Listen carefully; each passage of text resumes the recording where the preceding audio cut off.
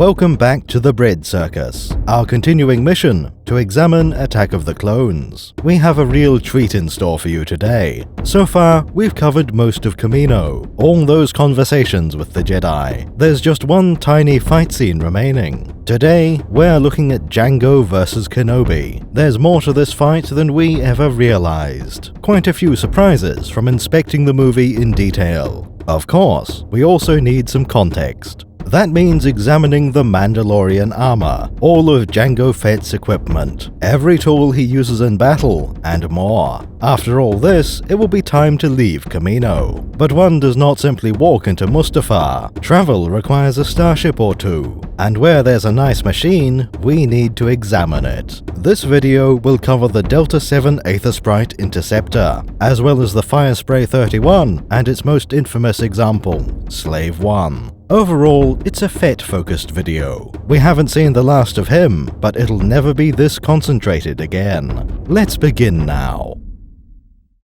Master Kenobi has finished his report and left the landing pad. That leaves his starfighter unattended, so we can take a closer look. I can't abide those Jawas, disgusting creatures. Go on. The Delta 7 is arguably the best fighter of the prequels. At this point in history, it's the best starfighter in the galaxy. The Jedi Interceptor is extremely specialized. If it's the wrong choice, it will be almost useless. But if you play to its strengths, it will be unstoppable. Let's start with a basic description of the ship. It looks like a flying wedge, or a spearhead. Not a bad design. It will have good aerodynamic properties. The most unusual feature is the rear-mounted cockpit. Everything else follows the established conventions. Two fairly large engines, two laser cannons, crew of one pilot and one astromech. The only missing features are torpedoes and a hyperdrive. In these general terms, the Delta 7 is perfectly normal. It fits the template of a generic starfighter.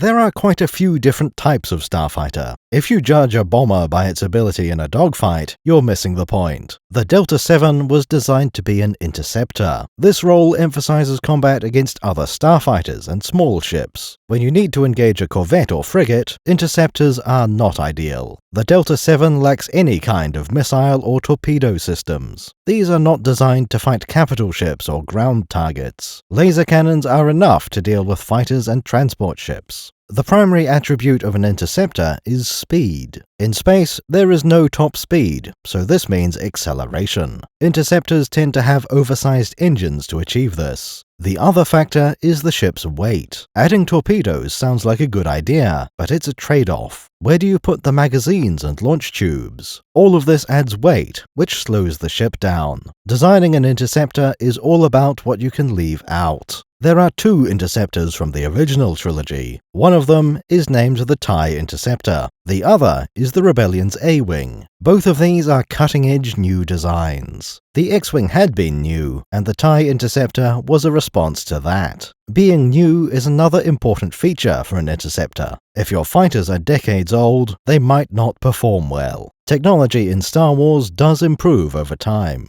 A newly developed interceptor should outclass almost everything that came before it. Older models of interceptor may be moved into other roles. All three of these fighters make different trade-offs. The TIE Interceptor is armed with 4 laser cannons. That's adequate for almost any starfighter role. The A-Wing has only 2 laser cannons, the bare minimum. Splitting the difference, the Delta 7 has 2 dual laser cannons. That offensive specialization means the TIE sacrifices everything else. It has speed and agility, but no shields or hyperdrive. The A-Wing has both of those, but no astromech droid. It's also the only one to carry a missile launcher. That makes up for its below-average laser firepower. None of these is necessarily the correct answer. The Delta 7 has shields, but no onboard hyperdrive. Its weapons are slightly better than the bare minimum. However, it does get an astromech droid. What's more, the missing hyperdrive is entirely positive. Having it as an external module still allows for long-range travel. But like on the TIE Fighter, the hyperdrive doesn't weigh you down in combat. That's important when you're trying to intercept other starfighters. Speed may be the primary attribute, but an interceptor needs more. What are you going to do when you catch the enemy? Perhaps you can open fire as you fly past each other.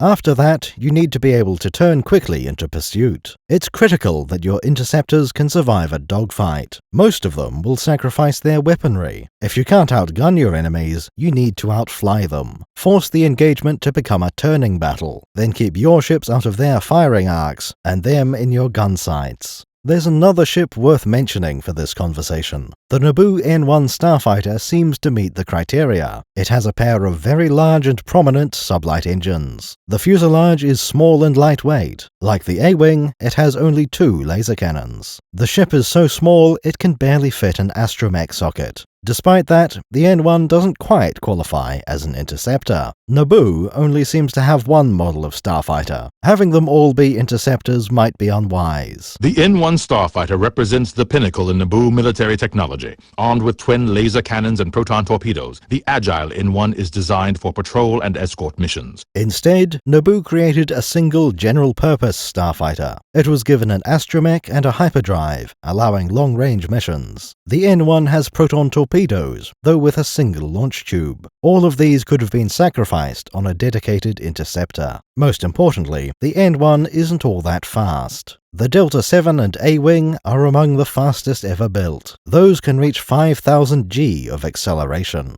The TIE Interceptor is well over 4,000. 4.2 might be a bit too low. That's barely any faster than the standard model of TIE Fighter. Might be worth bumping that up to 4.5 or 0.7. Remember, speed is the primary attribute of an interceptor. The N1 can reach a very respectable 3.75 thousand G. That's almost exactly the same as an X-Wing, which is not a slow ship. It also matches Darth Maul's Infiltrator. But to put it in perspective, an Acclimator is 3,500 G. Your interceptor should not lose a drag race against a battle barge. The X-Wing is classed as a space superiority fighter. That has less of an emphasis on speed and more on combat performance. You could say the N1 is similar, but it is Naboo's only starfighter. It seems likely the N1 was always intended as a general-purpose multi-role fighter. With this in mind, we have to ask why an interceptor. Naboo doesn't have them because it doesn't anticipate getting attacked. They didn't expect to scramble fighters to defend their homeworld. The N1 was designed with the idea it might need to patrol their sector of the galaxy. Coruscant ought to have its defenses covered. The city is under attack! Defend the city we must! There should be no need to launch Jedi Interceptors en masse. Perhaps the Delta 7 was designed with remote missions in mind, taking off from the surface to engage pirates at a moment's notice.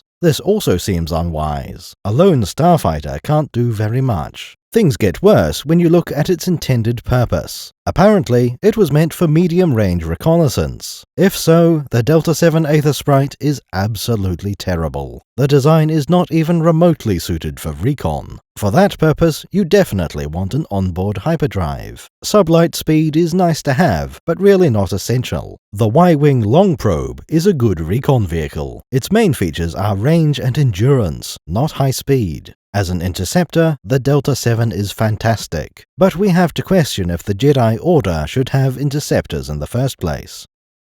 With the discussion of its role out of the way, onto the ship. At first glance, you can already see what the Aethersprite is. The shape is pointy, yet also insubstantial. Clearly, it relies on shielding rather than armor. The Delta 7 comes across as high-tech, sophisticated. You sure you can handle this shit, sir? You wouldn't hand these out to some bush pilot. A starfighter of this caliber belongs to the experts. I see you have expert ratings on SPBs. In fact, Obi-Wan is arguably not a good enough pilot. He's competent, sure, but the Delta 7 can do so much more.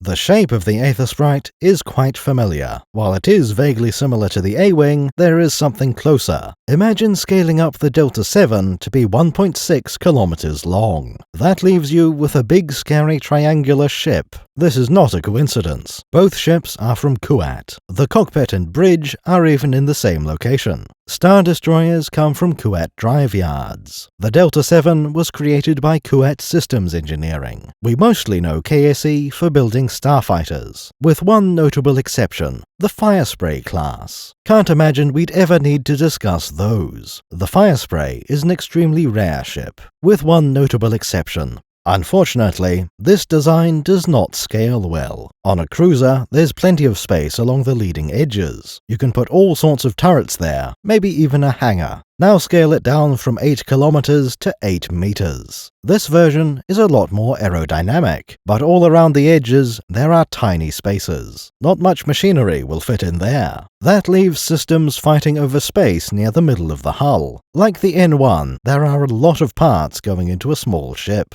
The Delta 7 actually makes quite good use of these edges. Near the Astromech socket, these are full of repulsors. There may be a stability advantage for having these on the far sides. Even if not, repulsorlifts can be quite narrow. There's certainly nothing better to install here. Moving forward, we can see deflector shield projectors, another very plausible choice for this location. They have an array of power conduits running back to the main reactor, or rather, to a dedicated shield power hub right above the reactor. Shields will be one of the most taxing systems on the power supply. Only engines and weapons will be anywhere close. Perhaps the most inconvenient spot is the nose cone. Almost any system would be too bulky to fit in there, but for scanning and communications, it's perfect. You can't get any more distance from the engines and reactor. That should reduce any interference from those devices. We can infer that the nose is primarily for scanning. Comms are associated with a dish next to the Astromech. Good sensors are useful in combat. They're also extremely handy when Jedi are roaming the galaxy. I'm not picking up any cities or technology.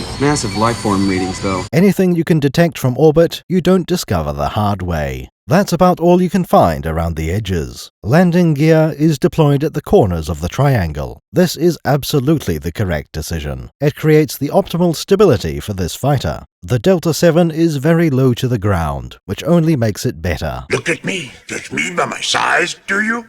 Proportionally, the X-Wing has very long legs. The Delta 7 does not, so it doesn't need any ladders. All we can question is the Delta 7's balance. There's very little weight in the bow. Most of the hull and machinery is by the rear legs. An upset Wookiee could easily lift up the nose. Speaking of machinery, it's time we looked at the most important systems. Right in the heart of the fighter, we find the main reactor. This implies the existence of secondary reactors, but we don't see those, likely just backup systems. The pilot is not quite sitting on top of the reactor. It's actually in front of the footwell, right on the center line in the heart of the vessel, between the engines and laser cannons. Absolutely perfect placement, cannot be improved. Those engines are also in a good position. They are placed right on the bottom edge, which is not optimal. More likely to kick up dust, but that's not a big deal. Just launch on repulsorlifts and you'll be fine. As usual, it's all about thrust balance. The cross-sections do place the reactor on the keel. That puts it in line with the engines, which is perfect, but you still have all the rest of the ship mounted higher. That reactor is only in line with the engines. It doesn't act as a counterweight. The Delta 7 would naturally want to pitch up. Now, you can address this using thrust vectoring, but that shouldn't be necessary in forward flight. If your engines are pointing off-axis, you're losing power. The ship could be faster if it was properly balanced. On the other hand, the engines are centered horizontally. If you lose one engine, you can limp home on the other. In this regard, the Delta 7 is almost perfect. Only the X-Wing and TIE Fighter come close. They also have multiple engines close to the center, and you can't get much worse than the Y-Wing.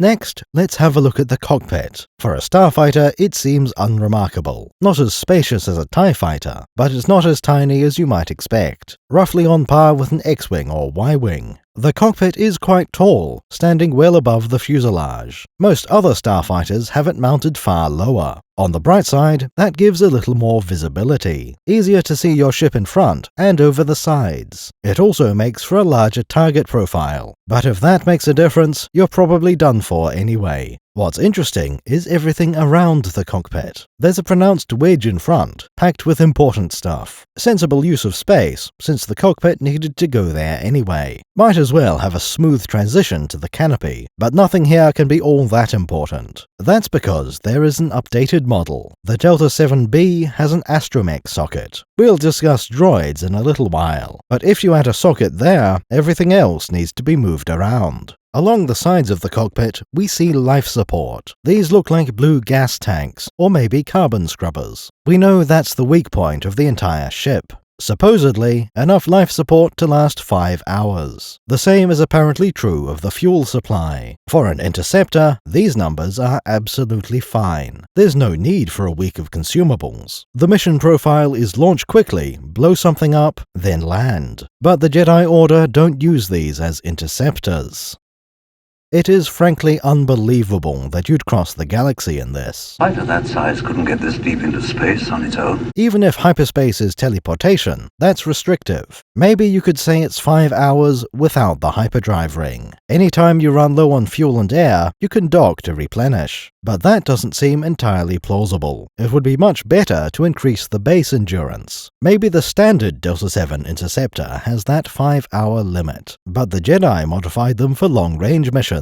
At least 3 days, and you might as well make it a week. Jedi Knights often run into the unexpected. Behind the cockpit, we find some useful parts. Most of the space is taken up by deflector shields, a shield generator in the middle, and a shield projector around the edge. Very important, in case someone ends up behind. An interceptor should mostly find threats in 2 places: on your tail if you're losing, and dead ahead if you're winning. Shields are very important, there's no bargaining. They absolutely have to be present, and right next to the pilot is a sensible place for them. However, this contradicts the movie. During a battle we haven't seen yet, a set of doors open. Apparently, this is storage for spare parts canisters. R4, prepare to jettison the spare part canisters. Kind of useful, having some storage on the ship. Maybe you could tie up Jango and throw him in the boot. Behind the cockpit is probably the best place if you were to add storage. But the shield generator makes so much sense. It looks like it should belong there. In this case, we have to disagree with the movie. When would you even use any spare parts? If there's only a 5-hour flight time, what could possibly go wrong? All your parts should work when you set off. Battle damage is likely to be quite severe, to the point a few canisters won't help. You aren't bringing spare reactors along. I'm afraid we'll have to replace it. Of course I'll have to replace it. Spare parts legitimately won't help much. They would only make sense as part of a long-range kit. Something strapped to the outside for extended missions. Drop tanks for extra fuel would also be useful.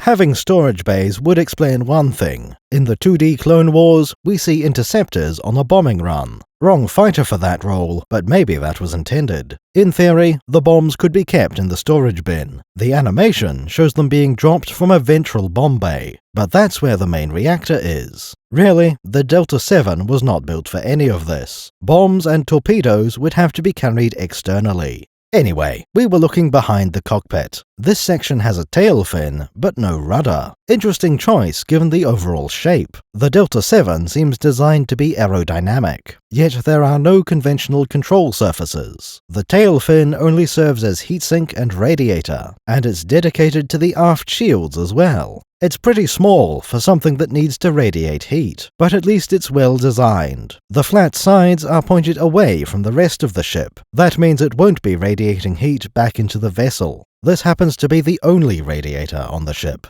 Extremely strange. We'd expect the Delta 7 to run hot. Looking closely, there is a thermal discharge vent. These seem to be tied to the weapons, not anything else. They vent waste mesons, which should be impossible. Mesons have a lifespan of only a few nanoseconds. By the time it leaves the vent, you won't have any mesons left. But that's beside the point. We're looking for any other cooling systems. There is exactly one of those on the ship. On each wing, there's quite a large exhaust port. It would look like an air intake if it was facing the other way. Notice how there's a black scorch mark behind them. Something is definitely coming out of these. According to the cross-sections, these are engine cooling ducts. If you trace the conduit back, it does go to the engine. But what could possibly be going on here? It's great that the engines have cooling systems. Now we just need to figure out how they work. The most obvious idea is that these divert engine exhaust. There are 2 huge problems with this concept. First, that doesn't help with cooling. Second, that doesn't help with anything else. If the outlet was facing forward, it could be a thrust reverser. We could say that it's to divert an overload in a safe direction. But that would mean these engines are incredibly unreliable.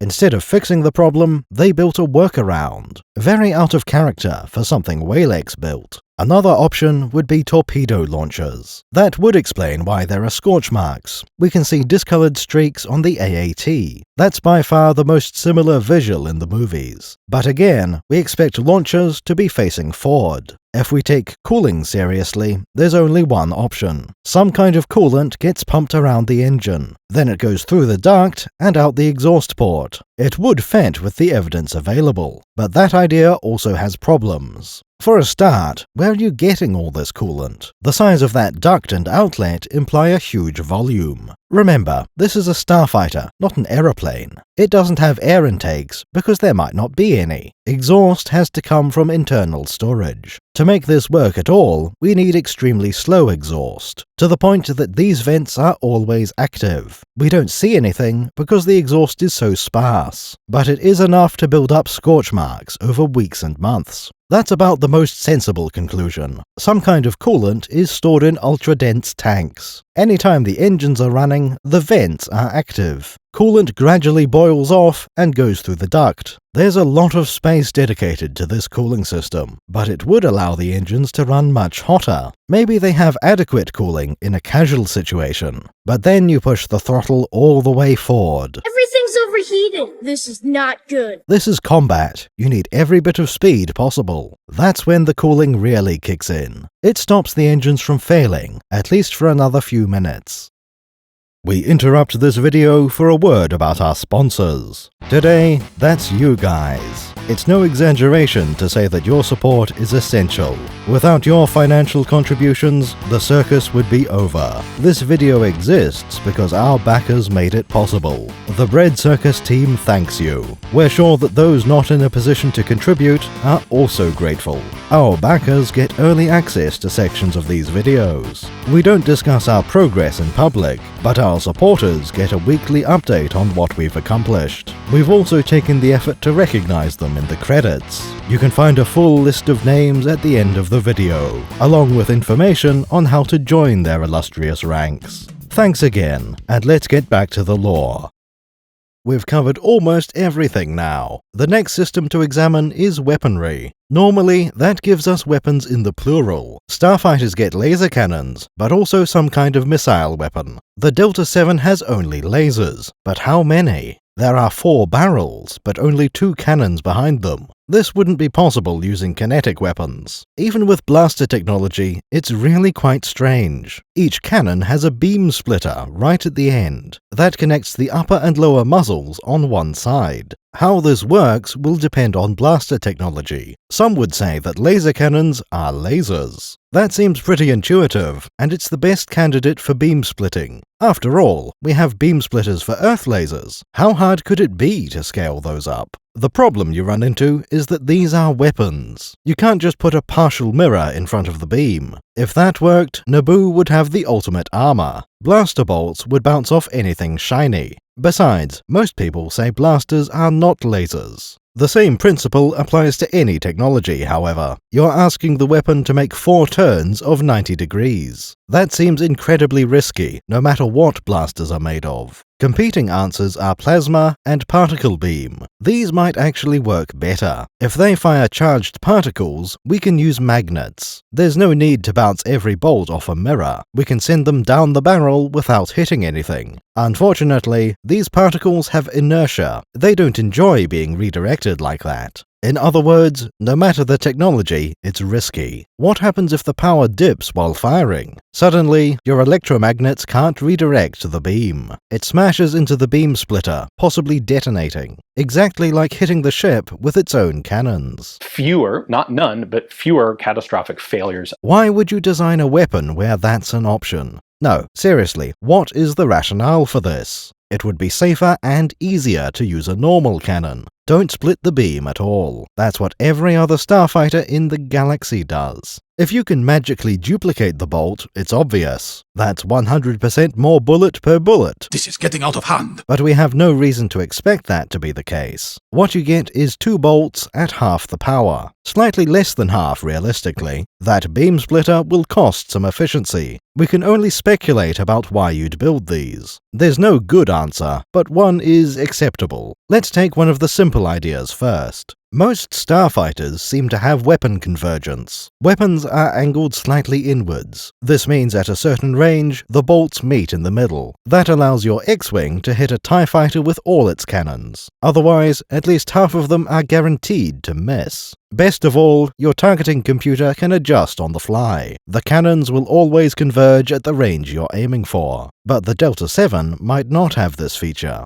The opposite of convergence is parallel weapons. At any range, you get exactly the same impact pattern. Both projectiles land as far apart as their barrels were. On the Delta 7, that's about 10 centimeters. All 4 bolts would land within 2 meters. Probably better than your computer could manage. I used to bullseye womp rats in my T-16 back home. They're not much bigger than 2 meters. It also means you don't have to worry about range. The Delta 7 is the perfect case for parallel weapons. We don't know what its firing pattern actually is. Believe it or not, we never see the weapons used. They aren't fired in the movie, not even once. Our only sources would be cartoons and games. Now for a silly reason. There's a quite famous rule in Warhammer 40k. It deals with the pair of weapons that are mounted in parallel. Those are called twin-linked weapons. This behaves oddly in 2 different ways. First, you can only ever hit with one of them. If the first barrel hits, the second is guaranteed to miss. Doesn't matter which side of the barn you were aiming for. Second, you get to re-roll if you miss. That other barrel might have been on target, you never know. The result is that twin-linked guns are more consistent. They don't hurt as much as you'd think, but they're going to hit more reliably. That's not the worst explanation for the Delta 7. Why would you split each cannon into a pair of bolts? It won't deal any more damage, but it can affect accuracy. There is a non-zero chance to hit with one bolt and not the other, but designing your weapons around that idea is crazy. The purpose of multiple weapons is to do more damage. Increasing the chance to hit is not worth the complexity. That leaves one justification left. These cannons are meant for better penetration. Somehow, 2 weak bolts are better than a single strong one. That only works if you're dealing with deflectors. It's possible that shields could be weak to multiple hits. Against a single bolt, you can focus the shields, but for multiple projectiles, you need to block all of them. Maybe that's what's going on here. The Delta 7 is specialized in shield penetration. Its job is to efficiently get through enemy deflectors. Once you land the first shot, it all gets easier. You could hit weapons, power, engines, shields, or the crew. Any of those will reduce the enemy's combat potential, which makes it easier for every subsequent shot. However, even that answer kind of sucks. On the Falcon, it has quad laser turrets. These aren't designed for shield penetration. TIE fighters don't have them. They also don't use a beam splitter. Instead, there are 4 cannons that share components. All the capacitors and gas feed systems could be shared. Those turrets are made to fire multiple shots at full power. They don't try to multiply them like the Delta 7. Same goes for the twin turbo lasers on the Death Star. These are independent cannons, as much as they need to be. They don't just run a single mechanism through the beam splitter. Of course, we know why the cross-sections are like this. Take a look at the ship in the movie. Notice how behind the cannon barrels, there is nothing. There are 2 possible conclusions here. We could say the barrel is 5 centimeters long, but that never happens with vehicle-sized weapons. Even TIE fighters can hide most of their cannons, so we have to discard that as a bad idea. Long barrels like on the X-Wing are sensible, therefore ultra-short ones must be unwise. That leaves us with only one option. The cannon barrels have corners in them.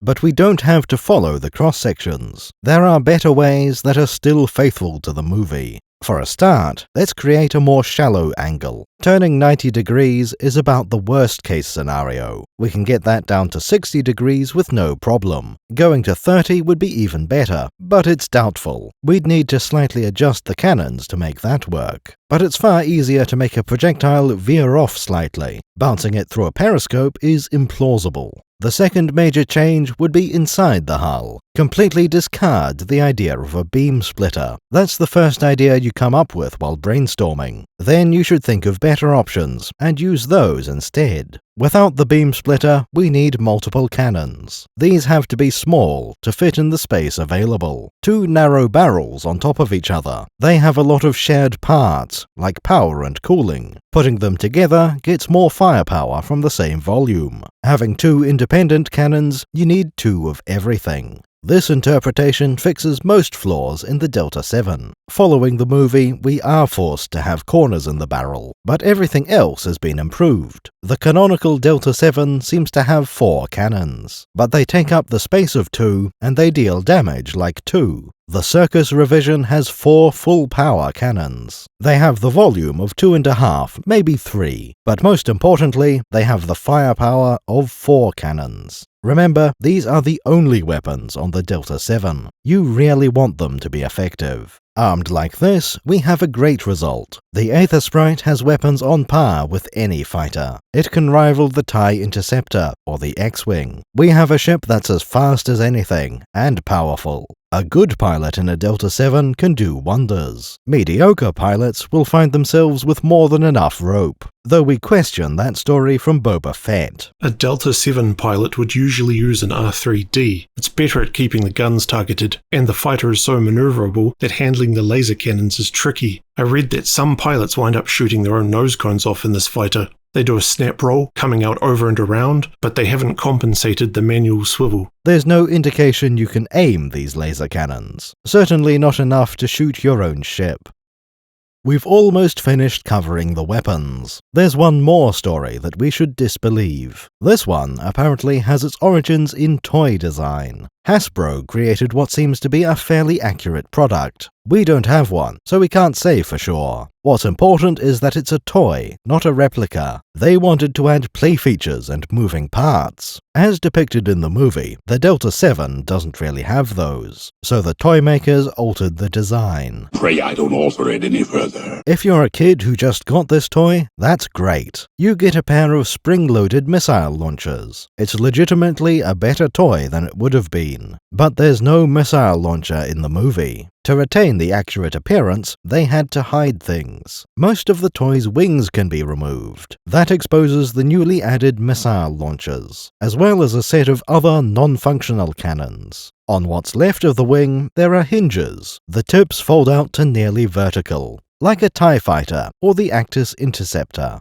Once again, this is a cool feature on a toy. It obviously doesn't fit into the Star Wars universe, though. There's no way anyone could find this design plausible, except those people who run Wikipedia. You see, there is a comic related to this toy. It shows that play feature in a story. Obi-Wan fights Jango Fett in an asteroid field, but this time he uses the transform button. Most of the ship falls off, and he now has more guns. According to the wiki, this is canon. It's not over yet. It is for me, sister. Well, now it's legends, but it used to be canon. Don't try to frighten us with your sorcerer's ways. It should be fairly obvious why this can't work. For anyone this deep into our series, you can see the problems. Perhaps the least important, why hide the weapons? Starfighters are inherently military vessels. It's right there in the name, fighter. There's no such thing as a civilian interceptor. Besides, this is a Jedi starfighter. That's why it was painted red. The Jedi are, kind of, the Republic's military. At least until halfway through the movie. There's no benefit to hiding the real weapons. Nobody will underestimate a Jedi vessel. Oh, it's only got 2 dual laser cannons. If it had 12 barrels, we'd be in trouble, but 4 is fine. I think you overestimate their chances. The justification would have to be public relations. When you go down to the moisture farm, you want to seem friendly. Jedi aren't supposed to be soldiers. 12 barrels of hell is more of an army thing. That explains wanting inconspicuous weaponry. Kind of like the subtle ones on the Delta 7. Compared to the X-Wing, these are very unobtrusive.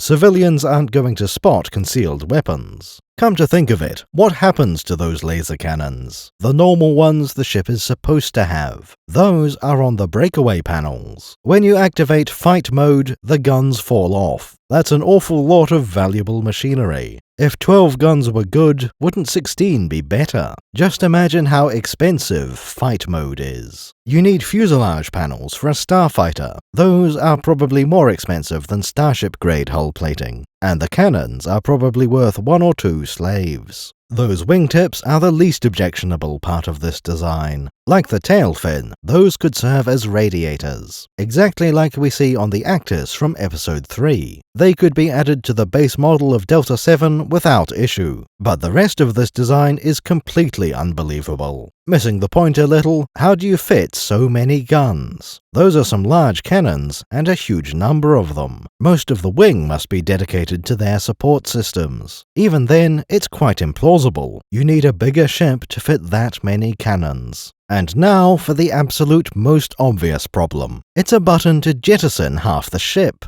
Going by the cross-sections, there is no wasted space. Every cubic centimeter is filled with something important. Deflector shields, repulsor lifts, cooling. Half of the engines are in that part of the ship. This is the real issue with the toy. If you could just remove most of the ship, it would be gone. Walex Blissex would have already done it. In fact, he has already done that. That's why the Delta 7 is so tiny. Hyperdrive, Astromech socket, torpedoes. We don't have room for any of those. That's what makes the TIE Fighter and Aethersprite so appealing. You can't make them any smaller than they are. Everything has been miniaturized as much as possible. They have incredibly high performance at a cost. It's all a trade-off, and plenty was sacrificed. Yet if the comic is canon, not nearly enough. The ship would be more effective if you got rid of most of the ship. And then, what do we got here? 1, 2, 3, 4, 5, 6, about 7 guns on each side are then exposed. Another example of why you can't trust the official wiki. If you wanted to add more weapons, that could work. Maybe adding that ventral bomb bay. Though again, external hardpoints are better. Then you can carry several missiles as extra firepower. In theory, you can also add launch tubes, but it's probably not worth it. There's no room, which would mean expanding the hull and moving components. My head! There is one option if you really need firepower. Try adding a spinal mount laser cannon. That could be obscenely powerful for this size of ship, perhaps with a low rate of fire. That's a plausible modification someone could make.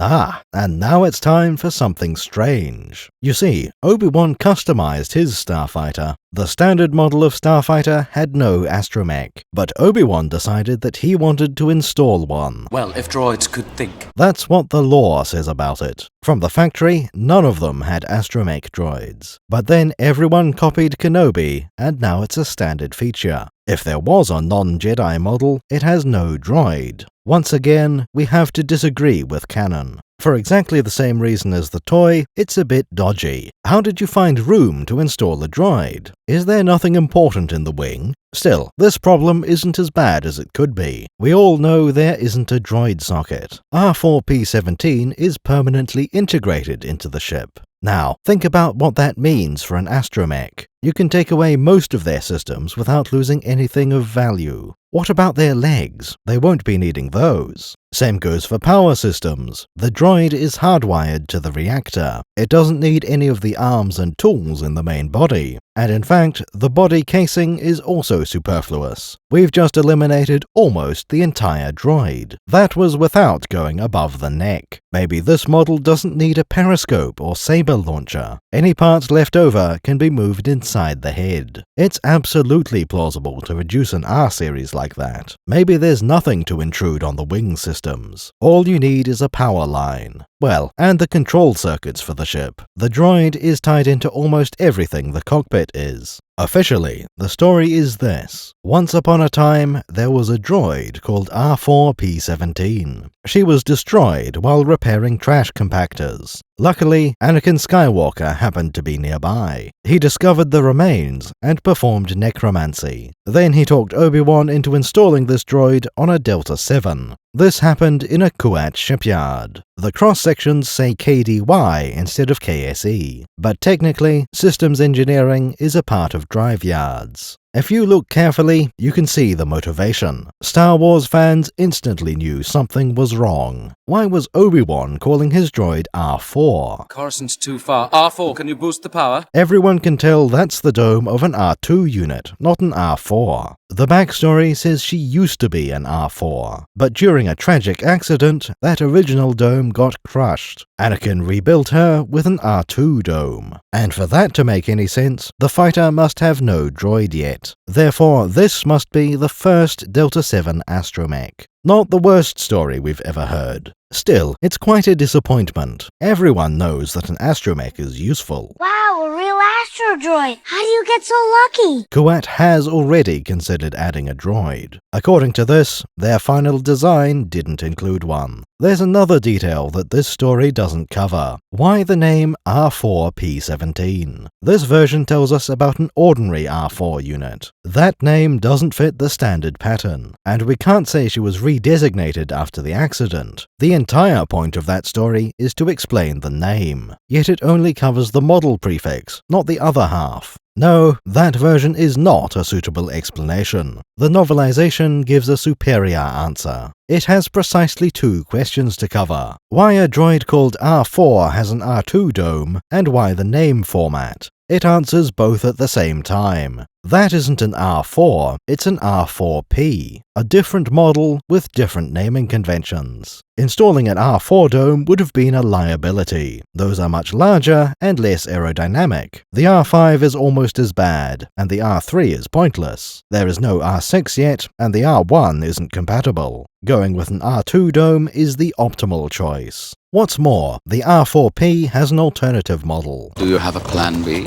The R3D is your gunnery assistant, but if you can aim, you want the R4P navigator. Oh wait, I thought you were blind! We could question why they have these model numbers. Is the R4P truly based on the R4? The answer is that it doesn't really matter. Those droids are a specific set of components. Integrated units for the Delta 7 are missing almost everything. There was no real R4 that was cut down to fit. These are dedicated models, built for starfighters. By accepting the novelization, we have a new problem. Production of the Delta 7 and their market availability. Machines making machines. How perverse. Sources are very inconsistent about this. We've already been over some of these points. The main question is when the Jedi got involved. We normally assume the Delta 7 was designed for them. Its purpose was always to be a Jedi Interceptor. The design was created with Jedi in mind, and sold only to them. That's the baseline that other options will be compared to. The strongest contradiction is the novelization. It says Boba Fett can recognize the Delta 7 model. He knows its normal configuration, and yet he doesn't associate it with Jedi for even a moment. When prompted, the Jedi don't cross his mind. That would mean the Delta 7 is openly sold to anyone interested. It has to be fairly new, but also have a reputation. And the Jedi fleet is a total secret. There's nothing inherently wrong with that, but it doesn't really fit into the broader universe.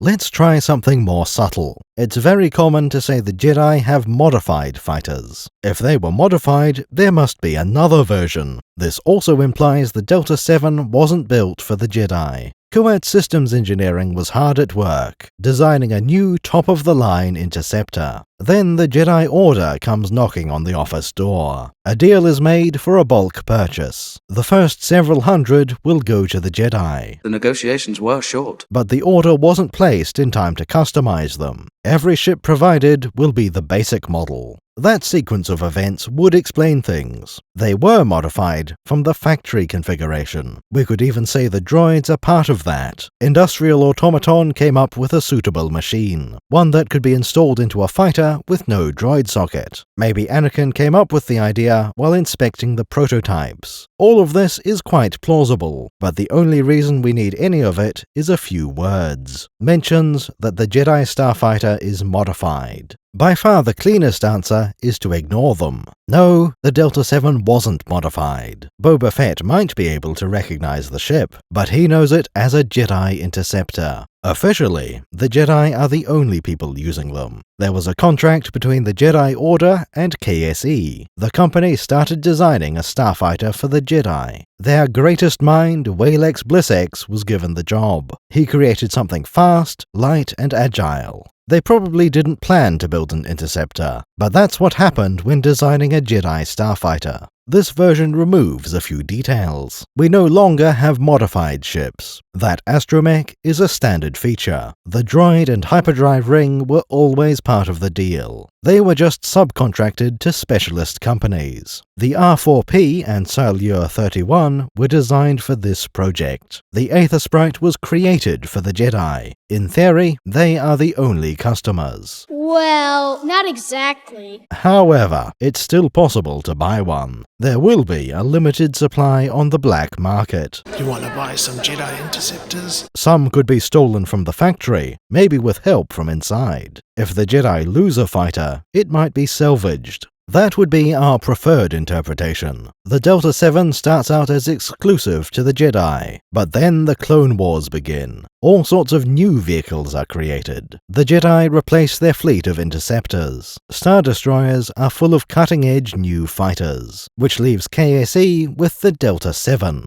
Would it be profitable for them to retool that factory? There are better ships now, but the Delta 7 is still great. The Jedi aren't going to buy any more of them. Why not start selling to everyone else? In the early days of the Empire, you might find plenty of them. Planetary defense forces, using them as interceptors. Mercenaries, cartels, pirates, you name it. Any faction that could afford the Delta 7. You might even find them used by the Rebel Alliance. Though in that case, the lack of hyperdrive would cause problems. It's the single most important weakness of the Aethersprite. But the TIE Fighter doesn't need one, and those are pretty effective. Still, that's the #1 variation for this ship. Someone wants a variant of the Delta 7, but with a hyperdrive. One example would be Sacy Tien. Apparently, he didn't think the ship was good enough. Therefore, Tien designed a hyperdrive. He also replaced the pilot's seat with something more comfortable. Technically, there's nothing wrong with this. Adding more parts will increase the weight. The result is a variant with lower speed and agility. This hyperdrive was only Class 3, an excellent choice. Using the hyperdrive ring is still superior.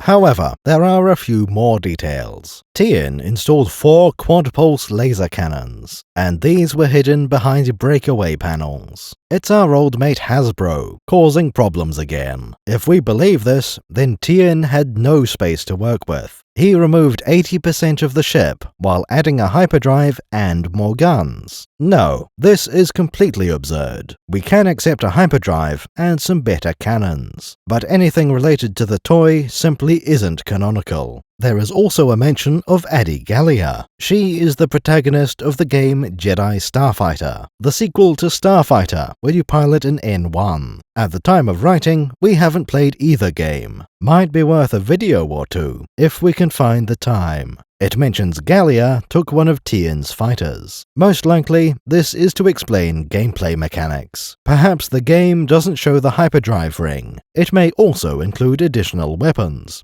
We'll see about that, if and when we get there. That brings us to the most extensive modifications, at least if we discount the toy. Anakin Skywalker has also upgraded a starfighter. I've made a lot of special modifications myself. Perhaps most prominently visible in the Clone Wars cartoon. This one has quite a flashy paint job. The tail fin has been elongated, but there are plenty of functional changes. You could not disguise this as a standard Delta 7. Its name is the Azure Angel, an allusion to his secret wife. For a start, the Astromech droid was moved. Now it sits on the center line like the Delta 7B. But in this case, it's still not a droid socket. The Astromech is R4P22, exactly what you'd expect, an R4P series. Weaponry has also been significantly upgraded. The original laser cannons have been removed. Instead, there are 4 laser cannons mounted on the wingtips. These are made by Tame & Back, a familiar company who will supply the X-Wing cannons. The new weapons are larger and clearly more powerful. No objections here, that's a plausible upgrade. Unlike the original model, this ship has torpedoes. Anakin has borrowed an idea from the N1 Starfighter, a single launch tube fed by double magazines. Again, this is plausible and wise. Having stronger weapons is a good thing. The only objection is that we can't see a bulge on the spine. Where are those torpedo magazines? What did you take out of the hull to make room? We should have seen a distinct change to the lines of this ship. Maybe it still looks sleek and aerodynamic, but something about the profile would change to fit the extra systems. One good feature is the wingtips. These are called stabilizer foils, another X-Wing reference. It's unclear how much they'd actually help in flight, but they bring to mind the yellow scoops on Annie's pod racer. Maybe they aren't necessary, but an ace pilot can use them. They bring to mind the old variable geometry wings. Have them in the forward, straight wing position for cruising around. Then you accelerate to attack speed. That's when you sweep the wingtips back, so they follow the leading edge. In fact, this completes the Delta 7. Normally, its wingtips have been clipped. You can see them missing from the standard model. Anakin has restored the shape that was implied. Another quite clever idea is the engine. Anakin has added a third one right in the middle. This one is described as a vectored thruster. It actually pivots up and down for better control. That one only appears in the toy version, not the cartoon. But we can see mention of enhanced thrusters in multiple sources. Thrust vectoring is a great ability. Any ship would be better off with that feature, which is why the Delta 7 already had thrust vectoring. Anakin might have enhanced something, but the basic feature has always been there. There's only one difference left on the Azure Angel. Right at the front, we see a pair of large pods. More interesting, a set of arches above them. Suddenly, the starfighter looks like a pod racer. Anakin's cockpit used to have those flares. Big engines on the front also brings to mind something fast. The XJ6 airspeeder he borrowed for a car chase. Anakin was definitely thinking about pod racing. Even the paint job is familiar from his old pod. Of course, these are not jet engines. They are constantly called hyperdrive thrusters. That lines up, they look like the pods from the hyperdrive ring, though the name is quite silly indeed. You don't use conventional thrust in hyperspace. That's why normal ships don't have hyperdrive exhaust. Han needs to turn the sublight engines back on. Stand by, Chewie. Here we go. Cut in the sublight engines. Also, the name Sublight engines might be a clue. Still, that's just a bit of terminology. Maybe a technician could explain hyperdrive thrusters to us. I bypassed the compressor.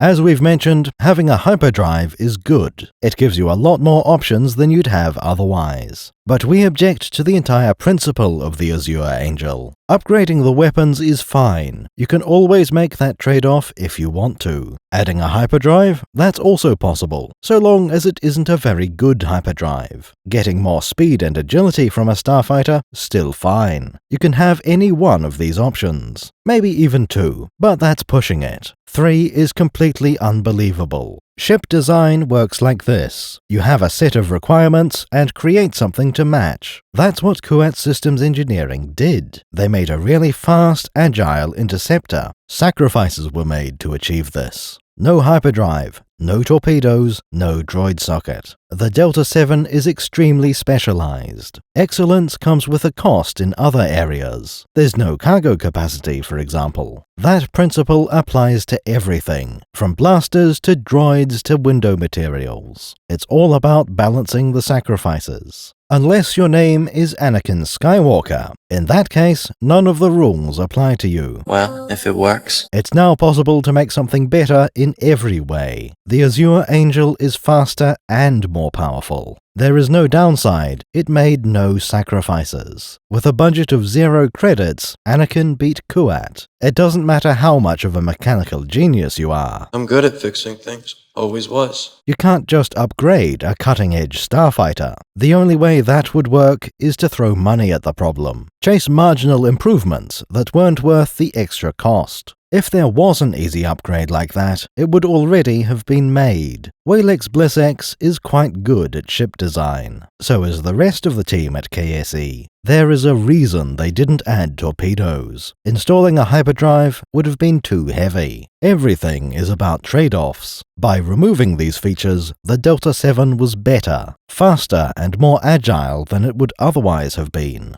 Anakin decided to add all these features back in. Then he compensated by installing a third engine. But that idea would have been considered long ago. More weight and more engines. Let's contrast this against pod racing. In that arena, everyone else wanted size. They added more features to increase power. Anakin took the opposite approach, using tiny engines. But his were efficient, aerodynamic. He used a lightweight vehicle for its power-to-weight ratio. And that's how he won the race. Azure Anakin has forgotten that lesson. But I am the best pilot in the Order. Chancellor Palpatine knows it. He wants to add more things and compensate with more engines, throwing power at the problem until it goes away. We should see Anakin with a stripped-down starfighter, removing parts instead of adding new ones. Imagine that Skywalker is so confident he doesn't need a targeting computer. But that's the distinction between R3D and R4P.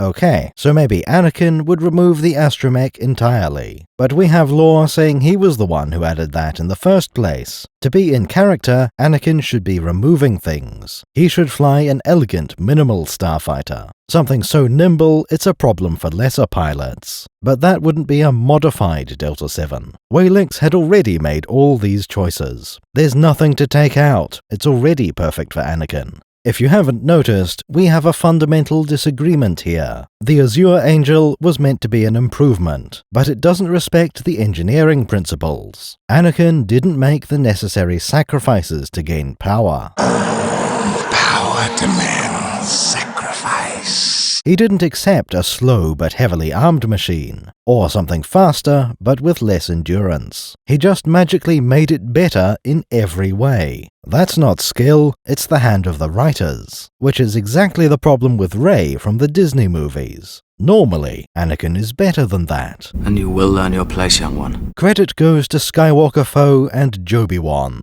Their angelic research gave us something to say. Without our community, we would have spent more time finding less detail. Still, the Azure Angel was never going to get a positive review. That ship is not truly a Delta 7 Aethersprite. It deviates from the core principles and clean lines. Let's look at this from the positive angle. The Bread Circus loves the Delta 7. It's not our favorite design from Episode 2 or the prequels. The Delta 7 is our favorite starfighter in the galaxy. Of any type, from any time period. Our favorite fighter is the Aethersprite.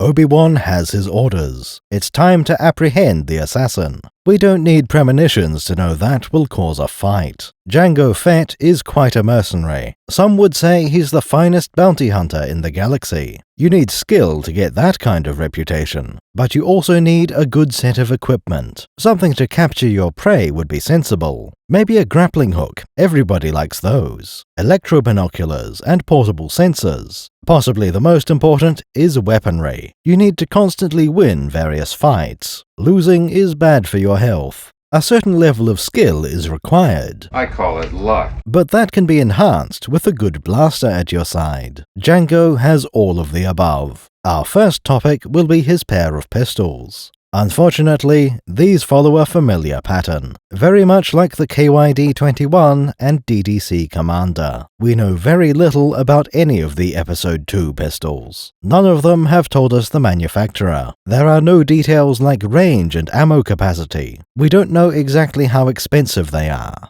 What we do know is the name. These are Westar 34 blaster pistols. The name is usually in all capitals. There's no indication that it stands for anything. For all we know, that's just in their brand guidelines. One possibility is that it's the company name. These pistols are made by the Westar Corporation. Jango happens to use their Model 34. That would be quite unusual, but it could work. Normally, we would have a series and a number. For example, Blastech makes the DL-18 and DL-44. Their DH-17 is part of a different series. Of course, we have nothing to go on. The Westar 34 has a unique style to it. Chrome is relatively uncommon. Only 3 similar pistols spring to mind. First, the KYD-21, as used by Zam Wessel.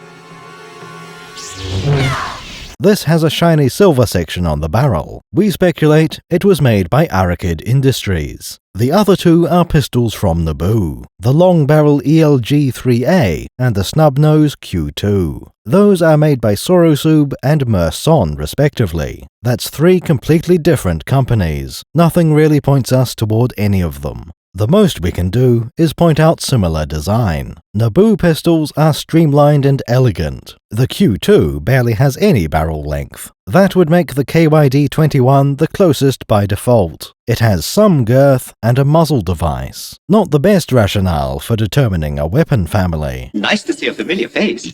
How rude!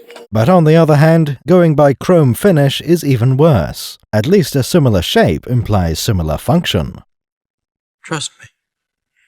Speaking of which, it's time we looked at the actual blaster. There is one odd bit of functionality. You see, the hand grip is mostly inert. There's a massive hole in the center to reduce weight, which means there is no mechanism inside there. Just some linkage connecting to the trigger, plus a rivet at the very bottom. That one is labeled Low Power Indicator. Aside from that, the handle is only there to hold on to. All of this sounds good on paper. Of course you want your weapons to be lightweight. They should only be as heavy as they need to be. But it does have consequences. Normally, the grip is very convenient. It's a fairly large volume that would be wasted space, unless it's used for storing ammunition. That's not possible on a Wistar 34. Instead, it has to be stored behind the barrel. There's a cartridge containing both gas and power. This is not the optimal solution. There's far less volume to work with. Ammunition capacity will be quite limited. More so with a remarkably powerful blaster. In most cases, this would be a terrible idea, but not in the case of the Q2 holdout blaster. That model has no need of high capacity. If you get into an extended fight, you've already lost. The Q2 stores its blaster gas behind the barrel. It's actually a very easy gun to reload. That goes double for the Wistar 34.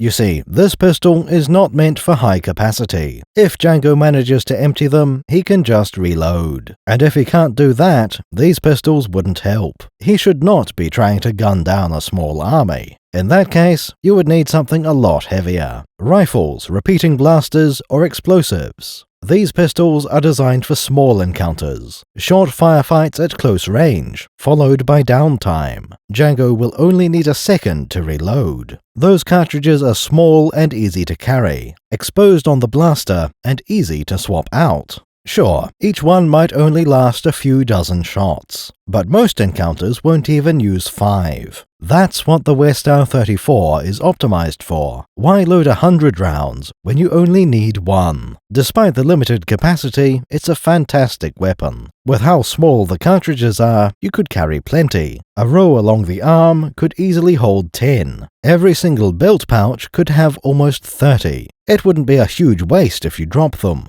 Look at how the hand grip is shaped. It almost supports the ammo canister. Mostly, it protects from accidental impacts, while also trying to stay out of the way of reloading. That's the other notable feature. The Wistar 34 is said to handle overheating. This confirms the ease of reloading. We hear about sustained fire and low capacity. The only way that could possibly work is by quick reloads. Blasters often have plenty of cooling features. Even with intermittent fire, they'll get quite warm. Jango decided that his blasters would resist that. They've been designed to endure sustained fire. Naturally, this leads to another question. Jango has custom Wistar 34 pistols. But what precisely does that mean? We know that the FET pistols are special. They're made of an expensive DeLorean alloy. The question is, was there a base model? Can you buy a Wistar 34 made of anything else? Did that model exist before Jango placed his order? Perhaps it's like ordering a 1911 with pearl grips, or something made of titanium instead of steel. You just chose a different material for a standard design. If we think about it, there has to be a base model. Jango might be well paid, but not nearly that well. Designing a pistol from scratch is expensive. It is certain that the Wistar 34 was well proven. There won't be anything too novel, or Jango wouldn't trust them. These are ordinary pistols with better materials. The main deviation will be that exotic alloy, plus any changes needed to work with that metal. Speaking of which, what is this DeLorean alloy? As far as we can see, it's the only place DeLorean appears. Keep in mind this is Jango Fett, and he's Mandalorian. Wait a minute, DeLorean is only missing one syllable. Perhaps DeLorean is an alloy of Mandalorian iron, maybe mixed with Durasteel or anything else. Why didn't you tell me? We have no references to support that idea, but it's too obvious to ignore. Mandalorian iron is good at resisting energy weapons, and we know it can be used in alloys, but that's relevant when we discuss the armor. It's worth noting the blasters are made of DeLorean. Minutes ago, we mentioned chrome quite a bit. That was in reference to pistols that are shiny and silver. However, chromium is applied differently. It's normally either an alloy or a veneer, chrome plating, or chrome vanadium steel. We know that DeLorean is an alloy, and that the Westar 34 is made of DeLorean. Not plated, not used for a few parts. The pistols are just made of DeLorean. Well, with the exception of the mechanism. The frame is made using the expensive alloy. Most likely even the trigger and the ammo capsules, which would mean you definitely retain them during a reload. Any internal circuitry is probably more conventional. Insulation definitely would be. Batteries and gas bottles are a solved design problem. Then, we have the bit that does all the blasting. Actuating blaster module, exciter, galvan circuitry. You can see what looks like a brass barrel inside. As we already mentioned, the hand grip is empty. That means everything has to be behind the barrel. Maybe there's a little room above the trigger, but for the most part, we're looking at a linear weapon. The entire blaster is a tube as round as your thumb, considerably smaller than a lightsaber hilt. That would mean, if not for the handle, it could be tiny. The bulk of most blaster pistols is optional. To be fair, we kind of knew that already. The Q2 and ELG-3A are quite compact as well. Still, this is something of a revelation. You can make powerful blasters very small. For the Westar 34, you might bring up heat. The hand grip is a critical safety feature. It keeps your fingers away from the hottest part of the weapon, but if you only need a few shots, it should work fine. That's the principle behind a holdout blaster. Inconspicuous, easy to conceal, and lethal enough to solve your problems. A cut-down Westar 34 would qualify. The major difference is that a holdout blaster is underpowered. Jango Fett has a remarkably powerful pistol. It's necessary when using a handgun as your primary weapon. The Westar 34 is legitimately impressive, especially when a seasoned gunslinger has one in each hand. The rate of fire is as fast as most rifles. Obviously, you do want a long-range option. Jango will surely keep a rifle aboard ship, but in most scenarios, the Westar 34 will do just fine. Most of the time, it works like any other blaster. One moment stands out as highly impressive. A rampaging bull is charging at Jango. There would be time to fire a dozen shots. That reek is quite a large target. It would be easy to land all those shots. Jango takes aim and fires exactly one shot. That instantly kills the animal, and Jango knows it. He was completely confident in this outcome. Now that's an impressive pistol. They'll do their job well. It should easily go through any kind of armor, up to and including light armored vehicles. It's hard to say the Westar 34 has any flaws. Mostly, it's all about trade-offs. Low capacity, but fast reload. High power, and a lot of heat generated. Exotic alloy construction, but very expensive. It's a pistol that's very good at certain things. When you need something different, the Westar 34 is a bad choice. But when it's right for you, this is the perfect blaster. Jango knows what he was doing. These are custom ordered to his specification. But there is one flaw in the Westar 34, something shared with every chrome blaster we mentioned. Each one of them is missing a fundamental feature. There are no sights on the pistol. It's by far the worst aspect of the KYD-21. More excusable for the Naboo pistols. The Q2 isn't meant to be accurate. You aren't supposed to hold it up and align the sights. It was designed to be used at a range where you can't miss. Still, it wouldn't hurt to have a groove along the top. For the ELG-3A, it's a similar story. Weapons to be used in very uncommon circumstances. But in this case, we do see them being used at moderate range. There's also a decent-sized barrel, which is important. If you put the front sight at the far end, that's better. The angles mean a long sight radius is more precise. It would certainly be possible to add sights, especially on the KYD-21 and Westar 34, iron sights, or even something holographic. Of all the problems, this is the most severe. It's so bad that it almost disqualifies a pistol. No matter how well trained you are, it's not worth it. Instinctive aiming will never be as good. Boba Fett will use a carbine as his primary weapon. It has a scope and should work at long range. The Westar 34 would be a good secondary weapon. Jango doesn't have anything else, so he really should have sights. I don't have anything else. There is just one possible explanation. The Westar 34 has no sights because it was a custom order. Jango Fett doesn't need them, so they were left out. You see, Jango usually wears a helmet, not just a metal bucket to keep your brains in. This is quite a sophisticated bit of hardware. For example, the antenna is actually a rangefinder. It's entirely possible that the suit helps with aiming, showing a crosshair for each pistol. That would make it much easier to aim while flying. In fact, that would negate the problem entirely, until he takes off the helmet. Jango is not the only person to carry this pistol. In fact, he's not even the first. We're introduced to the pistol on Zam Wessel. In the scene where she meets Jango, look at her belt. That holster very clearly contains a Westar 34. Most likely, the prop KYD-21 wasn't ready. If we take this as canon, it must be Jango's blaster. But that would be highly incriminating. Wow! What do you know? There can't be many of those in the galaxy. And later, we see Zam using the KYD-21. Jango must have reclaimed his Westar 34, but why would he lend it in the first place? It's not all that much better than her usual weapon. And besides, she uses a bomb.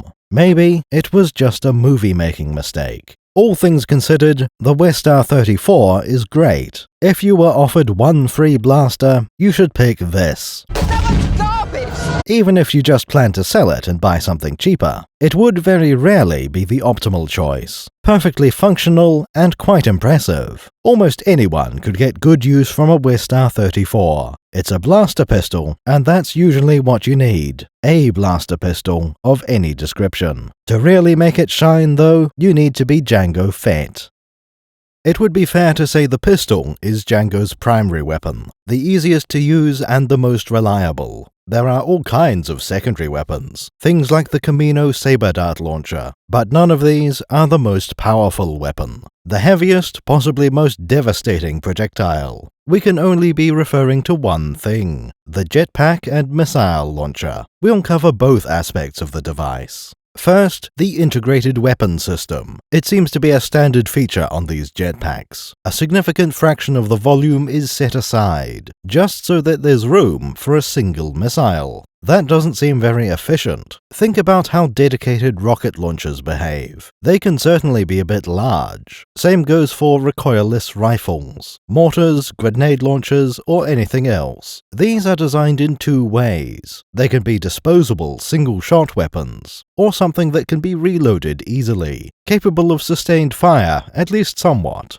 That's not the niche of the jetpack launcher. It's not meant to be a heavy support weapon. The whole point is staying out of the way, not having to carry a giant launcher with you. You can't rely on it like a heavy weapon. Battle plans need to ignore the backpack missile. You fight as if there's nothing there. Then you notice an opportunity. That's when you fire the backpack rocket. After that, the single shot has been used. So now, you fight as if there's nothing there. Obviously, it is possible to load another missile. Doing that yourself is highly impractical, so the task would fall to an ally. Your battle brothers could carry spare rockets and load for you, but that would defeat the purpose. The whole point is that you're going to wear the jetpack anyway. It doesn't cost much extra weight or space. If you bring more ammo, why not get a proper launcher? At most, you'd only want 1 or 2 spare rockets. We aren't dealing with a battlefield weapon. In large-scale engagements, you have artillery. The jetpack launcher is best in a small fight, no more than a dozen opponents at a time.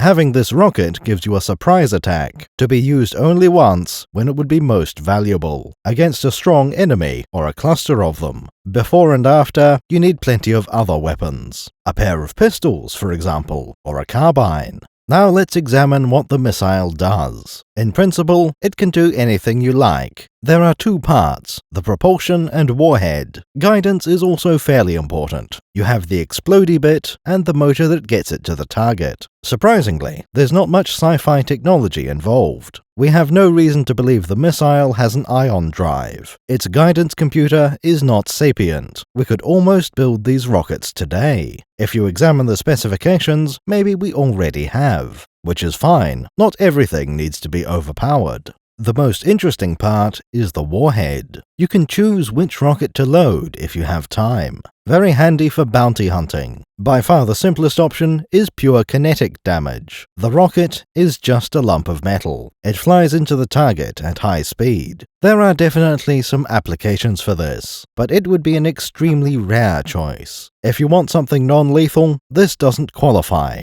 Maybe it's good for punching a hole in something, but a blaster ought to do just as well in most cases. Using a dead missile might seem pointless, but it does allow something quite impressive. Jango Fett can use it as a grappling hook. One mention of Boba's equipment has an odd detail. It says there's a 20-meter lanyard. That's kind of absurd. You can throw 20 meters. There's no need to use a rocket for that. To be worthwhile, it would need to be 10 times that range, something like 200 meters. Now it truly gives enough utility to justify carrying it. Remember, you need to pay for rocket propellant. Every time you launch it, you're burning 100 credits. If you can just walk up the stairs, maybe do that. Of course, the average rocket is not like this. Usually there's some kind of explosive. Let's take a look at the classic version. This is the one we see Boba Fett carrying. It also appears in the first half of this movie. On Coruscant and Kamino, that's what Jango has. We'll address the other missile in a few minutes. This one is very slender and also pointy. You might think that goes without saying. Of course the missile is pointy. What other shape could it be? It needs to be pointy. Round is not scary.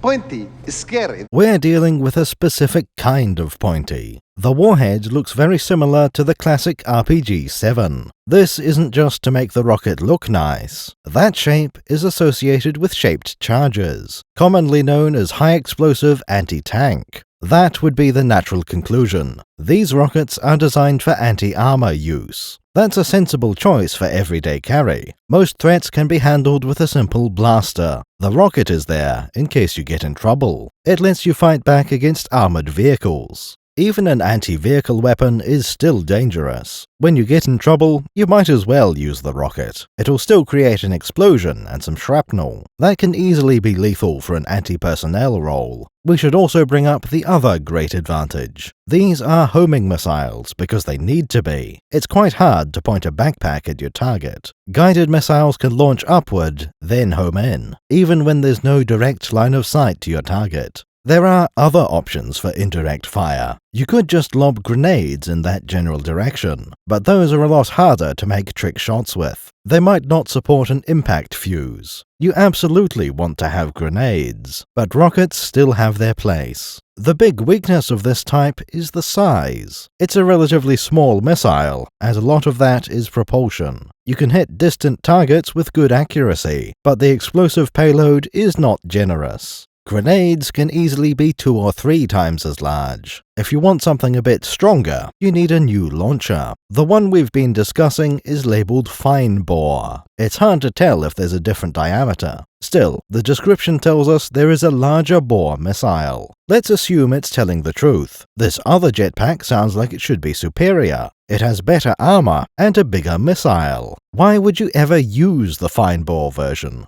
That's a good question, for a few minutes later.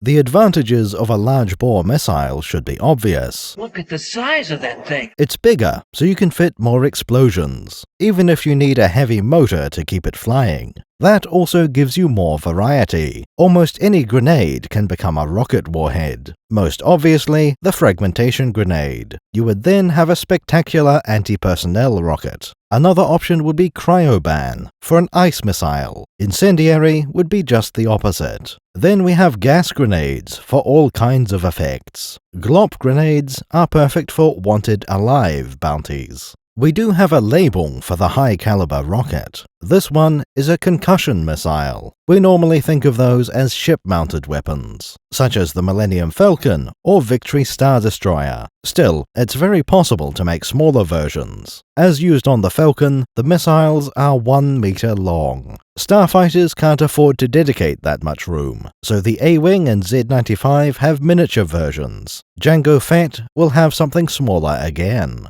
As for the mechanism, that's fairly simple. Earth has concussion grenades. These are like fragmentation grenades, but without the frag. In other words, all explosive with no shrapnel. You can also call them high explosive grenades. That's HE, not to be confused with HEAT. Concussion missiles will be very similar. Just an explosive warhead, nothing too fancy. Which explains why these work better in atmosphere. In deep space, there's no interaction with the air. That's where the concussion part comes in. So, does that make sense for Jango Fett? Yes, actually that's a pretty good choice. His armor is capable of working in vacuum. In that scenario, the concussion missile is less effective, but it's still an explosion, so it's not healthy. If you know you'll be fighting in space, you want something else. But the concussion missile is always a decent choice. No matter what you're doing, it's a safe middle ground. Against vehicles, you don't want fragmentation rockets. Those would be perfect against a crowd of soldiers. Concussion missiles can do both jobs adequately. But that's enough talk about missiles. Believe it or not, the jetpack has another function. You can also use them to fly. This is incredible! Humanity has always dreamed of being able to do this. It's one of the coolest abilities we can imagine. Granted, a lot of people wouldn't find it useful. We design our buildings to have stairs in them. You never need wings or a jetpack. Most people don't have them, and they get by just fine. Still, you wouldn't turn down a free jetpack. Ah, moi.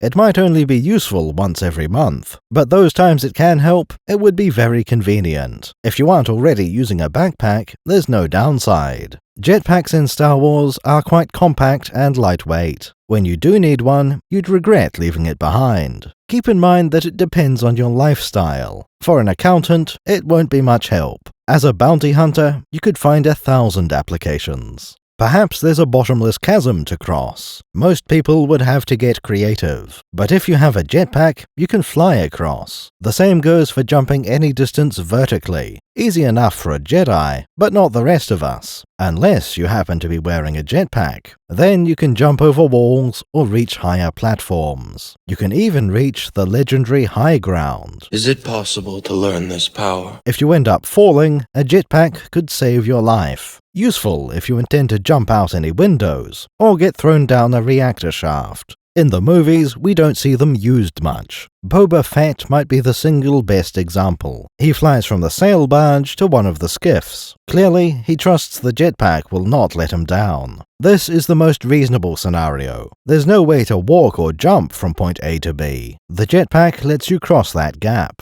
You could also use it for a burst of speed in combat, but that's clearly an advanced technique. The main purpose is to let you fly. Naturally, we need to examine how. By what mechanism does the jetpack work? We haven't talked about this for years. There are at least 3 options, possibly 4. Let's rule out the bad idea first. It would not be sensible to use ion engines. It is generally accepted that you should avoid exposure to them. There is some kind of harmful output from sublight engines. Though to be fair, you should stay away from all exhaust. Rocket engines will burn you just as easily as ion drives. To be fair, this law is not entirely firm. We see starships use their sublight engines within atmosphere. Some devices seem to use miniature ion thrusters, which also addresses the other objection. Maybe the ion engine doesn't scale down well. If that were the case, it might not be able to lift a man in full armor. It's too heavy for the grabs. We're not gonna hold it. That doesn't seem to be the case. All we know is that nobody mentions ion jetpacks. Explain that detail however you like. Or maybe they do exist, and we've never heard of them. That leaves us with 3 engine technologies. One option would be repulsorlifts, flight achieved using anti-gravity. This one we know can be scaled down. There are plenty of small repulsorlift devices. A great example would be the ASN-121. Traditionally, repulsor packs are meant to be slow. That's the trade-off. You sacrifice speed. In return, you get unlimited loiter capacity. Obviously, there are some limits, but lesser ones. You aren't burning fuel to stay in the air. There's no exhaust, so you won't disturb loose objects below. Hey, pull away, Virgil. Your vertical jets are tipping it over. Episode 2 causes a bit of disruption to this. Obi-Wan grabs an assassin droid, which can hold his weight. That means we know what size of repulsor lift is needed. Except most of the ASN-121 is empty space. It has repulsor lifts and a power supply, but it also has tools for assassin work. And a droid brain, of course. In flight, the droid moves fairly fast, on par with air speeders. That eliminates most disadvantages of the repulsor pack. Another limitation is flight duration. Supposedly, repulsor packs give 10 minutes of flight time, but the ASN-121 was not implied to have that limit. In fact, we're told it has a fusion generator. That should produce hours or days of flight time. Luke sets up a fusion generator in his Dagobah camp. It's small enough to fit inside a backpack, and the repulsor lifts can't be very large either. It should be trivial to make a really good repulsor pack. In fact, they should be the default choice. However, we have two other systems. They have a lot in common. Both are combustion engines. The choice is between jets and rockets. They use the same general principle of burning fuel. Then you channel exhaust gases to create thrust. The difference is in how that fuel is burnt. Earth rockets usually carry a tank of liquid oxygen. That gets mixed with fuel in the combustion chamber. In Star Wars, it's a single tank of pre-mixed fuel. Sounds a bit dangerous, but it should be reliable. And it would simplify the plumbing.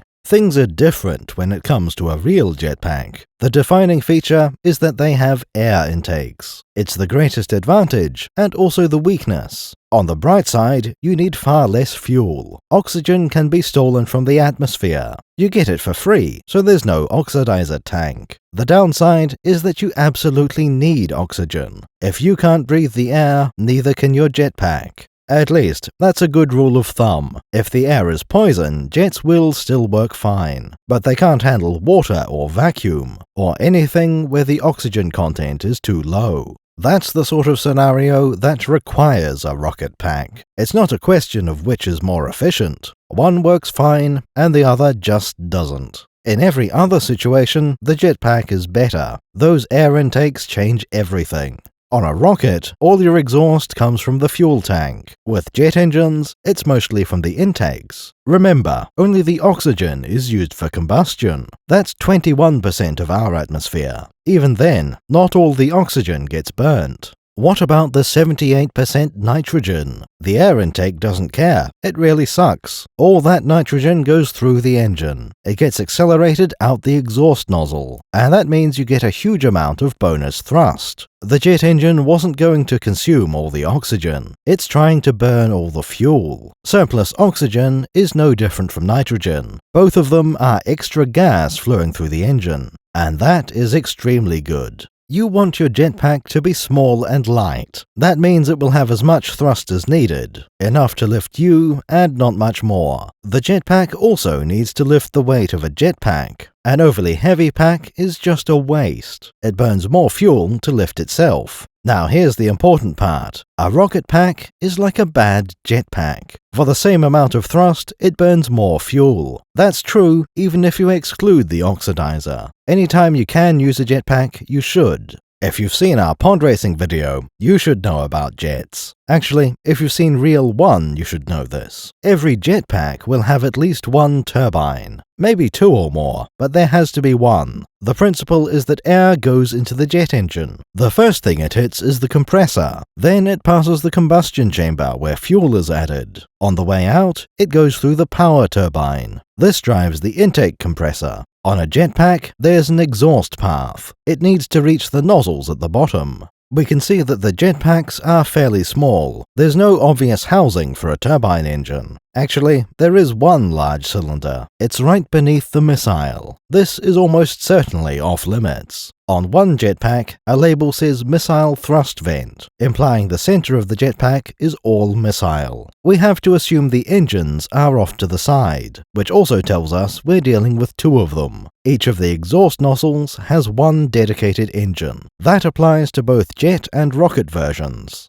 Since the missile is relevant again, let's talk about it. Why is the high-caliber missile on the armored pack? Wouldn't that version always be superior? This is where we bring in jets versus rockets. Suppose you had a more efficient engine type. It gives the same thrust for a lower cost. You can get less weight or less fuel consumption. Maybe the engines themselves are a different size. That would let you install larger missiles. It would also let you add armor plating. That seems like the perfect answer. However, there is a slight issue. Let's call the two models Boba and Jango. One of them only appears on Jango Fett. The other kind is used by both men. We could suggest that only one is a true jetpack. Rockets might end up with smaller engines, but jets could have smaller fuel tanks. If pressed, we would pick the Jango pack for jets, which would leave the Boba version as a rocket pack. Jets allow for small machinery and big missiles. They are consistently called jetpacks, but laser cannons don't fire lasers. We could believe in a jetpack using rockets. The real issue is with the Boba pack. We would pick that as the one that uses rockets, but we have many references calling it a jetpack, including some diagrams that confirm it uses jets. These show jet intakes on the top edge. We have to conclude they're both jetpacks, which is what we decided was the optimal choice. But now we can't say the differences come from engine type. The Jango jetpack must be heavier. That's the trade-off: increased weight. In return, you get more armor and bigger missiles. Now there is a reason to use the fine-bore jetpack. The greatest strength of jets is also the weakness. Those air intakes are vulnerable. What happens if you cover them up? The engine will quickly be starved of oxygen. It shuts down and you fall out of the sky. Unless it happens to only one side. Then you go spinning out of control. Any of this would be bad for your health. You might think it's cool to have long hair or Wookiee pelts, but you really don't want your dreadlocks caught in the turbine. Avoid any loose items on the upper body. Another bad idea would be immersing the jetpack. Do not try to use it underwater. It's very hard to set wet things on fire. That's mostly because water keeps the oxygen away. Wait a minute, Kamino has a lot of water. Jango Fett sometimes goes out in the rain. Those air intakes are facing up into the sky. That means there will be water going through the jet engines. Kamino is the worst case scenario for that. Maybe it would be better to use a rocket pack. That one can't be affected by the rain. While this might seem like a problem, it really isn't. First of all, these are turbine engines, not piston. They don't have a compression stroke. There's no chance of a cylinder filling with incompressible liquid. In fact, it's fine for water to get inside the engine. When it's turned off, there's no problem. Rain will just flow through and come out the exhaust. It should still be fine when the engines are running. For a start, there isn't all that much water. Even in heavy rain, the drops are only a few %. That's why you can walk through the rain instead of wading. Jetpacks will definitely draw in a lot of water, but there will be far more air along with it. Raindrops are much harder to redirect. Air intakes won't be able to suck in extra water. You only have to worry about the rain that gets too close. In other words, there's plenty of oxygen. That's why you can still breathe while it's raining. There's no chance of choking the engine. That would need the intakes to be covered, drawing in only water for maybe a second.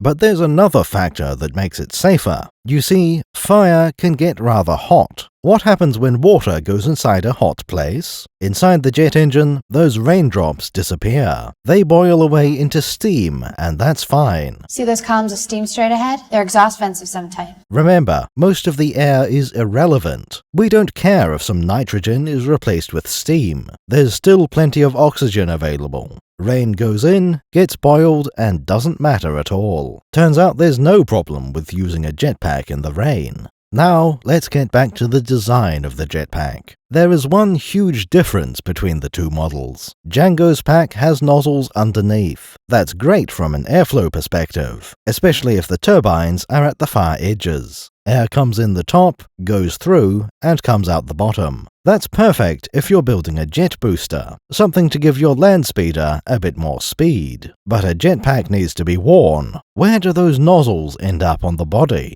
They are pointed vaguely away, but that's still not ideal. The jet exhaust is pretty close to your hips and legs. Maybe you could say Jango is fine because of his armor, but not everyone using a jetpack is a Mandalorian. In fact, almost every customer will have worse armor. Ideally, jetpacks would work in plain clothing. But to be fair, this has always been a problem. It's a fundamental issue with putting engines on your back. There is no good answer, but some are worse than others. On the Boba pack, it has better placement. The exhaust nozzles are spaced farther apart, only by a few centimeters, but it's something. That can give a little more distance from the flames. You still probably need fireproof trousers. The ultimate countermeasure would be placing the jet higher up, in the center of the backpack, not the bottom, and offset back, away from the body. That would need to be a hybrid repulsor pack, though. The jet would give speed and lift you quickly. Repulsors would keep you aloft and under control.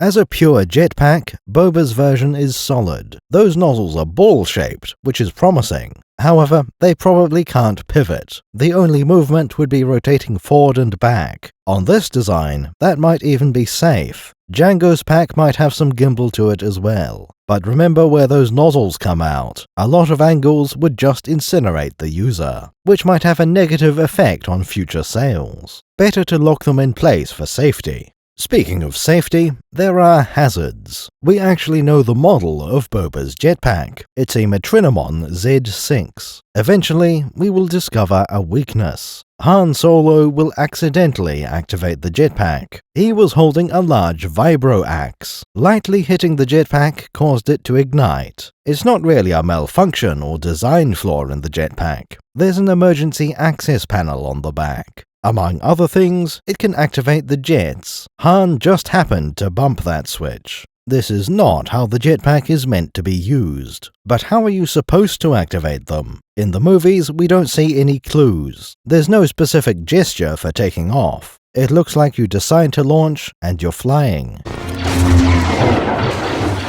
That implies we're dealing with voice activation, or at least something you can hide within the helmet. Some sources support that idea. The control systems run through the helmet's computer. Sounds like a good feature to have. There's just one tiny problem with that. You might be aware that Boba Fett falls into the Sarlacc. It's also common knowledge that he survived. The jetpack is an essential part of his escape. How it's activated becomes plot relevant. When restrained, Boba cannot use the jetpack. It's explicitly not linked to his helmet. All he can use is the emergency panel on the back. This contradicts the movie evidence. So what other ways can you activate the jetpack? The primary control is quite consistent. It's always said to be on Boba's forearm. Pretty sensible and convenient. There's no obvious flaw, except when you need your hands. That's another time you might want it to be voice activated. We are given one more activation method. There's a button on the exhaust nozzle. On the face of it, that seems fine, but it would be easy to bump by accident. Even when working as intended, it's not ideal. That leaves your hand right next to the exhaust. We don't believe in this button. Let's examine some of these diagrams. It seems consistent that fuel tanks are on the edges. Those large cylinders are quite a good candidate. Then again, they would also be good as turbines. And we do have some evidence to support this. There's a label saying exhaust vent at the bottom of the cylinder. We could suggest that those are the main jet exhaust, which would make the directional exhaust nozzle something else, maybe the equivalent of afterburners. That would explain why no flames come from the exhaust vent. But there's another very strange label. At the top, it says reactant tank. That would make perfect sense if this used rockets. It would just mean the engines combine fuel and reactant. But this is a jet engine, so it only needs one fuel. Now, we could say it's an oxygen supplement. Suppose you're on a planet with low oxygen content. There's plenty of atmosphere, but you can't breathe it. Neither can the engine. But if you inject oxidizer, the jets can still function. Not a bad idea, but how often does that happen? There is an alternative possibility. Jet engines can get fairly hot. Jango Fett is carrying 2 of them, mounted only a few centimeters from his back. It would be crazy to do that without cooling systems. That's the best way to explain both of these odd labels. The exhaust vent is to get rid of spent reactant. It flows around the cooling system and gradually boils off, or goes through some other chemical process. Afterwards, it gets dumped out the exhaust vent. You don't need very much coolant for this. After all, there's only so much fuel to burn. With such a cooling system, there is a question. How much coolant do you need? Very important if you're trying to sell jetpacks. You might get one number on Alderaan. Now suppose you take the same jetpack to Hoth. Lower ambient temperature, less cooling effort. We're having some trouble adapting them to the cold. It's the opposite on Tatooine and Mustafar. Luckily, there's an upper limit to this. At a certain temperature, humans will not survive. Anything above 25 degrees is not your problem. The customer will not die because of buying your jetpack. It'll be from exposure to such high temperatures. The sun doing murder to Misa skin. Supply enough coolant to withstand that, and you're fine. Keeping the jets cool is fairly important, but it's mostly for the comfort of the wielder. The jetpack is said to have very limited fuel. On the Z6, it has a 20 burst capacity. Each one has a 3-second duration. That means a total burn time of 1 minute. While not ideal, that should be safe. You could run the jets continuously, for the entire minute until its fuel runs out. It should cause little or no damage to itself or the user. 1 minute is a very short duration. How much flying can you do in that time? For a few seconds. The horizontal range is 100 meters per burst. That means you can travel 2,000 meters in total, at an average speed of 120 kilometers per hour. Sure, that does sound fairly good, and it only gets better if you can coast between bursts. Even so, that seems a little lackluster. The ability to hover is very nice. This interpretation lacks that entirely. Once again, it seems the hybrid repulsor pack is best. The jet fuel can be reserved for when it matters. If you just want to float, use the Repulsorlifts. Given the ASN 121, it should be simple. Jango Fett must surely have one of those. Apparently, the Z6 is only worth 300 credits. That's far cheaper than a single proton torpedo. He must have several jetpacks lying around, plus a rocket pack and some hybrids. To make room, you might have to ditch the missile launcher. That's definitely ideal for most people. Repulsors are more useful than missiles. You could argue that Fett is just that good. He can use the jetpack without repulsor support. That makes the bounty hunter seem even cooler. We might still want to increase the fuel capacity. But no matter what, one fact remains. Jetpacks are pretty awesome. So far, we've talked about minor parts, things that could be removed and swapped out. We know for certain that Jango has multiple jetpacks. He chooses to carry the Westar 34 pistols, but any blaster would be nearly as good. Some things are much more important. They really change how a fight plays out. Jango Fett's starship, for example, and something arguably more essential, a suit of Mandalorian armor. Anyone could have a nice blaster or a jetpack. Mandalorian armor is iconic in 2 galaxies. It's not necessarily the best armor. With unlimited budget, you could make better. But you have to remember, blasters are powerful. At a certain point, you aren't wearing armor anymore. You're piloting a small mech suit. It's impossible to be immune to blasters. There's always a bigger fish. Maybe you can survive blaster rifles, but you have no chance against laser cannons. Armor needs to find a balance. Light enough to give plenty of mobility, but there are some benefits to wearing armor. Over the centuries, you can settle on a compromise. That's what the Mandalorians did. Their armor should offer protection from shrapnel. Direct hits from a blaster are unstoppable, but consider glancing hits or low-power blasters. Even various kinds of melee weapon. You can do something about those. How much protection does the armor really provide? That depends where on the suit you're talking about. Much of the body is covered in mere fabric. Some sources say this in itself is armor. The word isn't used, but it's probably armor weave. We have no reason to believe there's any superior cloth. And if that's the case, Jango would use armor weave. That will give a base level of protection. It doesn't look like a spacesuit. You probably shouldn't wear this into hard vacuum, but you certainly could modify the suit. The other part is the armor plates. Like on Zam Wessel, there is a gap in the chest. That's actually a great feature. Now the plates can move past each other. It lets you do things like crossing your arms. The reduced protection isn't all that bad. Notice the little plate floating above the sternum. It lets you have a larger gap between pectoral plates. But this way, it doesn't leave a bare spot over your heart. The rest of the suit is also well designed. You could add more metal to it, but that would add weight to the limbs. Now you're sacrificing mobility for protection. All those plates are clearly metal, but what kind of metal? That's a tricky question. One answer is all too obvious. Mandalorian armor is made of Mandalorian iron. That is right, but it's also very wrong. Basically, the armor is made of anything a Mandalorian can find. If the strongest material is wood, he'll use that. Most of the time, it will be some kind of metal. The lowest grade you'd want is standard elemental iron. In a galaxy such as this, there are better options. One example would be Durasteel. We don't know exactly what that is, or its properties. There's a good chance it's mostly iron, mixed with all kinds of exotic additives. Durasteel is used for starship hull plating. It may be quite dense, but not absurdly so. By default, it's the best choice for armor. You would use Durasteel unless you have a reason not to. There are two main reasons that might be. Perhaps you need some different properties. Maybe something slightly weaker and much lighter. Maybe Durasteel is too heavy for your jetpack to carry.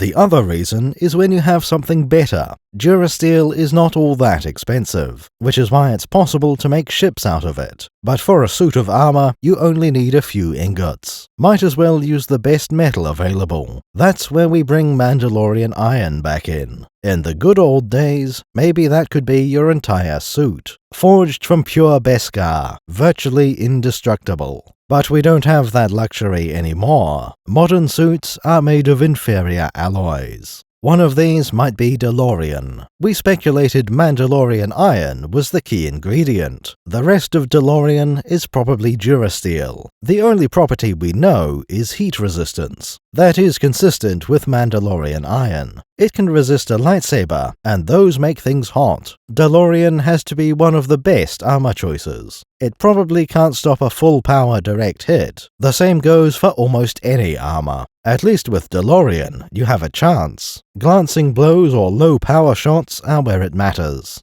However, this doesn't seem to be canon. We have a reference to Boba Fett's armor, the suit handed down to him from Jango Fett. In fact, this describes Mandalorian armor in general. According to the book, it's made of Duraplast, not qualified with usually or these days. Mandalorian armor is just made of Duraplast. That doesn't sound nearly as durable as DeLorean. It's probably inferior to Durasteel. But what, precisely, is Duraplast? For this, we need to make a detour. Let's talk about stormtroopers and clone troopers. They wear very distinctive white armor. In both cases, the material is called plastoid. Fair enough, it certainly looks like plastic. As a sci-fi material, we expect it to be fairly good, better than anything available in 1980. Clone armor is said to withstand blaster bolts. Stormtrooper armor was designed not to, but in both cases, it will depend on the situation. What kind of blaster was it? Which armor plate was hit, and at what angle? How far did the bolt have to travel? So that's what plastoid is. We want to know about Duraplast, presumably halfway between plastoid and Durasteel, a stronger material than clone trooper and stormtrooper armor, yet also lighter than a fully metal plate. It's possible that Duraplast is a composite material, fibers or layers of Durasteel woven into plastoid. And we just established clone troopers can resist blaster fire. Therefore, Duraplast must be even better. Otherwise, the Mandalorians would use plastoid. Still, plastic armor is a bit underwhelming. Jango certainly looks like he's wearing metal. Luckily, it's left open to interpretation. You can copy the form of Mandalorian armor. What you make it from will depend on your situation. Boba Fett is mentioned to have 2 suits. Maybe one of them is Jango's metal set, made of Durasteel, DeLorean, or anything else. But he puts together another set using Duraplast. Much easier to replace the armor plates, and you can always make the plastic ones thicker. Now it's about time we looked at some details. The first part to examine is the helmet. It's the only thing more iconic than the jetpack. If you put a T-shaped visor anywhere, it's a reference. Even if you didn't intend it that way, the audience will notice. That applies even within the Star Wars universe. The T-visor is the only consistent part. Clone troopers are intentionally copying the Mandalorians. There will be thousands of other copies from small companies. The helmet is probably the most complex part. At a basic level, it has thick armor. Serious head wounds tend to be fatal. This helmet likely has the thickest armor of all. Boba Fett notably has a large dent in his helmet. Clearly, it protected him from some weapon, most likely a blaster or bowcaster. That's the fundamental purpose of any helmet, offering some level of protection from something dangerous. Mandalorian helmets also protect from indirect weapons, poison gas, and any similar contaminants. How convenient! Now Fett can use those himself. Gas weapons can be very useful, especially if your friends and enemies have unique biology. You might be able to find something that affects one, but not the other. Or you can have all your allies keep their helmets on. That's even easier when you work alone. Suddenly, the options are anything that can't get through your helmet. And the helmet is trying to keep out everything.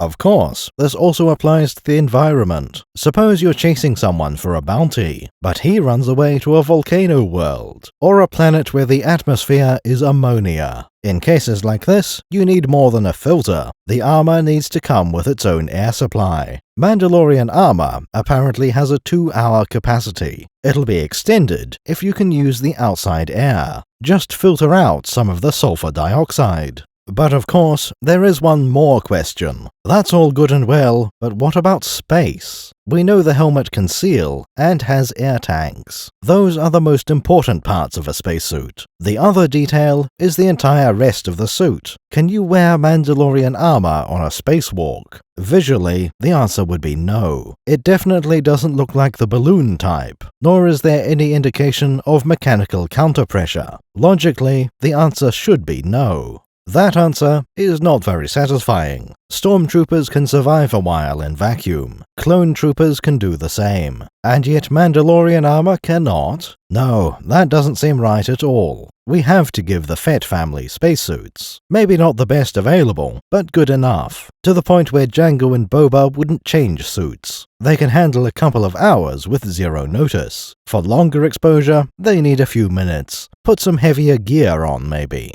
Definitely attach bigger air tanks. There's no question Boba and Jango Fett can handle vacuum. It's about how much special gear they need. Those are the features of a very basic helmet. Any fishbowl helmet can keep air inside. A strong enough bucket can deflect weapons. But the Mandalorian helmet is more sophisticated. Let's go back to the T-visor. This, we are told, has macro binoculars. Arguably, they should be electro binoculars. Those are the version with advanced features. Macro binoculars are closer to purely optical. And the Mandalorian helmet is not lacking features. The simplest would be the ability to zoom in. Very useful and also necessary. You'd look silly holding binoculars to your helmet. Having them built in solves that issue. This helmet also solves something else. Normally, it would restrict your field of vision. That's the price you pay for a protective helmet. I can't see a thing of this helmet. Not so for the Mandalorians. The helmet shows a full 360-degree field of view. In other words, there's no point sneaking up behind him. Just because Fett isn't facing you doesn't mean he can't see you.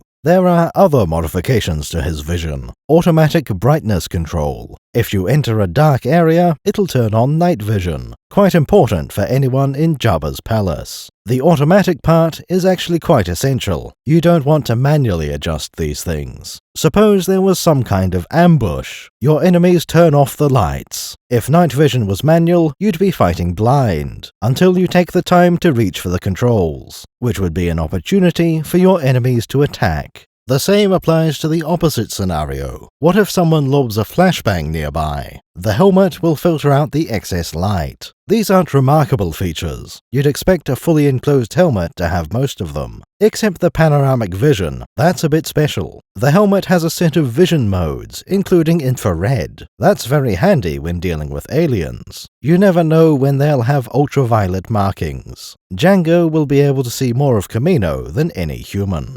Those are just the visual features of the helmet. It also has a built-in computer. That's what controls a few of the more advanced options, stuff like motion sensors and target tracking. The computer also controls many of the weapon systems. Fett can use voice commands for most of his suit features. And of course, the helmet is soundproof. Nobody can hear him using these commands from the outside. That also protects from sonic weapons and flashbangs. The computer can even be linked to Slave 1. Plenty of useful things now become possible. Warming up the engines on your way back to the ship. R2, fire up the converters. Then it'll be ready to take off immediately. You could even whistle to summon your starship. Just don't try flying the ship with voice commands. You're probably a better pilot than the computer would be. I can do better than the automatic pilot in holding this craft steady. And now you have a ship capable of flying off without you. It's just far more trouble than it's worth. Use the manual controls anytime you're on board. Perhaps more interesting, the helmet can record. In fact, it's probably recording at all times. That's extremely valuable for a bounty hunter. This way you can prove anything you need to. That it wasn't your fault, for example. That you tried to go for a live capture. But I want them alive. No disintegration. Or that the decoy was extremely convincing. Alternatively, you can record your executions. Maybe you'll get royalties for selling the tapes, or a bonus payment if someone really hated your target. You can also use these recordings. Computer games give you a quest journal, just in case you weren't paying attention. All the details are logged for future reference. Well, if you film the conversation, you have all the information. It even tracks the exact wording of a verbal contract. The mighty Jabba asks why he must pay 50,000. Even better, you can notice details after the fact. What model of blaster is that guy in the background using? Did this urchin try to pick your pocket yesterday? Well, not exactly. The possibilities are endless. Maybe you could even review what happened while you slept. Probably nothing, but you can't be too careful. Boba Fett will use this feature for self-improvement. After getting into a fight, he can review the footage, figure out what went wrong, and how to fix it. Don't fight a Jedi, for example. Dodge when Han swings his vibro axe. Most people don't have this option. Only droids tend to have such precise memories. The helmet still has a few more features. It has a comlink, naturally. Given that it's soundproof, you'd need one. And again, you'd look silly holding up a walkie-talkie. Probably not a system that gets too much use. Mostly to relay your voice outside the helmet. Fett usually works alone, which reduces the need for comms. Still, there are plenty of outsiders to deal with. No, I don't have a landing permit. Traffic control, Imperial Customs. He may need to talk to other bounty hunters or his client. Now, there's one feature we haven't mentioned yet. That's right, there is a drinking straw. It might seem like a minor detail, but this vastly increases how long you can wear the helmet. Without it, you would absolutely need to expose your face, at least once every couple of days, to eat and drink. But with a straw, it can stay on indefinitely, as long as you carry a liquid diet with you. The armor probably doesn't come with a camelback system, but it would be an easy modification to make, and that would let you stay in one position for days. Okay, fine, we'll talk about the obvious bit. Jango and Boba Fett have an aerial. Something sticks up from the side of their helmets. In the movies themselves, it serves no clear function. External lore is very consistent. It's always described as a rangefinder. When needed, it flips down in front of the visor. Obviously, this part is very fragile. Its applications are somewhat limited. At short range, you don't really need to know. Just point your pistol or carbine at the target. Aboard ship, it will have its own sensors. When using a blaster, it would have to be sniping, something at long enough range to matter. Is that 600 or 900 meters? Then again, what kind of sniper rifle are you using? If it needed range finding, that should be built in. So the main purpose would be for other weapons. Think about the Camino Saber Dart. Those will have a severely limited range. Wouldn't it be nice to know how far the target is before firing? The same general principle applies to every projectile. Flamethrowers are also close-range weapons, but at that distance, you can eyeball it. The really interesting ones are the ropes. Mandalorian gauntlets have a cord they can launch. This has been used to restrain Jedi, but it also functions as a grappling hook. The same applies to the Jetpack rocket launcher. Either one can attach a rope to a distant anchor point, but ropes have a finite length. You really need to know if you're in range before trying. All things considered, the Mandalorian helmet is excellent. No matter the situation, it would be good to have. If you find one, you might as well take it. Even if your head can't fit, someone will buy it from you. Very few alternatives are even close. The next best choices are its descendants, Clone Trooper and Stormtrooper helmets. Those three are the ultimate headgear in the galaxy. If you aren't wearing one of them, you want to be. Rest in peace, Zelyenogorsk. Heaven has a new angel, with super heavy lift wings. The other notable feature of the armor is weapons. We mentioned some of them, but let's do it properly, starting at the very bottom with the boots. Darth Maul proved that shoes can be used in combat, but to qualify as a weapon, you need something extra. Boba Fett has spring-loaded spikes on his boots. Really, the spring seems unnecessary. Just leave them extended all the time. Those can help in a fight, but also while climbing. Generally a solid addition to the suit. The second best gadget ever mounted in a shoe. Moving up to the knees, there's another weapon already. On the outside of the knee pad, there are some tubes. These are rocket dart launchers, clearly intended for very short range. There's no way to aim with any precision. You'd fire these when the other guy is a meter away. But even then, these would be impractical. Best case scenario, it's like a bullet, a sneaky pistol round to the gut, which is okay. It might help sometimes. It's always going to be low energy though. What you need is a different kind of payload, something that doesn't rely on momentum. The obvious answer is to use poison, but that's just reinventing the saber dart. What if we count on the low muzzle velocity? The knee pad is a tool, not a weapon.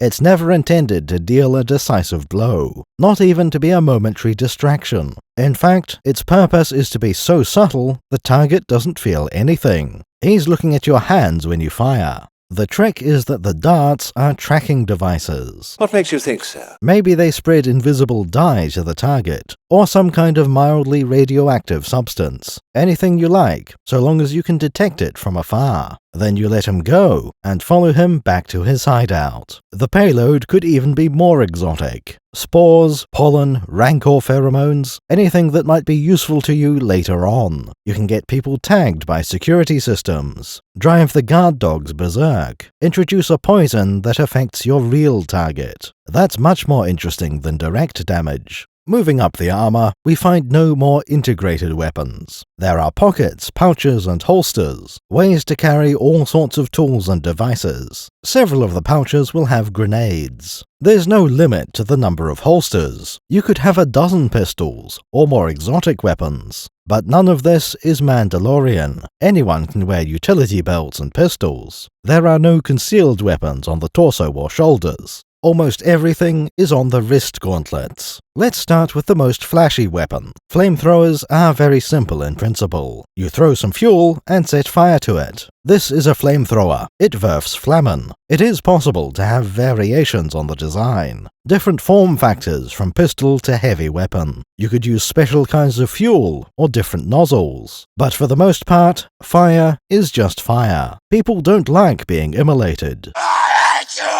So that's not the interesting part. The real question is where you keep the flamethrower. There is an easy answer, a canonical answer, one that's clearly visible in the movie. The flamethrower is part of the left gauntlet. That's very consistent, which we don't always get in Star Wars. Unfortunately, that answer is also wrong. We are very confident in saying that. Mandalorian flamethrowers belong on the right gauntlet. Look at the right arm of both Jango and Boba. Notice the tubes running between the gauntlet and shoulder. Actually, they seem to disappear inside a sleeve, but it's hard to imagine where else they might be going. What could these tubes be for? We could say they're power leads. That would be plausible with all the weapons on there. They might be pneumatic instead of electrical. At the circus, we believe them to be hoses, or at least one of them is a hose. That would be the fuel line running to the flamethrower, and that's why it has to be on the right gauntlet. Jango has multiple going along each arm. Boba only seems to have one. It's hard to get a look at Boba's left arm. There could be a second hose leading there. But if that's for the flamethrower, what are the others? The fuel line is the most important connection. Now, what else can we find on the gauntlet? On the left, there's a rocket launcher. We covered this when looking at the Saber Dart. The launch system can handle multiple kinds of rocket. It also features a magnetic accelerator. This is what launches the Kamino Saber Dart, or anything else compatible with the MM9. Inert arrows, tiny rocket darts, explosive or anti-vehicle rockets, nerve gas, fragmentation incendiary. An extremely versatile weapon. Arguably the most powerful integrated weapon. Second only to the Jetpack Missile, if you count that. It's also interesting that the left gauntlet has a laser. Not in the sense of a laser cannon. This one is a targeting laser. It's used to guide those homing rockets, though it may not be necessary. The gauntlet is tied into the helmet, which has its own target tracking. There is meant to be a wrist laser weapon. Calling it a laser is kind of like the term hand cannon. They both imply you're dealing with vehicle caliber weapons, which, obviously, we do not believe.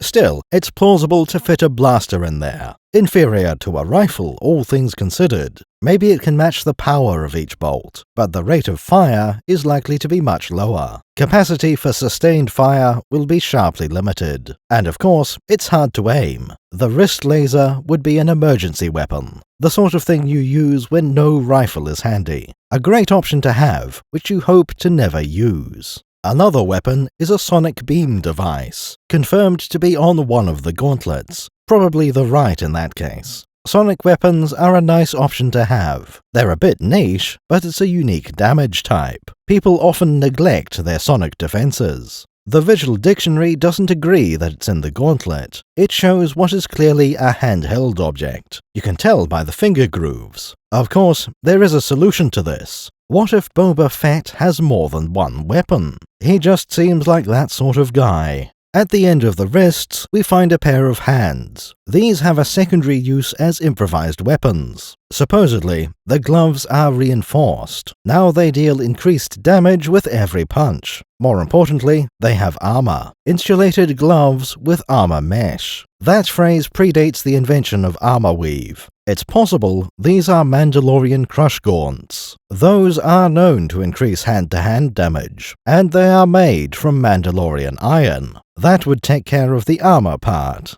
You may have noticed a couple of things missing from this list. Devices critical to the plot of at least one fight. First, the gauntlet-mounted cable launcher. We see this used to restrain Luke Skywalker. It plays a major role in the fight against Kenobi. Overall, it's a pretty simple machine. A rope made of something called fiber cord. There's a launch mechanism and some kind of grappling hook, and it's very likely to have a winch as well. The cord is repeatedly called a whip. How often do you need one of those? But it's better to have a whip and not need one than vice versa. possibly one of the most useful gadgets. It's handy for live captures or brief entanglement, but there are a few weaknesses. This fiber cord is not a liquid cable launcher. Maybe it gives you a better quality rope, but it does mean you need somewhere to store that length of cord. Another issue, how long is a piece of string? With normal rope, only as long as it is. You can't refill the tank to extend the range. Officially, the cord is only 20 meters long. That's great, but it will have serious shortcomings. That is to say, it may not be long enough.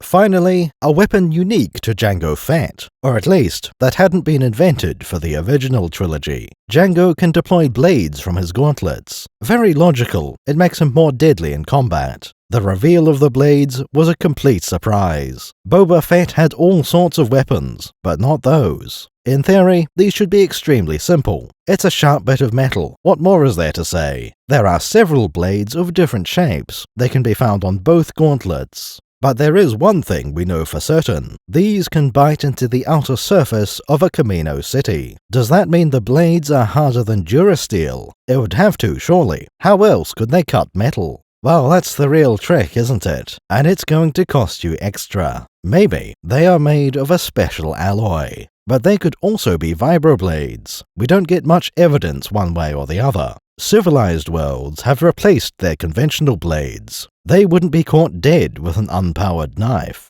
That would seem to imply we're dealing with vibroblades. Jango can definitely afford them. His pay, which is considerable. And it would be vastly easier to slice into hull plating. Take a look at this description. The blade effortlessly cuts through Duraplast. That alone should give us the answer. Jango might want to use these in combat. Therefore, they need to be vibroblades. It also brings into question his own armor. Is Duraplast really good enough? Any old vibroshiv can go through it like it wasn't there. But then again, what can you do? The blades can also cut through metal. Jango's wrist blades feel so natural, an obvious component, something that always belonged there. It's hard to imagine they didn't exist before 2002. Mandalorian armor has always been impressive, but in hindsight, it was weak in melee combat, vulnerable to vibroblades, as we just found out. Its only close-range weapons are darts and the flamethrower. Now that we have bladed gauntlets, the suit is perfect.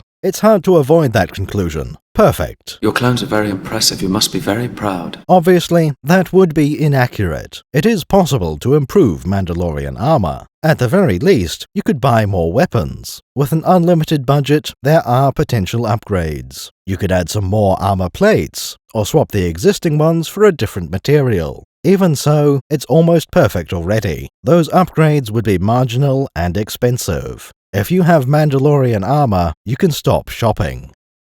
That's almost enough background on the warriors. We'll present the rest of the biography later. Now it's about time we had some action. Luckily, the Jedi have organized a fight. Bring him here.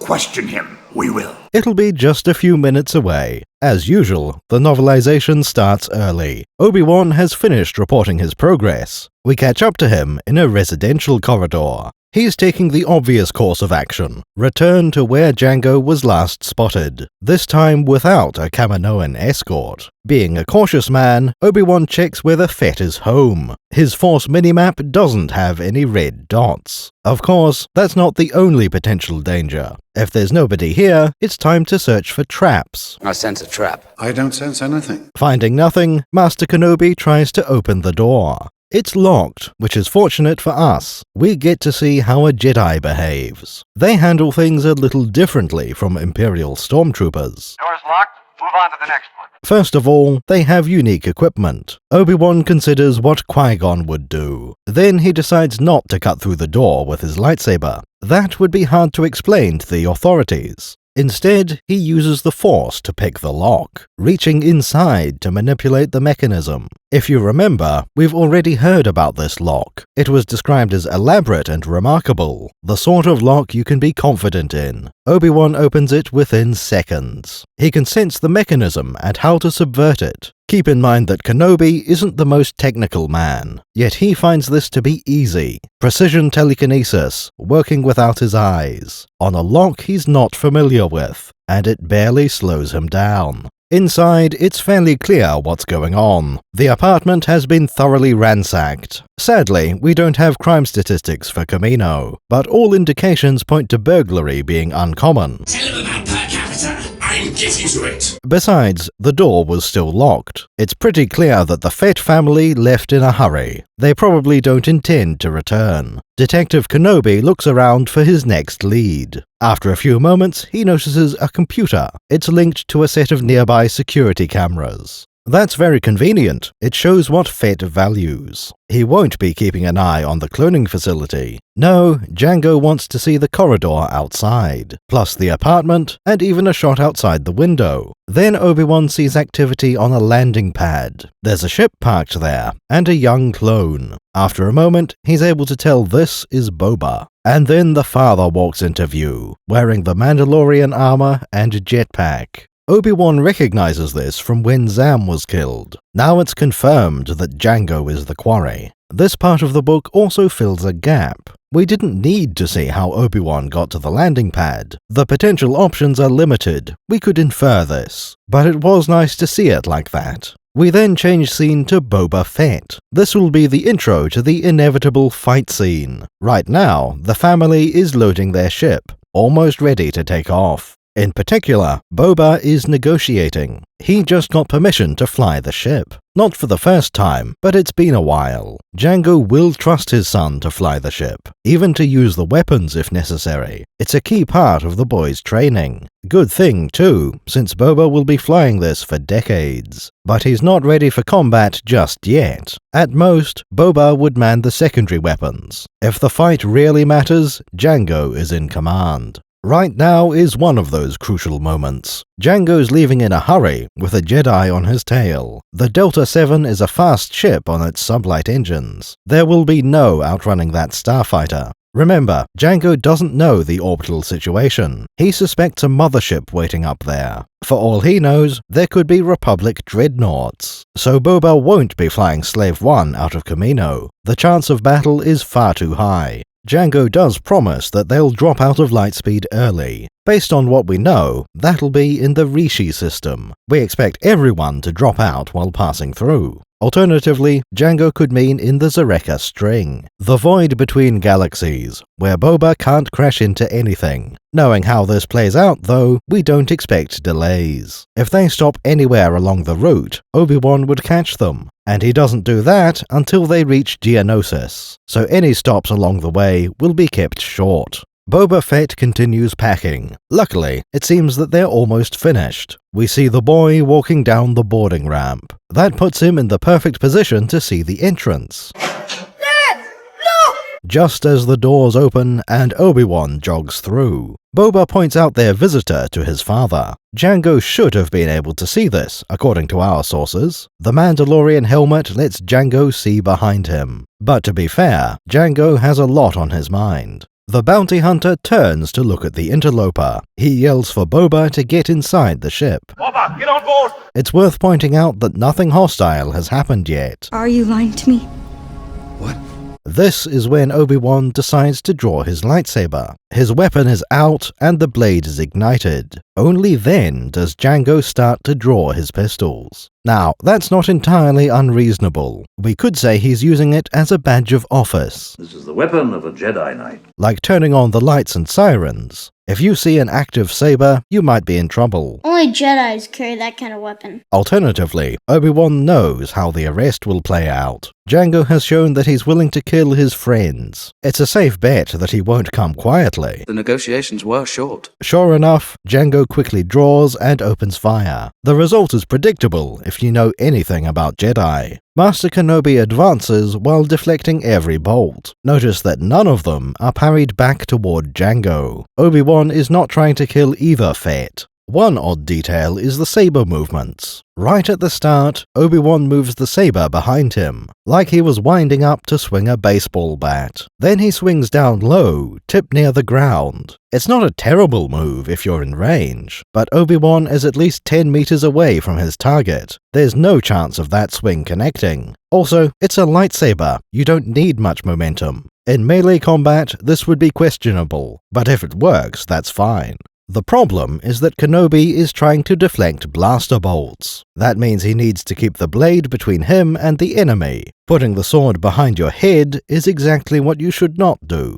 Form 3 uses tight, efficient movements. The whole point is to expose minimal target areas, moving the blade as little as possible to parry each bolt. Obi-Wan is supposed to be a master of that form. He would know not to do this. We're looking at Disney-tier choreography. Even a Padawan should never make this mistake. But Ewan McGregor might, especially since there are no blaster bolts on set. In fact, there was probably no set. Most of this fight will have been using blue screen. In that shot, Ewan will have been alone, lost in the sea of blue, with no idea where his enemies are. He didn't know he was out of range, and this take was used instead of something more defensive. A movie-making mistake, not a character flaw. This lines up with the next beat. Before that swing is even finished, we cut to a new angle. Here, Obi-Wan starts with the blade in front of him. That's perfect, exactly what he should do. From here, you can easily block any bolt. But then he switches to a one-handed grip and spins the saber. During this move, he blocks another blaster bolt. That's the moment when he has the least control over the weapon. So far, we're very unimpressed. During the spin, the blade goes behind his head. That's even worse than last time, at least then he had full control. During the spin, he's already committed to this move. The next step is to grab it with both hands and attack. On one hand, this is a good choice. The only time you should swing is when you're close. On the other hand, it wasn't close enough. It doesn't look like this would have connected at all. Best case scenario, you could say he was aiming for the blasters. But look at the next angle. That's not true. Jango is just starting to use his jetpack here. The spacing between them is already 3 meters, and he's moving much more vertically than horizontally. Jango might have been over 5 meters away. The only way Obi-Wan could have done worse is by getting hit. Fett looks much better just by not making those mistakes. The next few movements are not quite so bad. When the angle changes, we see continuity. After that swing, the blade is low on Kenobi's right side. As Jango flies away, he keeps firing. Obi-Wan first blocks with the hilt up high. There's absolutely nothing wrong with that. The blade covers most of his body. It'll be easy to get in position for the next bolt. By the time that one is fired, the blade is rising. Again, not a bad idea. Having the hilt up high is a little awkward, possibly not ideal when your enemy is flying. That bolt connects when the blade is vertical. Obi-Wan continues the motion until the saber is horizontal. This looks like a great stance. More comfortable than before, and with good coverage. You can block anything from this position. Economy of movement, avoiding flashy wide swings. This frame is Master Kenobi at his best. Or in other words, it can only go downhill from here. Obi-Wan makes a slight adjustment for the next bolt, proving our point about how good that stance was. The unfortunate part happens right after. Once again, Kenobi swings at a blaster bolt. We know this is completely unnecessary. All you need is to put the blade in the way. That's enough to deflect the bolt. You don't need to swat it away. This angle clearly demonstrates why that's a bad move. For several frames, the blade disappears. Obi-Wan follows through and sweeps the blade behind him. He's completely out of position for the next bolt. And look, there's one coming in already. It's convenient that the camera cuts away. We can only guess how he blocked that one. Instead, the camera goes to Jango. He's done very well, making no mistakes at all. You could argue about shooting a Jedi with blasters, but Obi-Wan hasn't reflected any bolts yet, and Jango is keeping him occupied with each salvo. As for the metal man himself, he's retreating, flying away backwards, gaining altitude, while keeping an eye on his target at all times, and continuing to fire. The opening of this fight has been very impressive. Jango instantly gains credibility. Most impressive. Back on the ground, Obi-Wan has changed strategy. He's going for evasion instead of deflection, using a dodge roll to avoid damage. Jango continues shooting, but misses every time. In that scenario, we won't hold it against him. After all, Kenobi might be invulnerable while rolling. Seriously though, aiming is far from trivial. Jango is shooting a moving target while he's in motion. Oh, and he's controlling the jetpack. Nothing wrong with a string of misses. Now there's a lull in the flow of combat. Jango flies away and disappears behind a tower. Obi-Wan rolls to his feet and raises the saber. For some reason, it was in his left hand, possibly a hint as to what happened off-camera. Now the Jedi needs to switch hands. In the process, he gives the saber a spin. This has no consequence at all. It's not a mistake, because he's not getting shot. You could even argue it's productive. Okay, let's go left! After this spin, his grip has changed slightly. Maybe this is reseating the weapon. Nothing will happen to Obi-Wan for a few more seconds, which means we can stop to check what Boba was doing. Turns out he's lying down in the cockpit of Slave 1. He's got one hand on a very conventional joystick. The other is intently working the control panel in front of him. This shot establishes how the cockpit seats work. Apparently, there's no rotation for takeoff and landing. We also learn that Boba Fett knows what he's doing. The kid isn't waiting for instructions. He's doing what he thinks is right. When we cut to the exterior, Slave 1 is active. Not visibly floating, but the ship is moving, pivoting in place, putting the cockpit on the far side, which also means the boarding ramp is facing the enemy. If Obi-Wan wasn't such a nice guy, that would be risky. What if he climbs aboard and takes your son hostage? That would severely limit Jango's options. Obviously, there are dangers to that plan. What if Slave 1 doesn't like intruders? It could backfire if the bounty hunter is prepared. Speaking of Jango, where did he run off to? Turns out he's on the side of a pillar. Quite an awkward position, but useful. This lets him angle the jetpack toward the ground. It also shows us something fascinating and unintuitive. Look carefully at the helmet rangefinder. It suddenly changes angle, but not how you'd expect. Most people assumed it would flip down in front of the visor. But this tiny detail is fantastic. It changes everything for the better.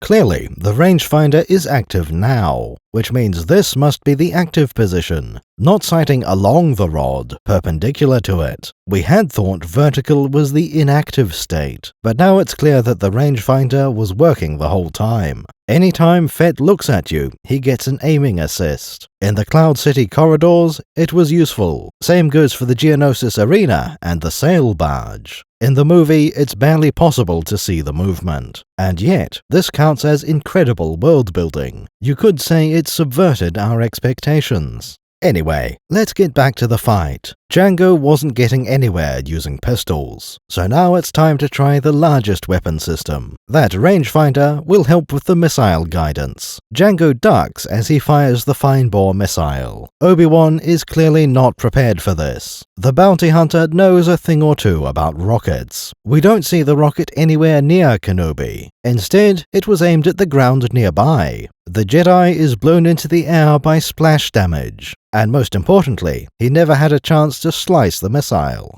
This is where things start to really go wrong for Kenobi. While he's still in the air, we look over to the ship. A pair of rather large cannon barrels have started moving. Punch time! Obi-Wan lands heavily, having dropped his weapon. The lightsaber clatters to the deck nearby. And that's when Boba Fett fires the laser cannons. These fire in an alternating pattern. Top left, top right, bottom left, bottom right. It creates a neat visual, and the sound is fun as well.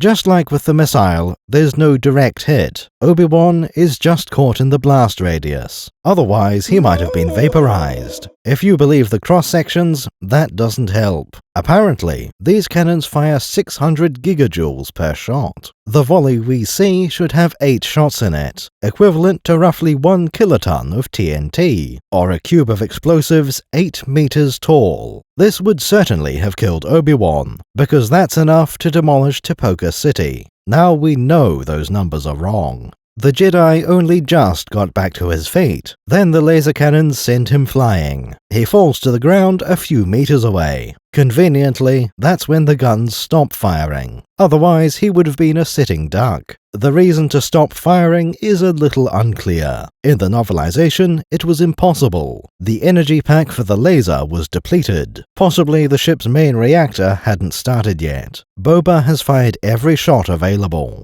There's no indication of that in the movie, of course. In that version, we see Boba climb up from his seat. He's looking out the window to see what's going on. So in this version of events, maybe it's hard to aim. There are just two problems with that answer. The book says that Slave One has view screens and external cameras, which makes perfect sense. You'd want those features. If that were true, Boba has no reason to look out the window. The other problem is about geometry. Obi-Wan was behind the tail of Slave One. We know this because the tail guns were facing down and back. Now think about where the cockpit window is. Boba has absolutely no chance of seeing behind the ship. It would make more sense to walk to the boarding ramp. So we have a few options. Maybe he's looking around for his father. Another option is that Obi-Wan was blasted sideways. He's completely left the firing arc of those tail guns. Boba might be trying to reacquire his target. Then he plans to rotate the ship again. But the moment to fire has already passed. While Boba looks on, Jango returns. He comes screaming in out of the sky. This is where Obi-Wan makes an unexpected move. With a force jump, he intercepts the hunter. A flying kick landing somewhere on the torso. Not a lethal attack, but effective enough. Now Jango is the one being knocked over. This has one major consequence for the story. He loses one of the Westar 34 pistols. For the rest of the movie, Jango has only one of them. So far, Obi-Wan has been defending. On the back foot, anytime he's on his feet at all. Defense, defense, defense. Now he manages to regain the initiative. While Jango recovers, Obi-Wan jumps in again. He seems to be running over, aiming for another kick. But the bounty hunter is ready for this one. He grabs the incoming foot with both hands. With a twist, he throws Kenobi to the ground. That's great for Jango's character. Obi-Wan tries the same trick twice. It doesn't work the second time. Jango Fett is already adapting. Just like before, this is not a decisive victory. Obi-Wan lands on his back and follows up with a boot to the head. This all happens so quickly that Jango can't respond. We never get to see what his follow-up move would have been. Maybe he was too busy preparing for that. So far, we've seen that both men are out of their element. I look forward to seeing them in action. Fighting opponents of higher caliber than usual. That's why Jango gets knocked on his back as well. It would have been easy to make this fight unimpressive. Both parties need to survive without lasting injury. That's impossible! You could phrase that as, nothing is allowed to happen. Both characters could come out looking useless. This is your job. How are you this bad at it? For the most part, this fight shows the opposite. Everything they do should have worked. It's just that the enemy is too good. Stay on target. We're too close. Stay on target. The only exception has been saber technique. Thankfully, Obi-Wan dropped his weapon. Now he can't use it incorrectly. The movie cuts away from the fight for a moment. It shows Boba Fett in his starship, looking out the cockpit window. Now it's time to bring up geometry again. There's only one angle that could produce this shot. Boba is looking through the top of the window. That's precisely the opposite direction from earlier. Last we saw, Obi-Wan was under the tail. After an explosion and a force jump, he's on the far side. That seems a little implausible, but there's no other way to get these two moments. The main cannons have a limited firing arc, and this is the only window Boba can look through. That shot gives us a reason to move the camera inside. Looking at the fight outside, it reminds us of Episode 1, when Kenobi was on the other side of the glass, looking out of the ship at a one-on-one fight. However, the environment has been inverted. Qui-Gon fought in the Dune Sea and the blazing suns. Jango is in the pouring rain above the ocean. This parallel is almost certainly intended, though there may not be any deeper meaning to it. R4 is really an R2 painted red, isn't it? Careful, because you can get bopped on the head real quick. In each case, the Mentor will escape these fights, running away into the spaceship to fight another day. Out in the rain, we see Jango on his feet. Obi-Wan is either being knocked down again, or still getting up. He kicks Jango, giving himself time to stand up. And now it's time to criticize Mr. Fett. After he recovers, he throws a punch. His armor is full of weapon systems. Jango could have used a flamethrower. Maybe those rocket darts in his knee pads, or the wrist rocket, or a saber dart. Any of those could have ended the fight immediately. Maybe they would also have failed against a Jedi, but they had a better chance of working. As we might expect, the punch doesn't land. Obi-Wan steps in close and blocks with his arm. It looks like the Jedi connects with his punch, but the right arm is obscured, so we can't say for sure. The two men are locked in a grapple for the moment. Jango breaks this with a headbutt. Normally, this move is risky. Unless there's alien biology on your side, it's not great. Lucky that thing had knees. Not everybody keeps their genitals in the same place, Captain. But Jango is wearing a helmet, so this is absolutely fine. Knocked on his back again, Obi-Wan has a stroke of luck. He spots his lightsaber on the deck nearby. Taking his eyes off Jango, he moves towards it. That's not a great idea, even with the Force. But Jango also makes a suboptimal decision. He doesn't try drawing his pistol. Most likely, his quick draw is fast enough. He could have shot Kenobi here, or, again, used some other weapon. Instead, he fires up the jetpack, along with one other tool. Obi-Wan is making the sensible choice. He's trying to telekinetically grab the saber. That's by far his greatest advantage. Thankfully, Jango manages to prevent that. Obi-Wan's gonna kill me. Using the whipcord, Kenobi's hands are tied. Now we don't have to deal with bad saber technique. Obi-Wan is yanked off his feet and dragged across the landing pad. Against a lesser opponent, this would be perfect. Jango keeps his enemy off balance. There is no escape from this situation. But we aren't dealing with any normal opponent. Master Kenobi manages to roll to the side. This wraps the cord around a nearby pillar. Then he stands up and braces against the deck. With a mighty heave, Jango crashes down. It's a very cool solution. Unfortunately, several parts of this don't make sense. How much traction does Obi-Wan have? The landing pad is metal soaked in rain. We might need the Force to stop him falling over. Or maybe this is another job for magnetomics. Another problem is geometry. Spatial consistency is fairly low during this fight. Let's keep looking at the pulley moment. When he rolls to the side, we can see slack in the rope. We get some tension against the pillar while he stands up, but the cable doesn't become taut until Obi-Wan pulls it. Now look back at when he was dragged. The rope is taut the entire time. How could Kenobi get enough slack for this trick? It doesn't seem possible. Maybe if Jango changed his flight path, but we see nothing to imply that. He crashes as if he continued straight ahead.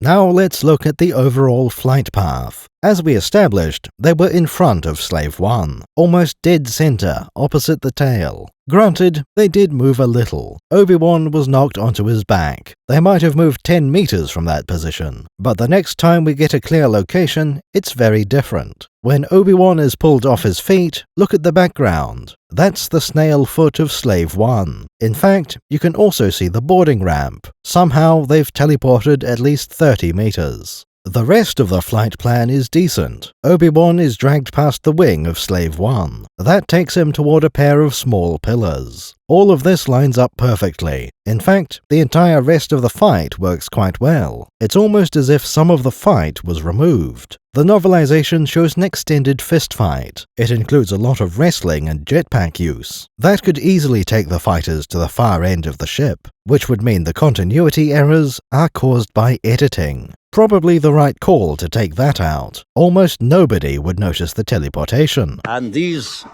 blast points, too accurate for sand people. And extending the fight would not make it better. Now, let's return to the actual combat. Obi-Wan has just brought Jango down from the sky. He hits the deck hard, the roughest blow of the fight. Skidding across the landing pad, he crashes into the rim. There's a small explosion from his jetpack before it flies off. That's a little strange, but understandable. Perhaps there's an Icarus disconnector built in, something to jettison the machine if it gets damaged. It's not likely to be simple overloading of the straps. There would be a strong jerk when Obi-Wan leaves the ground, not to mention every time the jetpack fires. Its last act is to fly off alone, walking randomly through the air until it hits something. Then we see the jetpack explode against a Camino tower. This was the Z6 model we see Boba using, and since this one exploded, Boba will need a replacement. Conveniently, Jango landed near his fallen pistol. He dropped that after Kenobi's flying kick. Jango scrambles towards it, which sounds reasonable. That's kind of what Obi-Wan did for his weapon.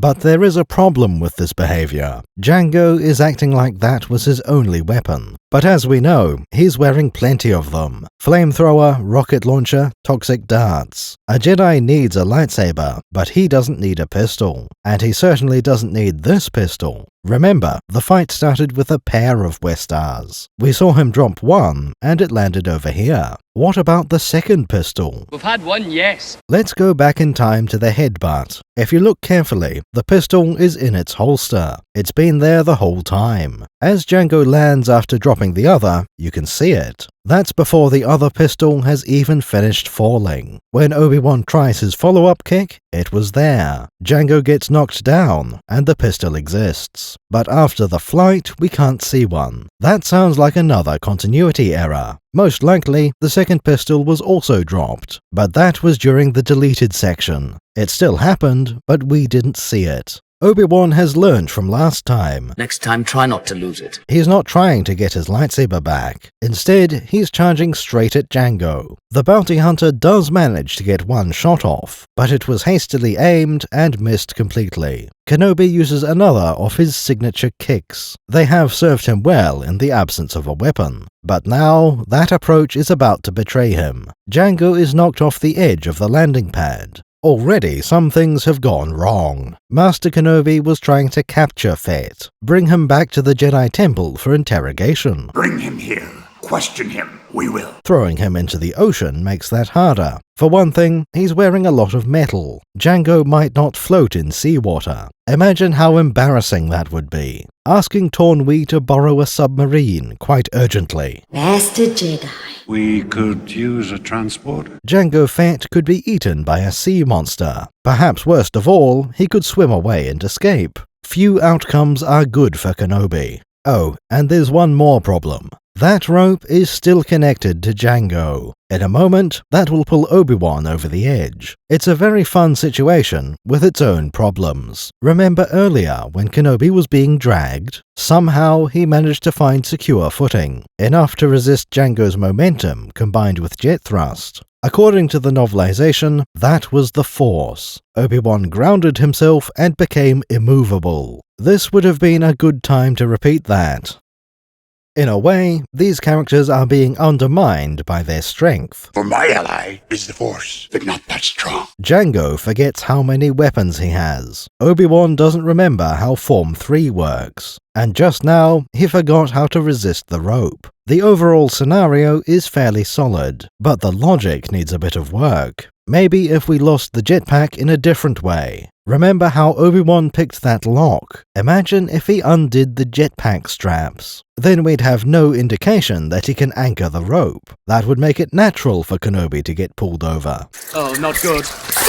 The architecture of Kamino is perfect for this scene. There's a very wide skirt around the landing platform. It's a steep surface covered in water. As you slide along, it curves down even faster. The ocean below promises no pity. Kenobi stood on the rain-slick precipice of darkness. Once you slide over the edge, there's no stopping. At least not without some help. That's when Jango raises his arm. He deploys a nasty-looking set of blades. Those had been hidden in the gauntlet all along. This moment is arguably the coolest in the fight. You could even say it's the best 2 seconds of the movie. Nobody was expecting to see this. It makes Jango look even more impressive. He didn't see this coming either, but he was prepared. That suit hasn't run out of surprises yet. And of course, there are multiple Mandalorians. Anything Jango does will carry over. These blades would appear on Boba's suit as well. The kid will certainly remember this day, this fight.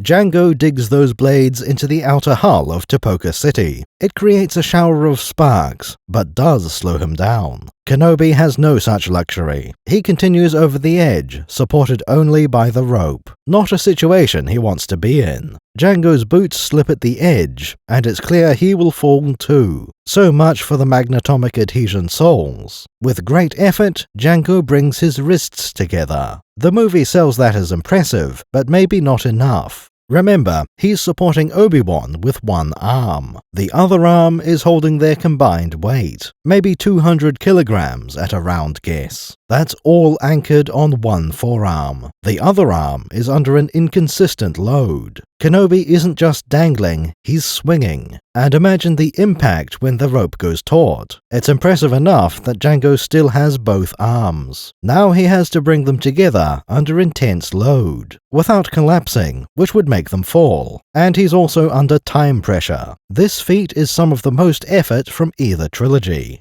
He does manage to release the rope. Jango is now safe. Obi-Wan is not. The Jedi Knight is falling toward the ocean. This will take much longer than you might expect. Topoka City looks quite low to the surface. In actual fact, it's just very large. Those platforms are over 100 meters up. Knowing this makes everything more impressive. Those waves are suddenly much larger. And how big does that make the sea monsters? Surviving this fall would be impossible. Obi-Wan has very few resources. One of them is the rope he was dangling from. Jango released that from his end. That means Kenobi has the entire length. There's even a free grappling hook on the end. Most importantly, there's no tension on the rope. Obi-Wan quickly disentangles himself and gets ready. Kamino has other structures near the water level. That's where Jango took his son fishing. Master Kenobi manages to hook onto one of these lower walkways. Keep in mind that the rope has no elastic to it. This is not a case of bungee jumping. Obi-Wan stops falling in a very short distance. Surprisingly, this turns out to be plausible. It takes almost 10 seconds to fall that far. He definitely has time to react, but that is not enough time to reach terminal velocity. The impact will be much lower energy than it could have been. It's still on the borderline of what's possible. Shoulder injuries would not be surprising, but it's possible for Obi-Wan to walk away from this. Up above, Jango leans over the side. He wants to confirm the kill. No such luck, even with macro binoculars. There is no evidence either way. No Jedi robes in the ocean, no body on the walkway. For Jango, this is one of the better outcomes. Now he can crawl back up to the landing pad. There's no time to waste. He's not certain Kenobi died. But what are the chances of a Jedi surviving that fall? They must be dead by now. Once again, flight would have been useful here. This movie does not endorse auto-levitation. Obviously, a jetpack would be useful. Obi-Wan definitely didn't have one of those. But the Jedi have a wide range of equipment. Qui-Gon had a liquid cable launcher and grappling hook, exactly the gear you need right now. Even without Jango's rope, Jedi have the tools. There's no reason to expect Obi-Wan to reach for his belt. He's already got the grappling hook in his hands. But that's a useful bit of equipment. There's no reason it should have gone missing. Liquid cables would remain part of the standard kit. Obi-Wan has landed in the perfect place, dangling from one walkway next to a second one. He doesn't need to climb up the rope. Instead, he starts swinging toward the lower catwalk. It's a trivial jump for a Jedi. He lands right in front of an exterior door. With a wave of his hand, Obi-Wan slides the door open. It's not clear if he found the controls. We can't see any buttons or switches outside, so it's possible he forced the door open. Unlikely, but that would be cool. The presence of an exterior door is justified. We can see walkways with plenty of lighting. These are meant to be used, however rarely, and they are well below the level of the city. That means there must be corridors and turbolifts inside. There even seem to be horizontal bridges. Obi-Wan will end up using those. The access corridor is underneath the landing pad. But in a few moments, he will arrive through the door. That means he made it back into the main city. Meanwhile, Jango has finished climbing. He reaches the top of the slope and gets back to the landing pad. Naturally, Boba Fett was waiting for this, though just like before, he's looking out of the cockpit. Despite the fact that Jango is on the far side of the ship, you could not see him through the windscreen. We can't even call it a continuity error this time either. There's no sign anything was deleted. Jango climbs up near the boarding ramp. Slave 1 is in the same position as before. He would have no reason to walk around to the front. Still, Boba's response is perfect. He climbs down to lie in the pilot's chair. It was pretty clear the kid knew how to fly. Boba is the same age Anakin used to be. The difference is that Anakin didn't have a father, and he wasn't familiar with the N1 starfighter. I'm trying to! I don't know where the trigger is! Boba, on the other hand, has been trained for this. It's a vehicle he knows well, so he'll have no trouble. The ship starts to lift off before Jango is aboard, which is exactly what he would expect of Boba. Just as they prepare to leave, a visitor returns. Obi-Wan emerges from inside and runs over the bridge. It's clear he's too late to stop them from leaving. Not even remotely surprising. Kenobi had plenty of time to consider this outcome. The first thing he does is retrieve his saber. Not really necessary at this moment, but he has already prepared another device. With a quick throw, it lands on Slave 1. Moments later, the ship blasts out of sight. The movie doesn't tell you what this gadget was, though from looking at it, some things are obvious. We aren't looking at some kind of grenade. It didn't explode or create an EMP. You could still imagine it as a delayed weapon, but the best time to trigger it would be now. Looking at the way it unfolds, we can make another guess. Underneath the engine noise, it makes a chirp. There's also a moving light pattern and those covers. It's pretty clear this is a homing beacon. With that, Obi-Wan deactivates his lightsaber. Did he need to have it on in the first place? Maybe he was just concerned about those laser cannons. All things considered, not the best outcome. Nobody involved will be too happy. Jango lost one of his blasters and a jetpack. Oh, and his lucrative employment. Oh, we keep him here? Master Kenobi failed to capture the bounty hunter, but luckily he got the homing beacon installed. This could still work out for the Jedi. This had better work. During the fight scene, we've barely mentioned the novelization. Now it's time to go through and look for details. There's a nice interaction early on. As we already mentioned, Boba likes flying. Jango wants to let him when it's safe. That means not when leaving, and not when landing. Boba thinks that when he says maybe, that means no. And it probably does, but Jango can still be sincere. He'd let Boba land if it seemed like a good idea. Boba just recognizes that it won't. To be fair, Jango is not unreasonable. In the movie, he gives an order. Boba, get on board. Boba, get on board! And so Boba does exactly that. In the book, Boba hesitates for several seconds. Jango has to yell at him to break the trance. This is a terrible outcome, and it makes Boba look bad. On the other hand, he is just a kid. That's the sort of flaw young Boba might have. He's just a boy. There's a long time to go before he becomes the seasoned bounty hunter.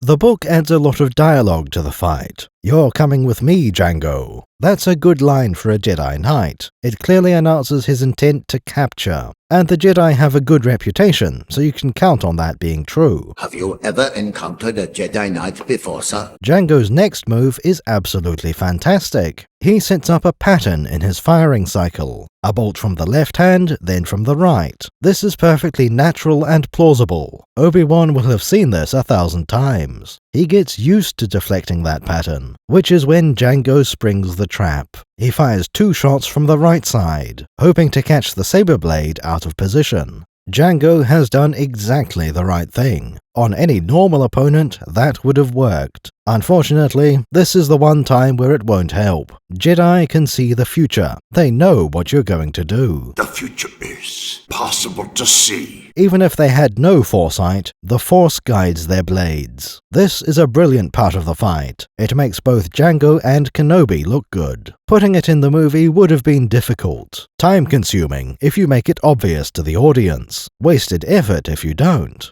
In the book, the jetpack use is delayed. Jango launches a missile during his opening pistol attacks. Obi-Wan force jumps out of the way. That's better than in the movie where he stands there. Then he's knocked flying by the explosion. Aboard the ship, Boba feels the blast. Instead of looking out the window, he uses the view screen. That's far better. Now he'll actually see the battle, instead of staring uselessly at the rain. Outside the ship, Kenobi is still talking. He's trying to reason with Jango. Shooting at the space police is not a good look. The movie doesn't establish the status of bounty hunting. It's not clear if "it was just a job" is a valid defense. Either way, getting into a gunfight looks really bad. Obi-Wan doesn't get to finish that thought. He's rudely interrupted by a heavy laser cannon. Again, the book treats him better than the movie. This version has him actively dodge the cannon fire. In the movie, he just stands there. That's the last we hear from the laser cannon. Apparently, its energy packs have been depleted. Now the only threat is the bounty hunter. Obi-Wan kicks a blaster out of Jango's hand. The book hasn't established that Jango uses a pair of pistols. It may have been a carbine, like Boba will use. This is where the wrestling starts. It's not bad, but the early part is just a standard fight. You could have all of this take place on Earth. None of it is Mandalorian versus Jedi.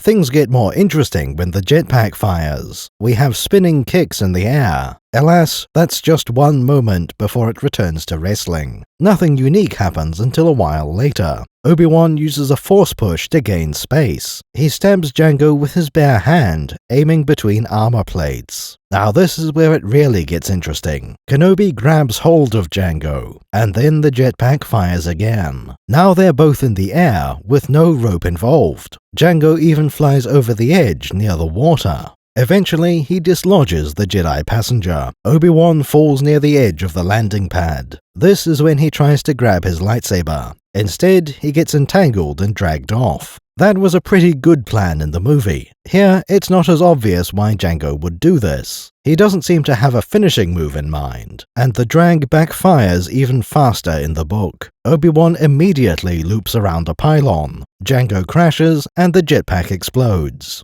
Again, the book shows Boba at a view screen. That's much better than in the movie. Another improvement is Obi-Wan's handling. It shows him using the wire to his advantage, and in particular, Kenobi is not the cause of his own downfall. He doesn't kick Jango off the edge before thinking. Instead, the two of them tumble over together. Jango may even have intended for this to happen. He keeps punching the Jedi to keep him off balance, unable to access the Force. Then, once they're both committed to the slide, he stops. Jango deploys the arm blades and lets go of the rope. Oddly, it mentions a smile on Jango's face. Obi-Wan even sees him smile. That would imply that he's not wearing a helmet. Very odd, and out of character for Jango. One really nice detail? A comment from Jango. "Catch a rollerfish for me." Obi-Wan has no idea what that means, but it's a nice reference to Boba's fishing trip. Back aboard ship, there's a little more detail. Boba opens the hatch, which had never closed in the movie. He's away from the cockpit, wanting to help his father climb in. Jango tells him to launch the ship. In the movie, Boba was already lifting off before his father was inside. That version is the superior one. Boba should know what to do without waiting for orders. The book has him get a bit too enthusiastic. The kid should be inexperienced, but still capable. Book Boba jumps to the idea of hyperspace. Jango counters that he just wants to break atmosphere. That's what we'd expect from the movie. Boba takes the ship up to the edge of the gravity well. At some point during the trip, Jango would take over. After all, he's expecting Republic ships in orbit. Then we get an order that should be obvious. Warming up the navicomputer ready for a jump. Jango only considers it when he notices he's offended his son. But that should be a key part of the escape plan. Then we see Obi-Wan after his return. He throws the transmitter and then stands in the rain, thinking about the battle they just fought, admiring the bounty hunter's combat abilities. Cypher-Deus or Tyrannus had chosen wisely. Obi-Wan is the only living Jedi to have fought a Sith Lord, to have defeated one 10 years ago. And yet Jango survived, even won the fight, against an older and wiser Kenobi. That makes him look good, and the clones as well. The book reveals Obi-Wan's thoughts. Surprisingly, he's pleased with the outcome. Odd, given that he appears to have failed. There's no reason to think the next fight would go better. This time, he had the element of surprise. Jango will have hours or days to prepare for the rematch. On the other hand, there is the homing beacon. No matter where he tries to run, Kenobi can follow. They're tracking us. Not this ship, sister. Maybe the next location will have more secrets. Overall, this fight scene was a bit surprising. It's one of the strongest action sequences. The unique environment of Kamino affects the fight. We get to see a Mandalorian warrior at his best. Jango comes out of the skirmish looking good. So does Boba Fett, which wasn't guaranteed. We got him! We'll just have to finish him. We discovered a huge gap in continuity, but this edited version is probably better for it. The only real problem is with Obi-Wan. Our Jedi Master makes a few mistakes. That saber technique is completely wrong. Obviously so. You don't need any lore to see that. We never noticed that until this analysis. But you can't unsee this kind of failure. It doesn't make any sense for that to be canon. The other mistake was kicking Jango off the edge. Oh, not good. This one is excusable. Not ideal, but it works. All things considered, the fight scene holds up well. Not perfect, but pretty solid. If you got this far, you may be interested in our Discord server. Most of the best lore pilots can be found there. They can be reasonable, so long as you stay out of the wretched Hive district. Most of our audience interactions happen via our Discord. There are some highly talented and knowledgeable people in there. We also have that one guy, but we locked him in a containment channel. Our moderators have strict instructions not to listen to his pleas. bit.ly/the Discord Circus. Check the description or scan this QR code.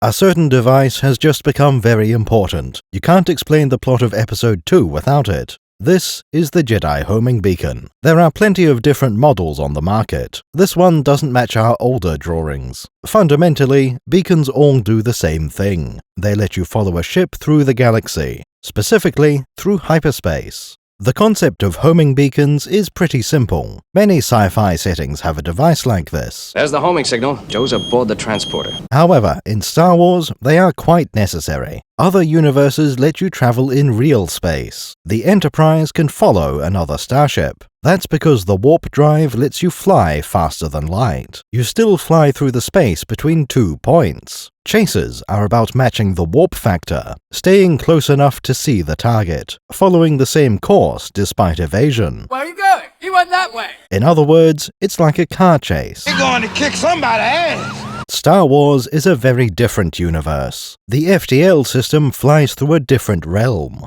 To get from A to B, you lay in that course, but you do not travel the straight line between points. Instead, you disappear into hyperspace. Then, you emerge into real space near the destination. That means it's fundamentally not possible to chase someone. It doesn't matter if your hyperdrive is faster. If you weren't part of the same convoy, you're out of luck. The other guy has disappeared from reality. This can be useful as part of the writing. If you need your heroes to escape, that can be arranged. We'll be safe enough once we make the jump to hyperspace. Let them jump into hyperspace and all is well. Nobody can follow beyond that point. It's all very convenient for one side. Naturally, the authorities are not pleased. I want that ship, not excuses. They would like a solution to this. That's why we have several strategies to find people. They use a variety of different principles. The first one would be communication. In Star Wars, you can send messages. These can travel faster than the speed of light. So, if you have allies, they can help you. Describe the fugitive. Alert everyone to keep an eye out. Markings match those of a ship that blasted its way out of Mos Eisley.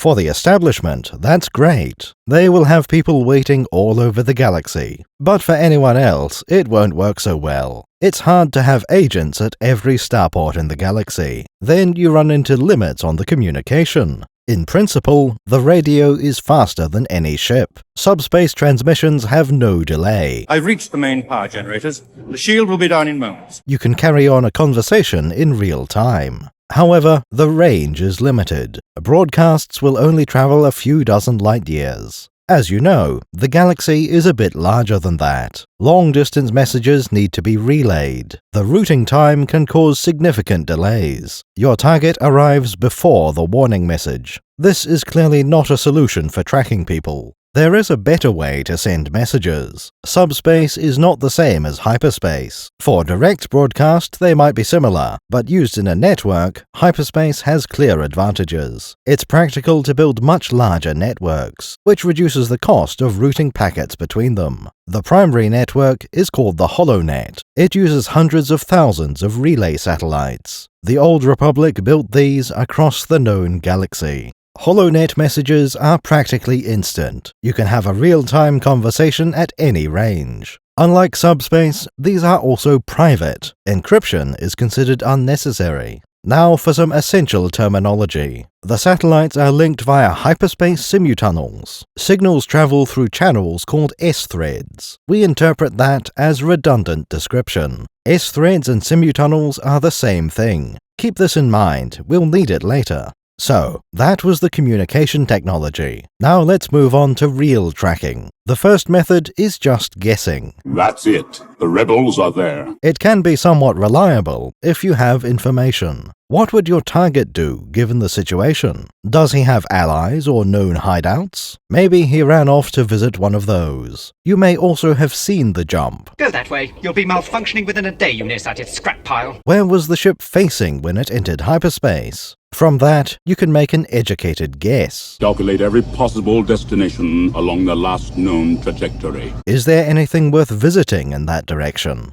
It's also possible to narrow down the range. Suppose you're tracking a very specific type of ship. Maybe it needs a certain class of berth, so he can only visit more sophisticated spaceports. Or maybe it's a criminal, so he has to stay on the fringe. Civilized places ask far too many questions. Maybe that ship has a limited hyperdrive range, either by design or because of damage. Bespin, it's pretty far, but I think we can make it. The only destinations are quite close. You can use any of these tricks together, but that's not why we're here. We were supposed to study homing beacons. These are extremely important to the saga. Many of the movies involve tracking as part of the plot. A New Hope features it twice. One of them is very overt, almost impossible to miss. Explained in the dialogue twice. You're sure the homing beacon is secure aboard their ship? I'm taking an awful risk, Vader. Vader has a homing beacon installed aboard the Falcon. Tarkin is concerned about this plan. Princess Leia figured out what was going on. That's how the Death Star reached Yavin. They let us go. They're tracking us. Quite important for the end of the movie. But that's not the only example of tracking. Remember, we've established that you can't chase a ship. Think back to how this movie started, with a Star Destroyer chasing a blockade runner. Wait a minute, that's not allowed. From this, we can tell that the Tantive 4 was also being tracked. That's probably why Leia thought of it. Vader must have had a beacon aboard. That's how he followed her to Tatooine. Pretty reasonable to try the same trick again. After all, it worked the first time. Empire Strikes Back has no beacons. That's because of an important limit on tracking. To find something, you must already have access to it. They removed the beacon from the Falcon between movies. That's why the Empire needed probe droids. Nobody had access to the ship until Cloud City. That's why for most of the movie, Vader can't find the Falcon. At the end, his men do have access to the ship. Did your men deactivate the hyperdrive on the Millennium Falcon? Instead of adding a beacon, they break the hyperdrive. That's not a bad move, it should have worked. The only beacons used were in the background. Bounty hunters, all aboard the Executor. Their ships docked in the same hangars. They were hoping that they could follow each other to the Falcon. Boba Fett is the one who finds their target, but he doesn't need a beacon to know where Han's going. The Falcon was last seen aiming for Bespin. It vanishes using the backup hyperdrive. Slave 1 gets to Cloud City first. Then he tells Vader to set up the ambush. I had no choice. They arrived right before you did. I'm sorry. A nice example of tracking without beacons. There's no need for tracking in Episode 6. About the same is true for Episode 3. Nobody has both motive and opportunity. Phantom Menace doesn't use any beacons. Darth Maul does follow the Jedi to Tatooine, but that was accomplished in a very different way. Maul sent a message to his targets. You must contact me. Send no transmissions of any kind. When Panaka replied, it gave away the position. Once again, we have a creative solution to the problem. Homing beacons are not the only method. Sometimes they aren't an option at all. The beacon is a tool, and not always the right one. That leaves us with just one movie, Attack of the Clones, with its prominent beacon. Every other time, they were off-camera. We hear about them from dialogue. They show up in books as backstory, or we infer the need from lore knowledge. Kenobi is the first to use one on screen, also the first heroic use of beacons. Previously, they had been aligned with the villains. This makes sense given the context. Homing beacons are used by the establishment, the Old Republic, or the Empire, and also bounty hunters, but that's inconvenient. We'll just pretend we don't know about that.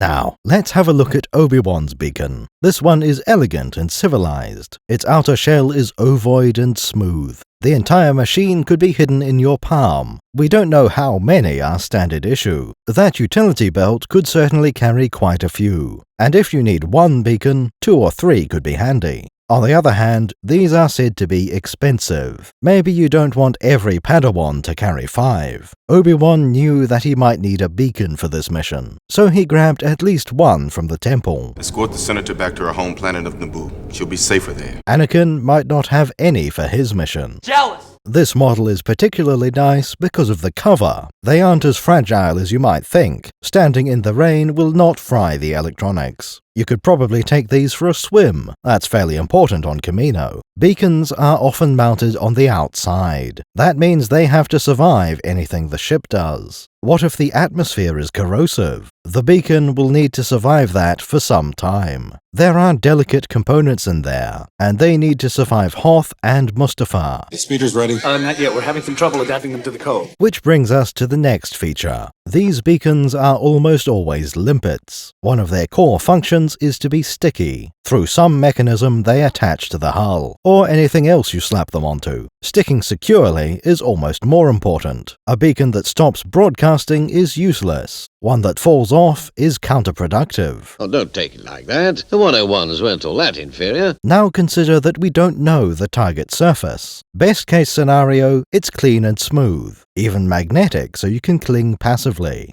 Okay, and what about every other situation? We have no idea what the hull might be made of. Durasteel is a solid guess, but nothing more.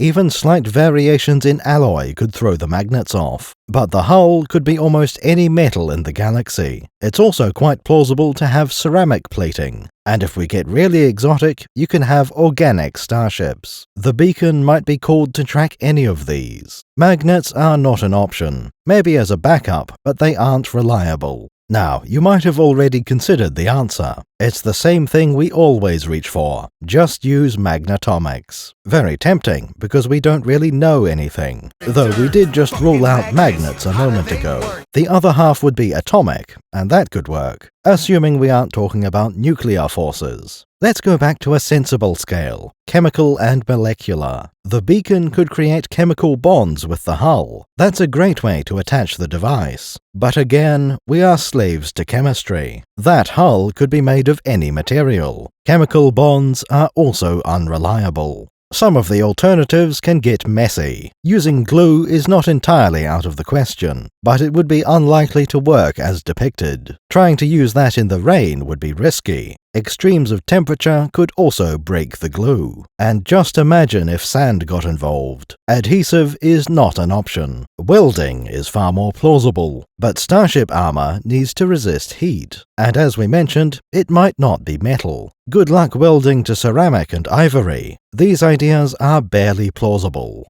We could always go the destructive route, drill some anchors into the hull. Again, this seems quite risky. How fast can you drive those pythons in? Like welding, this would be a secondary method, something that reinforces your bond. And like welding, armor is a problem. It's designed to stop things from penetrating it, which is exactly what the anchors would be doing. Clamping on with jaws is also non-viable. Hard and smooth surfaces would defeat the teeth. Now for the most promising methods. We've had several comments mentioning the gecko. They can stick to glass using their feet. Maybe the limpet beacon could use the same principle. We could even speculate that this counts as magnetomic. You can't say Van der Waals force in Star Wars. I'll see you in hell. So maybe magnetomic is the preferred euphemism. Alternatively, they could be two different things. Either way, it's a good candidate. The advantage of Van der Waals is being passive. You don't need a power source to clamp on.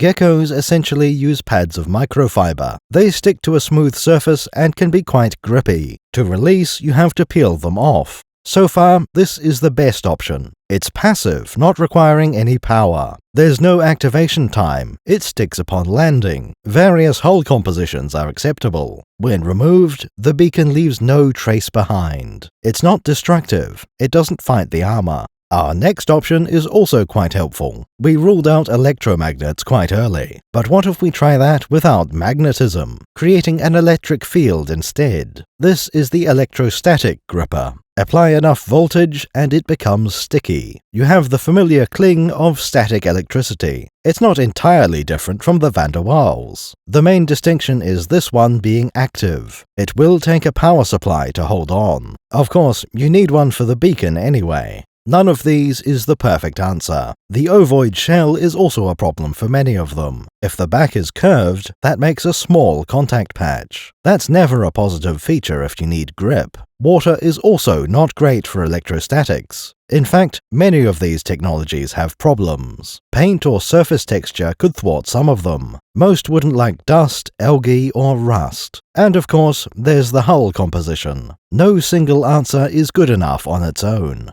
Homing beacons would need multiple grip techniques. We are fond of these last two in particular, electrostatic and Van der Waals, one to first establish the bond and the other to maintain it. But really, we can use any combination. Electromagnets aren't completely out of the question. We have magnetomics or even tractor beams. There is a canonical answer if you want to know. The diagram just says magnetic panel. We think there are better answers than that. Anyway, that's enough about limpets. Once you have the beacon attached, it has a job to do, reporting the position of that ship. We already located the starship in the swamp. It won't be long, my lord. How the beacon does that is very important. We've already mentioned subspace versus hyperspace. The key feature of subspace is limited range. In exchange, they are more affordable. We haven't found any solid numbers on the price. Still, we can expect them to be thousands of credits. The subspace version might be only 2,000. Hyperwave trackers could be several times that cost. The consequence of range is interesting. It would be as well to let it go. It's too far out of range. Not for long. You need to chase the target differently. It's no longer possible to sit back and wait. Essentially, there are two options. If you know the destination already, that's great. You can loiter in the nearby star systems. When the beacon stops moving, you found him. There! But if you had that much information, you barely need the beacon. 8 meters. 6. Can't be, that's inside the room. It would be for finding one warehouse among many, tracking on a local scale, not interstellar. In these cases, subspace is all you need. But suppose you are trying to follow a starship. With subspace, you really need to chase. If you let him get a head start, it's pointless. The beacon won't have enough range to reach you, unless you happen to pass through the same part of space. We simply do not have enough information to locate Master Luke. The beacon confirms you're close enough. It doesn't let you find the right sector of the galaxy. So the result is much the same. You need to pursue immediately, stay close. If the prey changes course, so do you. The limitation is quite fun. It's a pity we don't see it. What if you can afford some of the good stuff? You get one of those fancy hyperspace beacons. I'm going to try and widen the range. This allows a completely different approach. Notice that Grand Moff Tarkin does not follow anyone. He just sits aboard the Death Star and waits. It doesn't matter where the Falcon runs to. Anywhere they go, the Empire can track them. This gives you a lot more options in the long run. You can find the location of a hidden rebel base, but you don't need to be in the same star system. Perfect if you intend to monitor the situation. Assuming the beacon stays active, you can even learn more things. You don't just find one hidden fortress. The ship might fly to visit other contacts and hideouts. If you just wait and watch the map, it will draw a picture. This is the true potential of the homing beacon. It's not just a workaround to let you chase through hyperspace. The beacon is a source of information. It can be used to prove someone's activities. "I've never been to Ryloth," the corrupt senator says. And then you pull up his location history. Now, it is interesting to note how they're used. Tarkin sits back to wait for the results. Darth Vader is not quite that patient. He's right behind the Tantive 4. When it arrives over Tatooine, the Star Destroyer is right on its tail. Interestingly, that's also true of Obi-Wan. Using his beacon, he follows close behind. Jango Fett drops out above Geonosis. Then a moment later, Obi-Wan appears behind him. You'd be forced into this if you had a subspace beacon. But Obi-Wan could, and probably should, have avoided the fight. there's another benefit to the HoloNet beacons. What happens if you try to chase the Millennium Falcon? I know a few maneuvers will lose them. It gets away from you because of its hyperdrive. If the journey is long enough, the speed difference matters. You'll eventually fall behind, out of subspace range. To be fair, that's a pretty unique situation. If your pursuit craft has a Class 1 hyperdrive, you'll be fine. Almost nothing in the galaxy is faster. Slave 1 and the Delta 7 are both Class 1. Tantive 4 and the Devastator have Class 2. And of course, they were using HoloNet beacons anyway.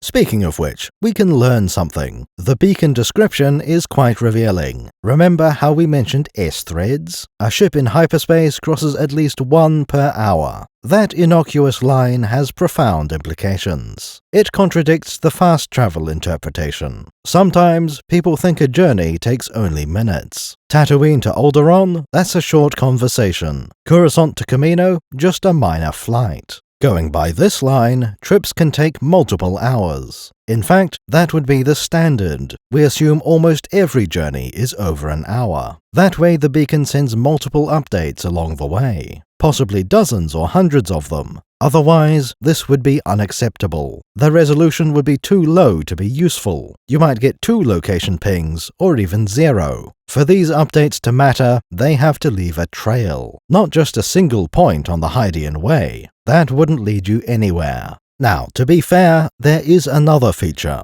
Homing beacons don't just give updates in transit. The most important moment is the transition to real space. Once a ship leaves hyperspace, it won't travel far. In fact, to get to any other star system, it would need to jump. So the beacon would send a new broadcast upon arrival. There is no escape from this tracking system. That means technically, we don't need updates en route. The final broadcast would be quite sufficient. However, there is a limit. The position is accurate to within 1 parsec. That makes quite a large search radius, just over 3 light-years in fact. It's almost precise enough to tell you the star system, but if 2 stars are close together, you won't know which one, and you can forget about knowing which planet to visit, which, if you think about it, is unacceptable. How often do you only care about the star system? It's got to be fairly rare. That is the system. Set your course for the Hoth system. If you've planted a tracker, you probably want more detail. Finding the planet is not good enough. We're approaching the planet Yavin. The rebel base is on a moon on the far side. You want to know the exact landing pad. In fact, a beacon that can't tell you that isn't much use. It's not really fit for purpose. We have to assume there's an alternative mode. Maybe most of the time, the beacon is silent, but you can send an activation code once you reach that system. Then it sends a consistent signal, something you can use to triangulate its position. That's Anakin's tracking signal, all right. Then you get the best of both worlds. That does raise the question of stealth. Can you get away with broadcasting a signal like that? For a subspace beacon, it's debatable. In theory, anyone could tune in to the beacon. But let's take a look at a subspace radio. An Imperial Star Destroyer has one of the best around. It can monitor 300 frequencies at a time. 10 times per second, it changes to a new set. Scanning the entire spectrum takes 3 hours. That makes 32 million frequencies. Keep in mind, this is some of the best equipment in the galaxy. Any other ship would scan more slowly. And that's just to hit the subspace channel. What if the beacon doesn't broadcast constantly? Maybe it only pings twice per minute. Would you even recognize the beacon signal? Wait, there's something very weak coming through. Oh yeah, you. All of this adds up to no, you won't find anything. And that's just for a subspace beacon. One using the HoloNet is completely different. Those signals are almost impossible to intercept. There's another factor hiding the beacon. Starships are not the most quiet environment. At a minimum, you'll have a main reactor, sublight engines and a hyperdrive, deflectors for particles, and also ray shields. Life support is almost guaranteed. Those are the absolute bare minimum. You might have weapon systems powered up. There could be droids or other equipment. What we're trying to say is that there is background noise, enough for the beacon to blend in with. You can find one with the right hardware, but you'd have to be looking for the beacon. One more point. Han seems to think he's not being tracked. They're tracking us. Not this ship, sister. Both he and Leia know there's only one way to do that. It's not like you can build a tracking machine that just finds things. That means Han is saying beacons don't work. Not that the ship is definitely clean, rather that any beacons aboard are useless. Some equipment was set up to block the signal. In the past, that might have been reliable, but the Empire has now solved that issue. Homing beacons are an important part of the setting. In general, it's not possible to track someone. Hyperspace is a veil that keeps you safe. Beacons allow you to poke through that veil. Tracking is expensive and it takes effort. You need access to the thing you want to find later. But beacons mean tracking is an option. It can be part of the storytelling if needed. In fact, it always has been part of Star Wars. You just need to respect the limits. Star Wars has many great designs. Objects that are instantly recognizable. Shapes that you dare not imitate. Everyone would know what you're doing. Oh, a starfighter with X-shaped wings. Amazing, you're the first to think of that idea. But of all the designs, one stands out as really weird. Slave 1 has a unique shape to it. It changes orientation for landing. Nothing in the galaxy is quite like Slave 1. Let's start examining the ship. First of all, the obvious feature. The way it flies is not the same as the way it lands. That makes this ship one of the only ones to behave this way. Normally, a ship lands with engines behind it. When you touch down, the exhaust is facing aft. That's also how aeroplanes work. But these are spaceships. They don't need a runway. Thrust sending you forward is not useful, at least not until you reach a certain altitude, above the landing pad and any nearby obstacles. This would be a crippling flaw with Earth technology. You need to have engines facing down for a vertical takeoff. Star Wars gets to cheat by using repulsorlifts. Now a vessel can take off without its main engines. After reaching a safe altitude, it can begin forward flight. The reason for this is obvious. Ships in Star Wars are not built like rockets. The deck is not perpendicular to the line of thrust. That makes the layout similar to an ocean-going ship. Great for style, saves installing a lot of turbolifts. This doesn't work with high-speed vehicles. Accelerating produces G-forces. Those are much easier to manage vertically. People are pressed into their couches, not the back wall. But Star Wars has inertial compensators. These mean you won't lose your footing while the engines come on. We also have artificial gravity as standard. That means you don't need thrust to serve as your gravity. All of this technology is necessary and implied. With it, Star Wars ship design is not terrible. You can have decks parallel to the thrust axis. Slave 1 does not use that solution. It's worth going over some terminology to stop any confusion. There are two different angles we could look at it from, the ship in flight or when it's landed. On the ground, it seems simple. There's a tail that we could designate as the back. The front would be the opposite side with the cockpit window. Engines on the bottom, and the top is opposite. But that perspective would be very confusing. We'll use the flight configuration instead.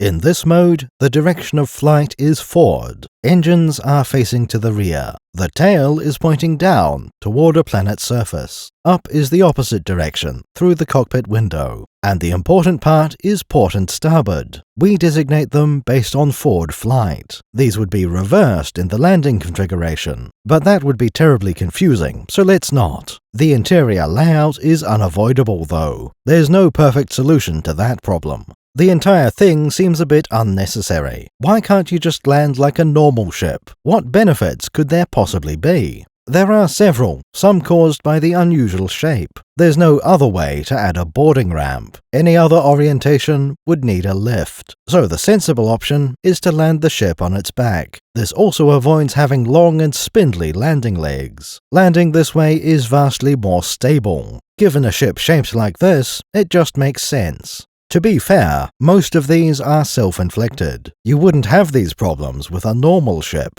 Just build any other design, and you can have normal legs and ramps. But there is something Slave 1 does better. Actually, two, come to think of it. First of all, the engines are protected. By having them face down, nobody can access them.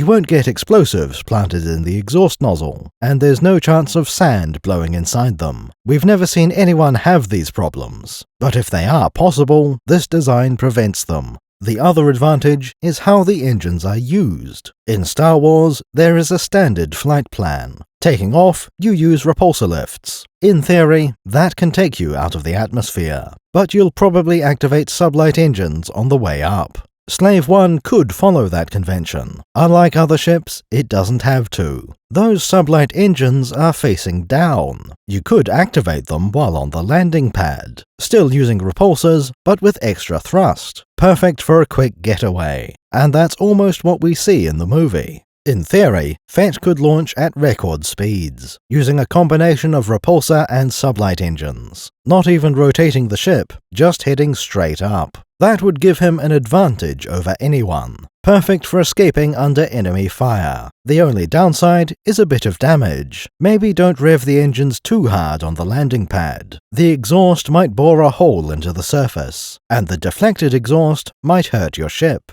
But sometimes every second counts. You can get repairs at the next starport, and someone else can pay for that landing pad. Unfortunately, these are the only advantages. It would be possible to make a powerful ship in a different shape. Even easier, perhaps, with fewer constraints. There's nothing completely unique about Slave 1. It doesn't need to be this shape for any particular reason. The tail doesn't have a cannon barrel running along its length. You could pack the same engines and weapons into a different chassis. Might we suggest the Gatroc 720, a fine ship for a bounty hunter? Or perhaps the Skipray blast boat? Either one would have potential. To explain this design, we need to look at its function. Slave 1 is a Firespray class, built by Kuat Systems Engineering. Already sounds promising. KSE does good work. Why, they created the Delta 7 for the Jedi. This one was designed as a patrol and attack ship. That's a unique role. We don't see anything similar. The closest would be the Cloud Cars of Bespin. Those are also designed for law enforcement, but there's almost no overlap in the designs. Besides, Cloud Cars are just airspeeders. The Firespray is a starship.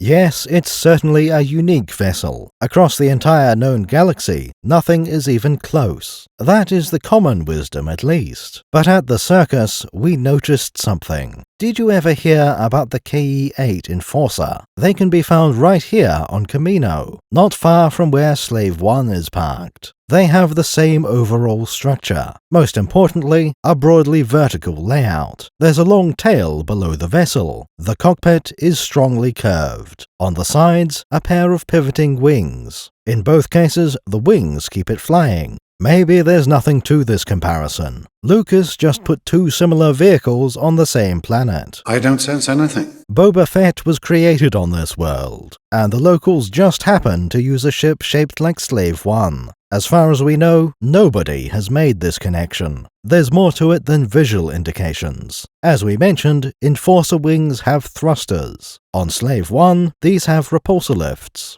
At the end of the tail, we have multiple weapons. These vehicles are lining up a little too well. It gets even better when you keep looking. The Enforcer is described as a patrol vessel. As for the Firespray, that's a patrol and attack ship. In some cases, it's just called a patrol craft. Either way, we get similar terminology. That's because these are built for similar roles. They are to be used by law enforcement or quality control. You climb inside and then float menacingly. Their primary function is to hang around. Ideally, that stops people from misbehaving. And if not, the vehicle has weapons. Even if you don't believe in the Enforcer, it's still true. The Firespray class was built for loitering. That would be its main benefit for planetary law enforcement. You can arrive on the scene and look around. Inside the ship, you're practically invulnerable. Even better for use in a prison. That way it's less likely for someone to have anti-vehicle weapons. The Firespray would be fine as a police airspeeder. Not a bad purchase if the budget allows it. No.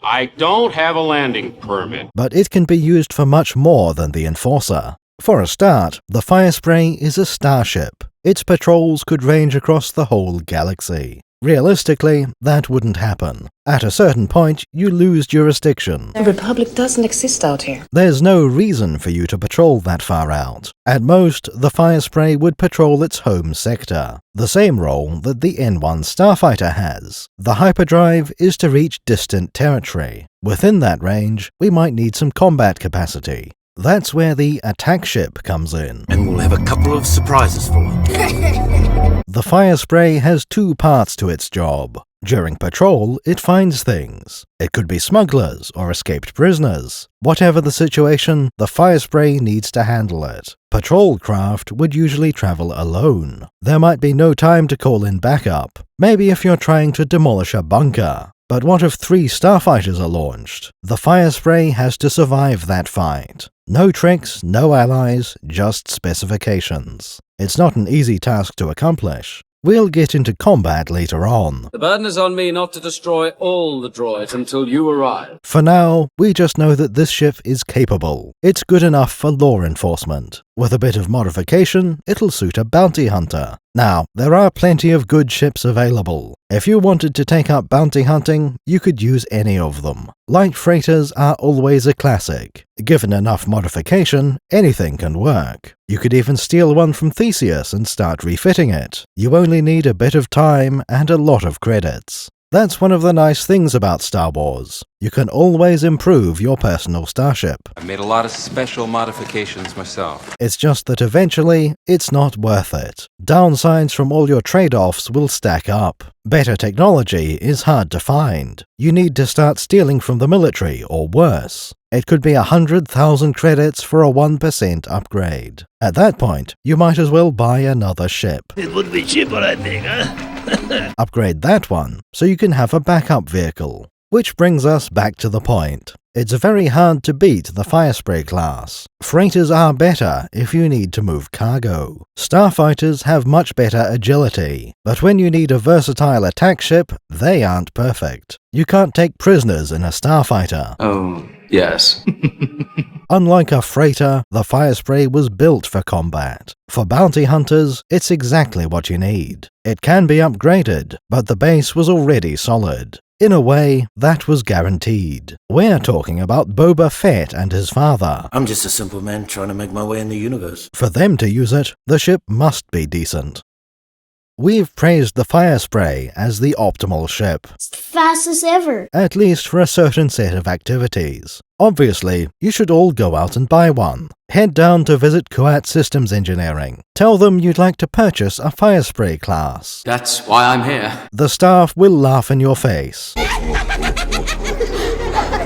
You see, the Firespray is not currently on the market, and depending on your sources, maybe it never was. The history of the Firespray has been changed. Let's travel back in time, before the prequels. In this era, the Firespray was outdated. Its production had been limited, then discontinued. In civilian applications, it was a poor design. No use for cargo or passengers. Not a mining vessel, not a luxury yacht. For smuggling, it could just about work. The Firespray 31 doesn't have a lot of storage. But if you only need a few crates of spice, you can find room. Another option would be as a courier vessel. Then you don't need much space in the hold. In other words, this is just like the Millennium Falcon. It's an older model. The YT-1300 is no longer produced. You can't buy them new, but they exist. Almost every example is heavily modified, and one specific ship is legendary. That's very important to keep in mind. The Firespray did exist. You could have bought one. It's not specified as being older than the Clone Wars. There's nothing entirely unique about the Firespray. It's just a niche vehicle that you won't see very often. That was completely changed with the prequels. In this era, we have a different backstory, still produced by KSE, but in this version, a set of prototypes were being tested. Jango happened to visit UVO 4 at the right time. He stole one of the Firespray prototypes, and he used it to destroy all of the others. That leaves Jango with a completely unique vessel. I've never seen a ship like this. What is she anyway? She's a Firespray Pursuit Special, one of 6 prototypes manufactured for the prison. She's the last of her kind now. Won't the Correctional Authority hunt her down? I've deactivated her transponder. They'll assume she was destroyed with the rest. We're in the clear. Only half a dozen prototypes were made. Slave 1 is the only surviving example. Kuat decided against mass production. It's not possible for someone else to have a Firespray. Which is quite an interesting story. It makes sure that Fett has unique equipment. There do exist at least 3 suits of Mandalorian armor, but the Firespray, that's one of a kind. Nobody knows what kind of ship it is, or its capabilities. It's completely different from anything you've seen before. That's not a bad idea in isolation, but it does become quite limiting. That bounty hunter you made in an RPG? Not possible to give him a Firespray. Jango Fett has the only one in existence. This exclusive nature was far too inconvenient. It was quickly retconned back to the West End style. In the cross-sections it says recognizable. That would mean people need to see the Firespray class. Elsewhere on the page it mentions limited production. Once again, an exact match for the original lore. They were built, but it was a while ago, and the class was not popular. A much better situation to be in. The ship is still obscure, with a strange design. Recognizing that class makes you a cool dude. Another ship coming in. It's an Imperial fighter. We get more clarity elsewhere. The new Essential Guide says production eventually resumed. Slave 1 used to be unique until the original trilogy. Then the Firespray was revived around the Battle of Yavin. Not a bad solution, it means we can have more of them, but the timing is still tightly restricted. You may only have a Firespray in the years ABY. Until then, it stays the same. Fett has the only one.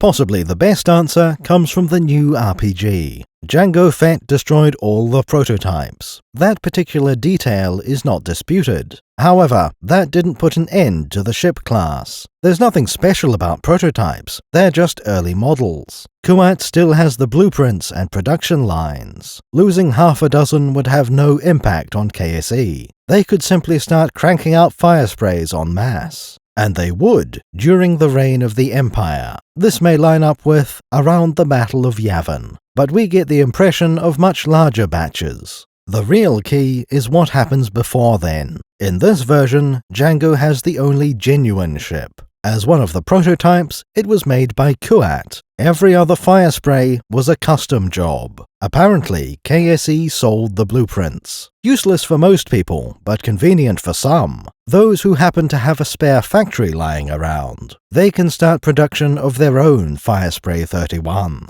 Again, we expect a very small batch size. There might be no more than 20 in the galaxy. This change is a stroke of genius. It doesn't remove any of Jango's deeds. He did steal one of the prototypes and destroy the rest. Slave 1 is still unique as the only KDY prototype. But it also brings in the older lore. Now there is a very brief production run some years ago, or rather, several of them at various times. This opens a huge range of possibilities. You could buy one for rebelling or bounty hunting. That used to be completely off the table. But that is just the beginning. You could also supply them to local police. We're a small outpost and not very self-sufficient. Supply problems of every kind. A small world with decent industry can buy the blueprints, then set up their own Firespray factory. Best of all, each source can be different. They don't have to follow the blueprints exactly. Maybe there's a shortage of transparent steel, so that large cockpit window gets redesigned. You can have different armor, weapons, engines. Maybe the hyperdrive is inferior. And all of these variations are on a stock Firespray. They came that way from the factory.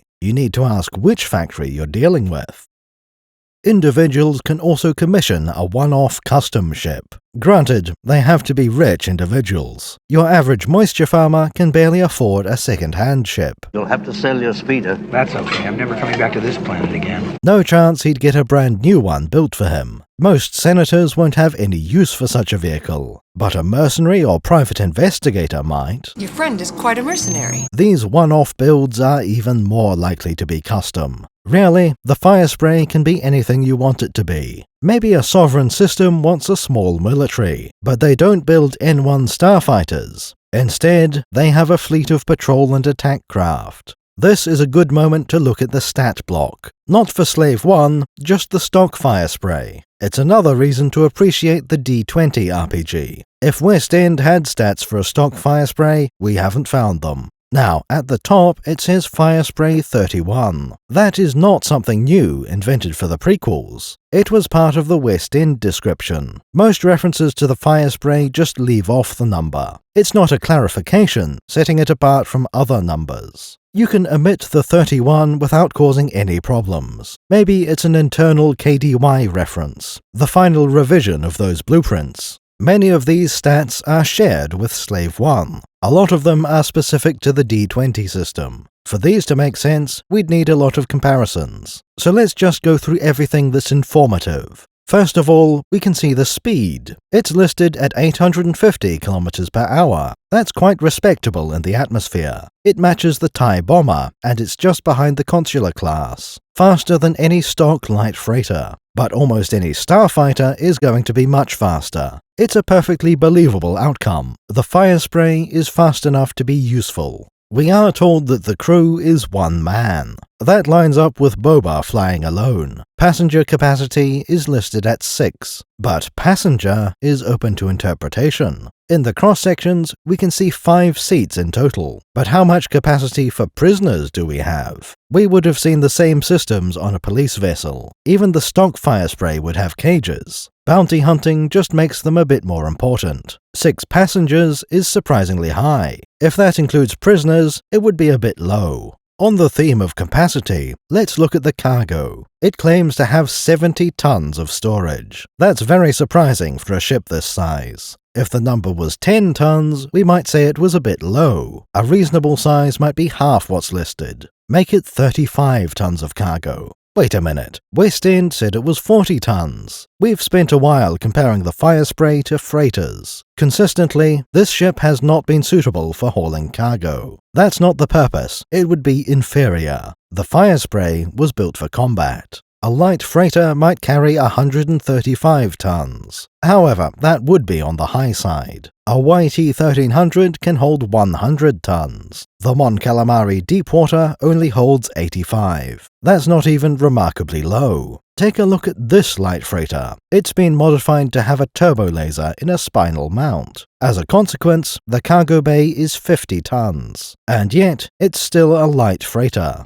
For comparison, look at the Skipray blast boat. This is a combat vessel of comparable size. Its cargo bay holds 20 tons. That seems reasonable, but 70 would be absurd. We're being generous giving the Firespray up to 40. Low capacity is extremely important. Remember, the story of the Firespray is that it failed. Less than stellar as a military vessel. A bit too combat-oriented for civilian use. West End specifically notes a lack of space. With 70 tons, this would be a viable freighter. It would have the right size, capacity, and price. You can probably get that up to 100 tons if you try. The Firespray would not have failed in the market. At the very least, it would be a viable freighter. It's a neat idea, but it would break the law. We mentioned another critical factor. For most people, the price really matters. You front the cash for the entry. Gaben only knows how compelling discounts can be. That could be a key reason that the Firespray failed. If you can't make them cheap enough, nobody would buy one. We've never known how much Slave 1 cost. For some reason, Boba Fett isn't selling it.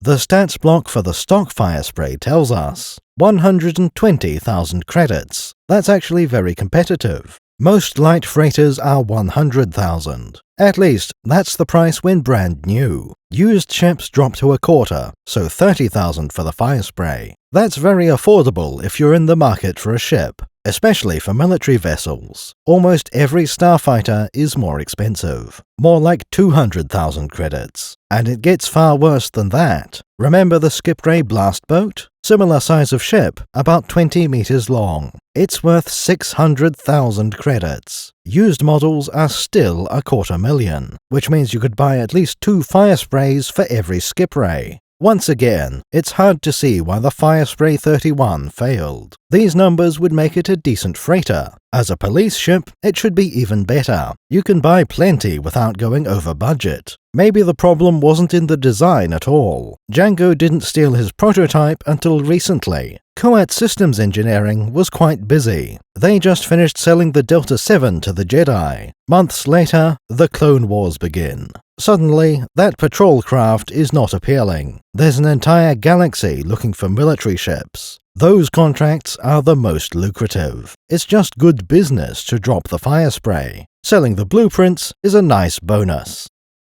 You might have noticed we skipped a few core systems. These are fairly big topics, and we need comparison. It's no longer about the stock Firespray class. We'll be comparing it to Slave 1. Right now, the category is drives. As you know, there are 3 different types in Star Wars: Repulsorlift, Sublight engines, and hyperdrive. Let's examine that last one. The Firespray does come with its own hyperdrive. Interstellar journeys are now possible. In the past, we've seen limits on hyperdrive range. It's a good way to limit mobility. Your starfighters can be restricted to their own sector. The same applies if Kuat builds another giant ship. Limit the hyperdrive, and it has to stay home. There's no range listed for the Firespray. That's not a surprise, most ships are like that. Patrol craft have to fly a long way. Having great endurance would be a selling point, but range is not the only feature of a hyperdrive. Speed is the primary factor. Surprisingly, the Firespray falls short here. Its hyperdrive is only Class 3. In theory, there's nothing wrong with that. Class 3 is considered to be a normal civilian hyperdrive, but many freighters have a Class 2. Military hyperdrives are expected to be Class 2 or 1, and the Firespray is a patrol and attack craft. Designed for law enforcement at the very least, we'd expect a Class 2 hyperdrive. Slave 1 does not share that flaw. It has a Class 1 hyperdrive. That's the gold standard, the upper limit. Anything faster is not in mass production, and frankly, more trouble than it's worth. Class 1 is all you need, and the best you can reasonably hope for. If it's a fast ship. Boba Fett might try hitting point 9. There is some value in being slightly faster than everyone. Jango upgraded his prototype to Class 1. As far as we know, Boba left the same hyperdrive installed.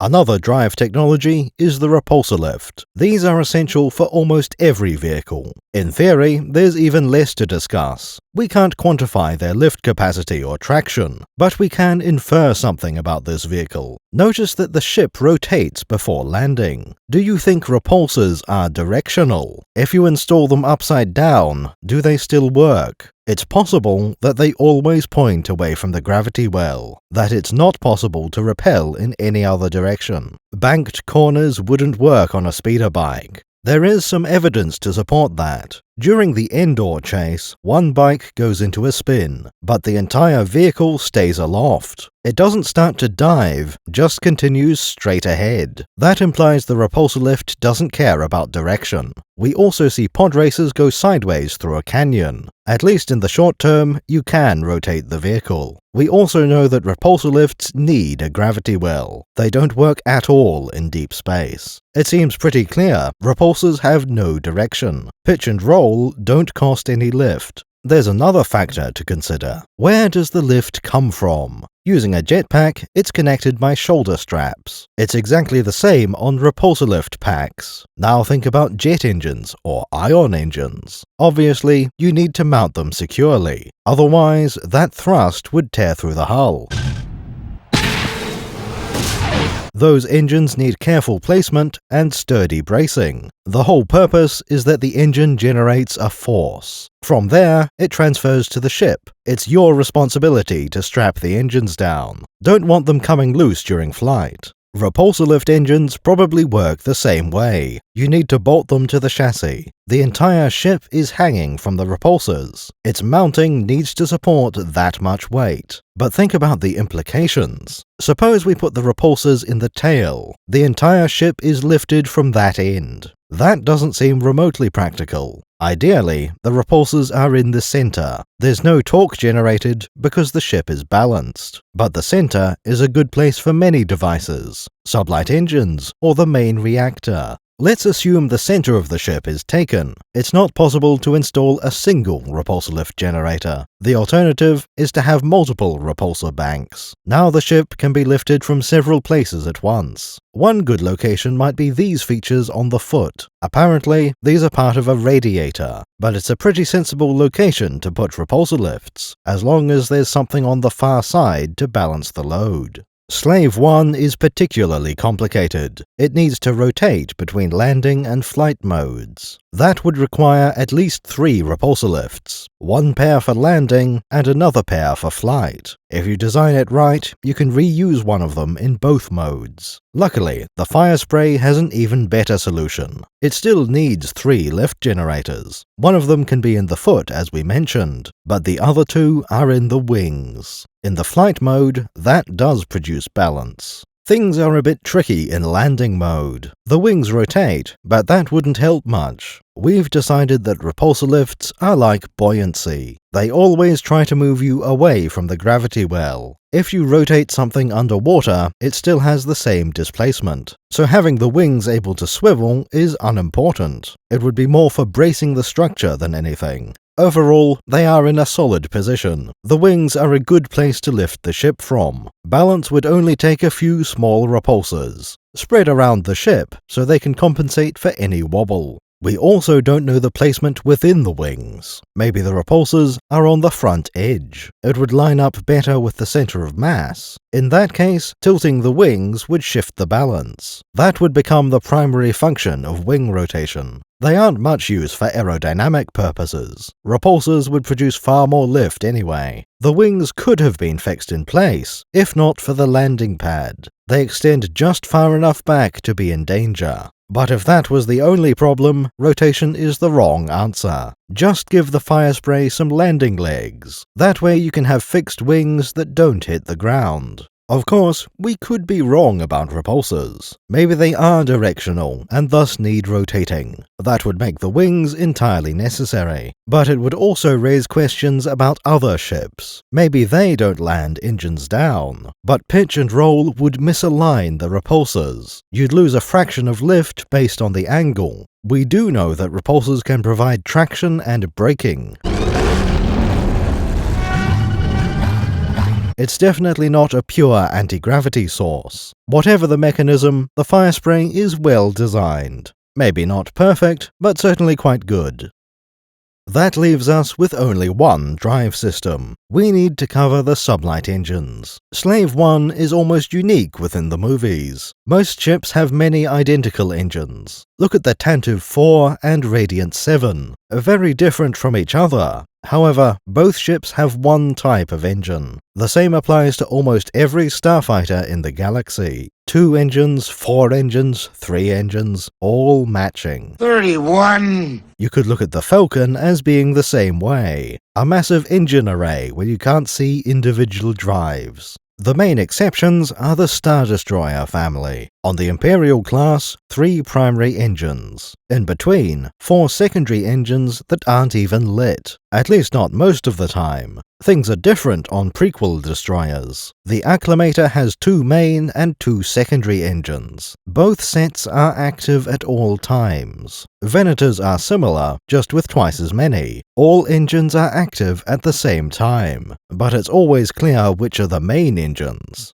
That's not how the Firespray was designed. It has 2 circular engines and 1 horizontal bar. Both are active and have similar surface area. The exhaust flare is the same color. These are just 2 different engine types. Neither one can be called the primary drive. That's bizarre, but it's not a bad choice. Think about how you might throttle these engines. Pitching up and down would be easy. Now imagine cutting one of the circular engines. That makes you dive and turn to the side. Same if you set one circle to full power. That sends you up and into a turn. Slave 1 would have an unusual movement style. You can replicate the same behavior with a quad-engine layout. Those rising and falling turns would be natural to an X-Wing, but still, it might throw your opponents off slightly. Of course, there is a weakness to this layout. It's not so easy to produce pure yaw. That axis would almost always be combined with pitch. On the other hand, Star Wars ships are quite agile. They don't follow Newtonian spaceflight principles. Luke, at that speed, will you be able to pull out in time? Be just like Beggar's Canyon back home. The Firespray seems to have perfectly fine agility.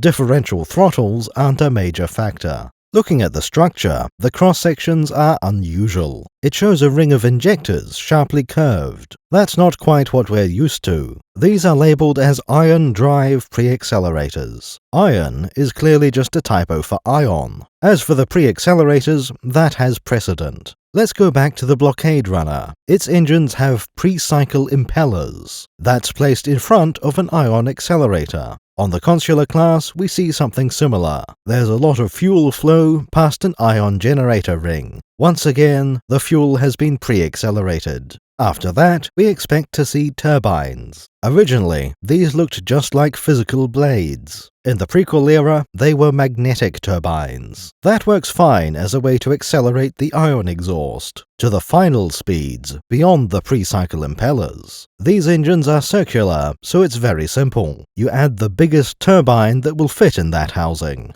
Okay, but the other engine is a rounded rectangle. How are you going to fill that with turbines? It would be possible, but not ideal. Rows of circular turbines would leave dead zones. Slave 1 is shown with a consistent exhaust. Maybe there's some kind of diffuser mechanism. The turbines aren't pushing anything through those areas, but the exhaust spreads out. But it's better to accept that turbines don't make sense. This kind of engine can't use the standard structure. No axial turbines rotating around a shaft. We need a different mechanism entirely. Luckily, there is one very similar engine, a horizontal line on a very well-known ship, the YT-1300, or Millennium Falcon. That means we have cross-sections and diagrams. Falcon engines have a linear structure. You can extend that design as long as you like. Very likely, this is what the Firespray uses. Maybe a double layer running around the perimeter. This kind of engine might have different performance characteristics. Faster throttle response, better fuel efficiency. That would explain mixing the mechanisms. As for the result, it's surprisingly effective. The movies never make it entirely clear how fast ships are. There is the analogy with the wet navy. Capital ships are boats, and starfighters are aeroplanes. That would make the fighters incomparably faster. But the Falcon is not much faster than star destroyers, and we know the Falcon is on par with a slow starfighter. Well, Slave 1 is really fast for a medium-sized ship. It is the same speed as an Alliance Y-Wing. This is incredibly good. Jango Fett should be able to keep up with anyone. Starfighters will only gradually be able to pull away from him. For everyone else in the galaxy, there is no escape. Slave 1 has the speed and agility to stay on your tail. It works the same when the roles are reversed. In almost any situation, Jango can just run away. Usually, his ship will be faster than anybody else's. We can't say the same for the stock Firespray. That might seem like a minor detail. Slave 1 can reach 1,000 km per hour in atmosphere. The stock Firespray can only manage 850. It's a very similar situation to the YT-1300. Those are 800 km per hour from the factory. The Millennium Falcon can manage 1,050. Both of these named ships are highly modified, but the stock Firespray is already designed for speed. 2/3 of the interior is dedicated to drive systems. Engines are F-31 models from Kuat Engineering Systems. The F-31 is clearly intended for the Firespray 31, but that's from a different company in the Kuat family. We're already familiar with Kuat Systems Engineering. Apparently, they get their parts from Kuat Engineering Systems. As for the reactor, this is also from Kuat, a set of 4 XF-16 power generators. Keep in mind that we're talking about a standard Firespray. This is before any hot rod modifications. Even so, 2/3 of the volume is the drive systems. The other important machinery is the weapons. In this case, the stock Firespray is somewhat lacking. It comes with a tractor beam, which is not very common. The Millennium Falcon doesn't have one. We normally see these on Star Destroyers and other large ships. It makes a lot of sense for a police vessel. The only real weapons are on the tail of the Firespray. A pair of twin blaster cannons, 4 barrels, 2 swivel mounts. That seems rather lackluster for an attack craft. Having 4 cannon barrels is not amazing and not terrible. The X-Wing has 4 laser cannons. Many starfighters have only 2 laser cannons. But if you look carefully, the Firespray has no laser cannons. These are only blaster cannons, which are not the same thing. Precisely how they're different, we aren't sure, but the hierarchy is very clear. Blasters are the weakest, followed by lasers, then turbo lasers. The best analogy we have is with caliber. Blasters are rifles and machine guns, lasers are vehicle-mounted cannons, and turbo lasers are the equivalent of artillery. Which makes it very strange that the Firespray would have blasters. They're fine as a supplemental weapon. Think of the swivel auto-blaster on the Falcon, but the Firespray uses blaster cannons as its only weapons. Slave 1 has more options, but still uses the same blasters. If we model blaster cannons as inferior, this makes no sense. Kuat should not have installed them by default. Fett would have instantly replaced them. So there must be some value to blaster cannons. It certainly can't be about total energy. Turbo lasers draw more power than the lower tiers. You could run the same power lines to a blaster or laser cannon. We could say that it's about armor penetration. Given the same input energy, you get a different result. The laser cannon goes through armor, the blaster impacts on the surface. That would give a rationale for using blaster cannons. If you're facing civilian vessels with little to no armor, police and bounty hunters might find that to be normal. Other explanations, like range, don't work so well. They leave no reason to use the inferior blaster cannons. Rate of fire could be more interesting. Given the same energy supply, a laser cannon has fewer bolts. Blaster cannons fire a near-continuous stream. It's all very confusing, but we think armor penetration is the best bet. The Firespray is armed with weapons just above anti-personnel grade. They're great against light vehicles and soft targets. It's not the ideal answer, but it's good enough. In other ways, these blaster cannons are great. Those mounts look like they should swivel all the way around. The cross-sections agree, giving a 360-degree rotation range. It also specifies 10 degrees of tilt. That's not a lot, especially if that's the whole range. Plus and minus 5 degrees from straight ahead. Tilt might be the more useful axis. It lets you keep the cannons on target during a chase, even if both ships are weaving back and forth for evasive maneuvers.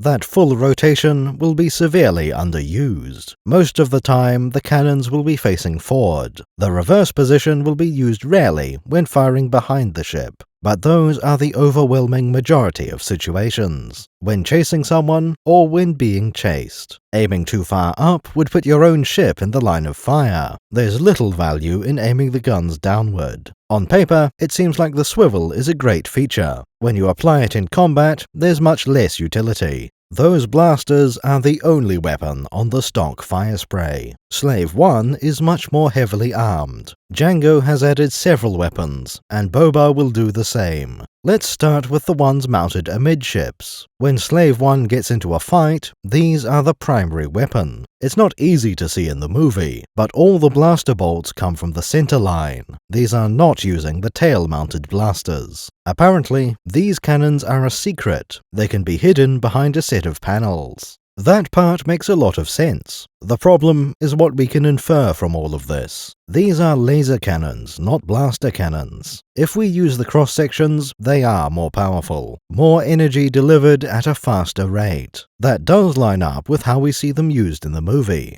Given that Jango uses these in a fight, that must be correct. Otherwise, he'd use the blaster cannons in the tail. Following the movie, these have to be the best weapons. The problem is that everything else says they aren't. There's not very much space for their support systems. The cannon barrels are very short indeed. Judge me by my size. Size matters. Look, Yoda, size isn't everything, but it's fair to assume the bigger guns are more powerful. You get a Series 4 deatomizer, I get a little midget cricket. Oh! These weapons are concealable, so they can't be that great. They weren't part of the original Firespray. Kuat didn't think adding these weapons was necessary, and Boba Fett had the same opinion. He will go on to remove these laser cannons. We can solve all of these problems with one simple fix. Keep the same weapon loadout, but swap places. The ones mounted amidships are now blaster cannons. On the tail, we have a pair of twin laser cannons. Everything suddenly makes sense. From the factory, KSE gave it laser cannons. That's what we'd expect for anti-vehicle weaponry. The stock Firespray is now sufficiently armed for its role. Fett has no need to upgrade those tail guns, but he probably did so anyway. In most cases, they would be the primary weapon.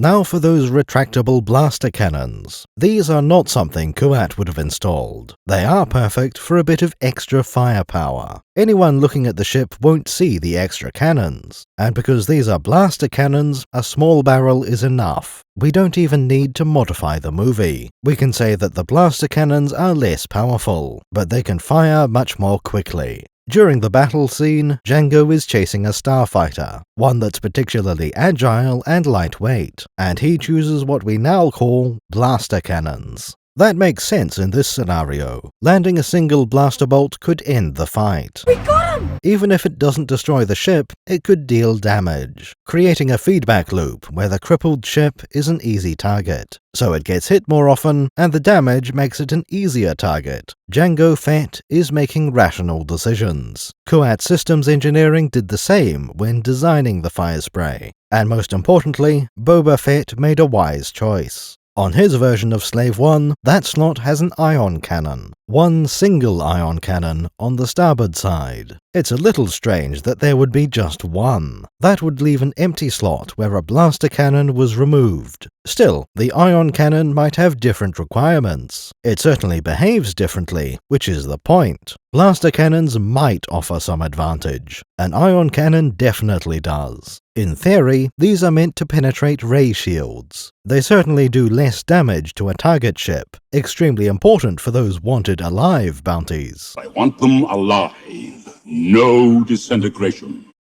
Which brings us to another kind of weapon system, concussion missiles and proton torpedoes. Both of these can also penetrate ray shields. The shaft is ray shielded, so you'll have to use proton torpedoes. At least one of them has the potential to be non-lethal. These torpedo tubes can be loaded with dummy warheads. They fly right through the victim's deflector shield, but instead of dealing damage, they install a homing beacon, either subspace or S-thread, as discussed earlier. These are a fantastic tool for a bounty hunter. Of course, you can launch other projectiles. Does it fire anything else apart from listening devices and hypodermics? Real torpedoes with proton warheads. Exactly what you'd expect from a torpedo tube. On Slave 1, the torpedoes are in the tail. There's a pair of launchers right near the tip. That's also where we keep the tractor beam projector. Since we don't see anything, we can tell they are concealed. So far, it all lines up with the movie. But this diagram says the tail has a hidden turret. It might not be necessary if torpedoes are guided.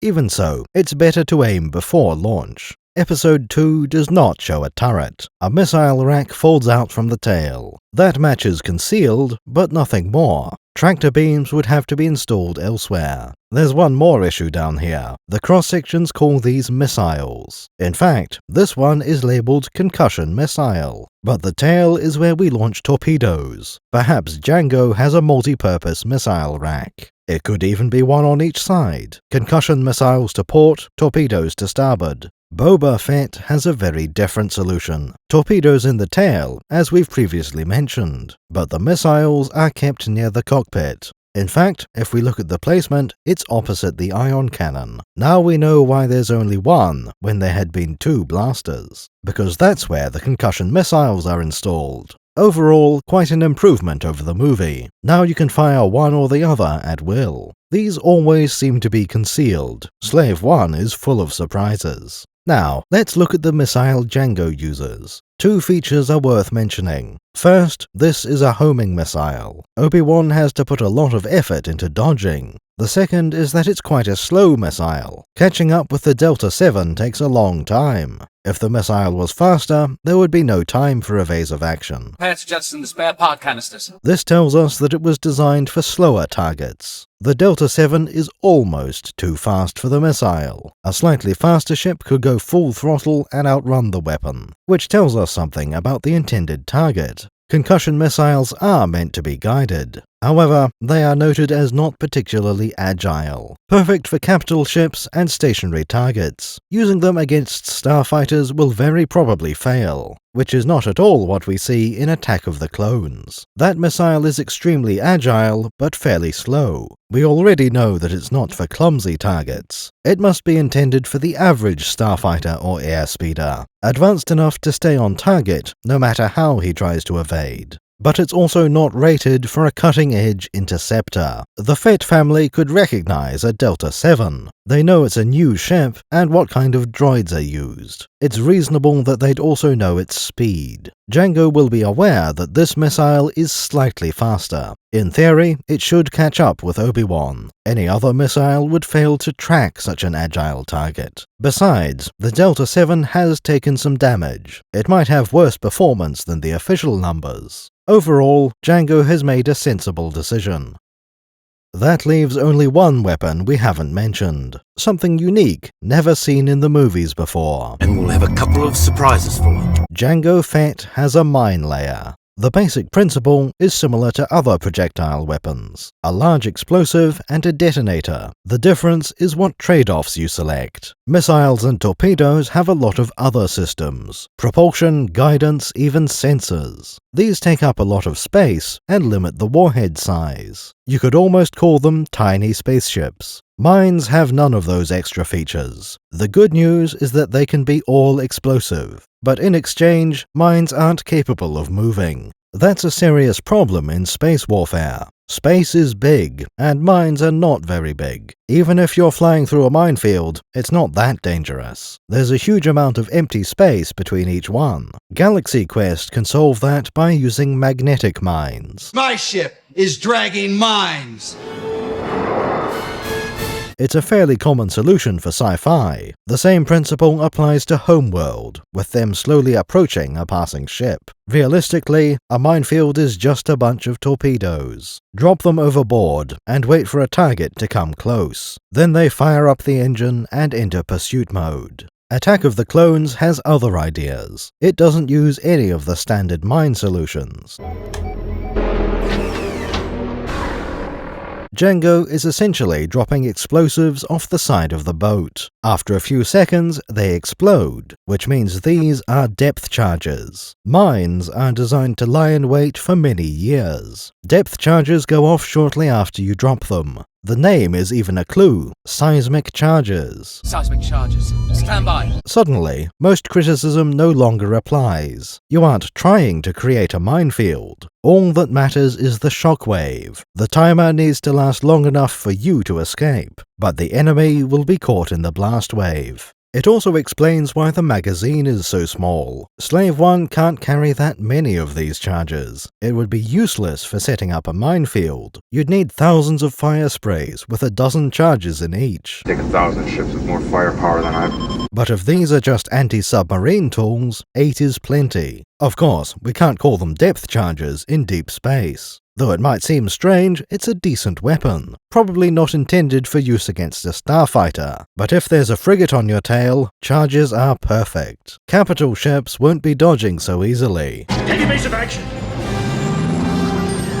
There's just one criticism remaining. These mines are very big. Now imagine an entire magazine and feed system. That's a lot of space inside the ship. If you remember, the Firespray doesn't have much room. That's on the standard version, before the engines were upgraded. Jango has made a sacrifice by installing this weapon. If it was anything else, we'd say it was a terrible idea. We should not have made this bargain. But this is a specialized weapon against capital ships. Even a dreadnought would think twice about flying into seismic charges. So what are these charges? How do they work? There's something very strange about the explosion. For a start, it's blue instead of orange, but the shape is the most notable part. We aren't dealing with anything familiar. These charges have a yellow indicator light. It comes on when each one has been armed. Just before the explosion, that light changes to blue. In the first stage, we see a flash of light, then a spherical cloud with a pole through it, but that's only for a single frame. After that, we see the true structure. That pole extends into something elliptical, almost like a long, narrow hourglass. For a moment, the shape is almost stable. Then a pulse of energy runs back down the poles. That spherical cloud has started to flatten itself. It becomes perfectly flat as the pulses reach the center. That's when the pre-explosion has finished. We get a flash of light and then a shockwave. But this is a flat disk, not a sphere. Unexpected, but we have seen this before. When the Death Stars explode, at least in the special editions, there's a normal explosion in the middle, but also a shockwave ring. On the first Death Star, it's aligned with the super laser. Not quite, but that's the general orientation. The ring is vertical, going through the dish. Why would it happen like this? We can't really say on this model, but things are better in the sequel. The Death Star 2 has its ring aligned with the equator. This time, we can explain why. Look at the main reactor for this battle station, something of an hourglass shape. The main body of the reactor contains the long axis. When it collapses, we just see an explosion. But what if there were two explosions? When they intersect, the vertical part cancels out. That leaves a flat shockwave. It expands outward in the shape of a ring. The rest of the station is destroyed in a secondary explosion. Something very similar happens in the seismic charges. Maybe this doesn't make perfect sense, but it would explain the ring and Jango's weapon. The alternative is much worse. Let's find out the canonical answer to this. Apparently, these charges are filled with baradium. That's the same explosive found in thermal detonators. In this case, it's unstable liquid baradium. That makes a lot of sense, nothing wrong with the idea, except that you have such large explosives on board. Each of the seismic charges is the size of a man. Essentially, barrels of liquid baradium. It's a huge explosion waiting to happen, and not because of the liquid. Baradium is always unstable. Still, they are relatively well shielded. The magazine is deep inside the ship. Even the launcher has a set of doors. Now the ship won't be destroyed by a stray blaster bolt. The part we don't like is the other ingredient, a volatile gas called collapsium. This is perhaps the silliest name in Star Wars. It's called collapsium, and it makes things implode. This is why we're here, unobtainium. At least that lines up with the movie effects. But really, collapsium is the name you chose.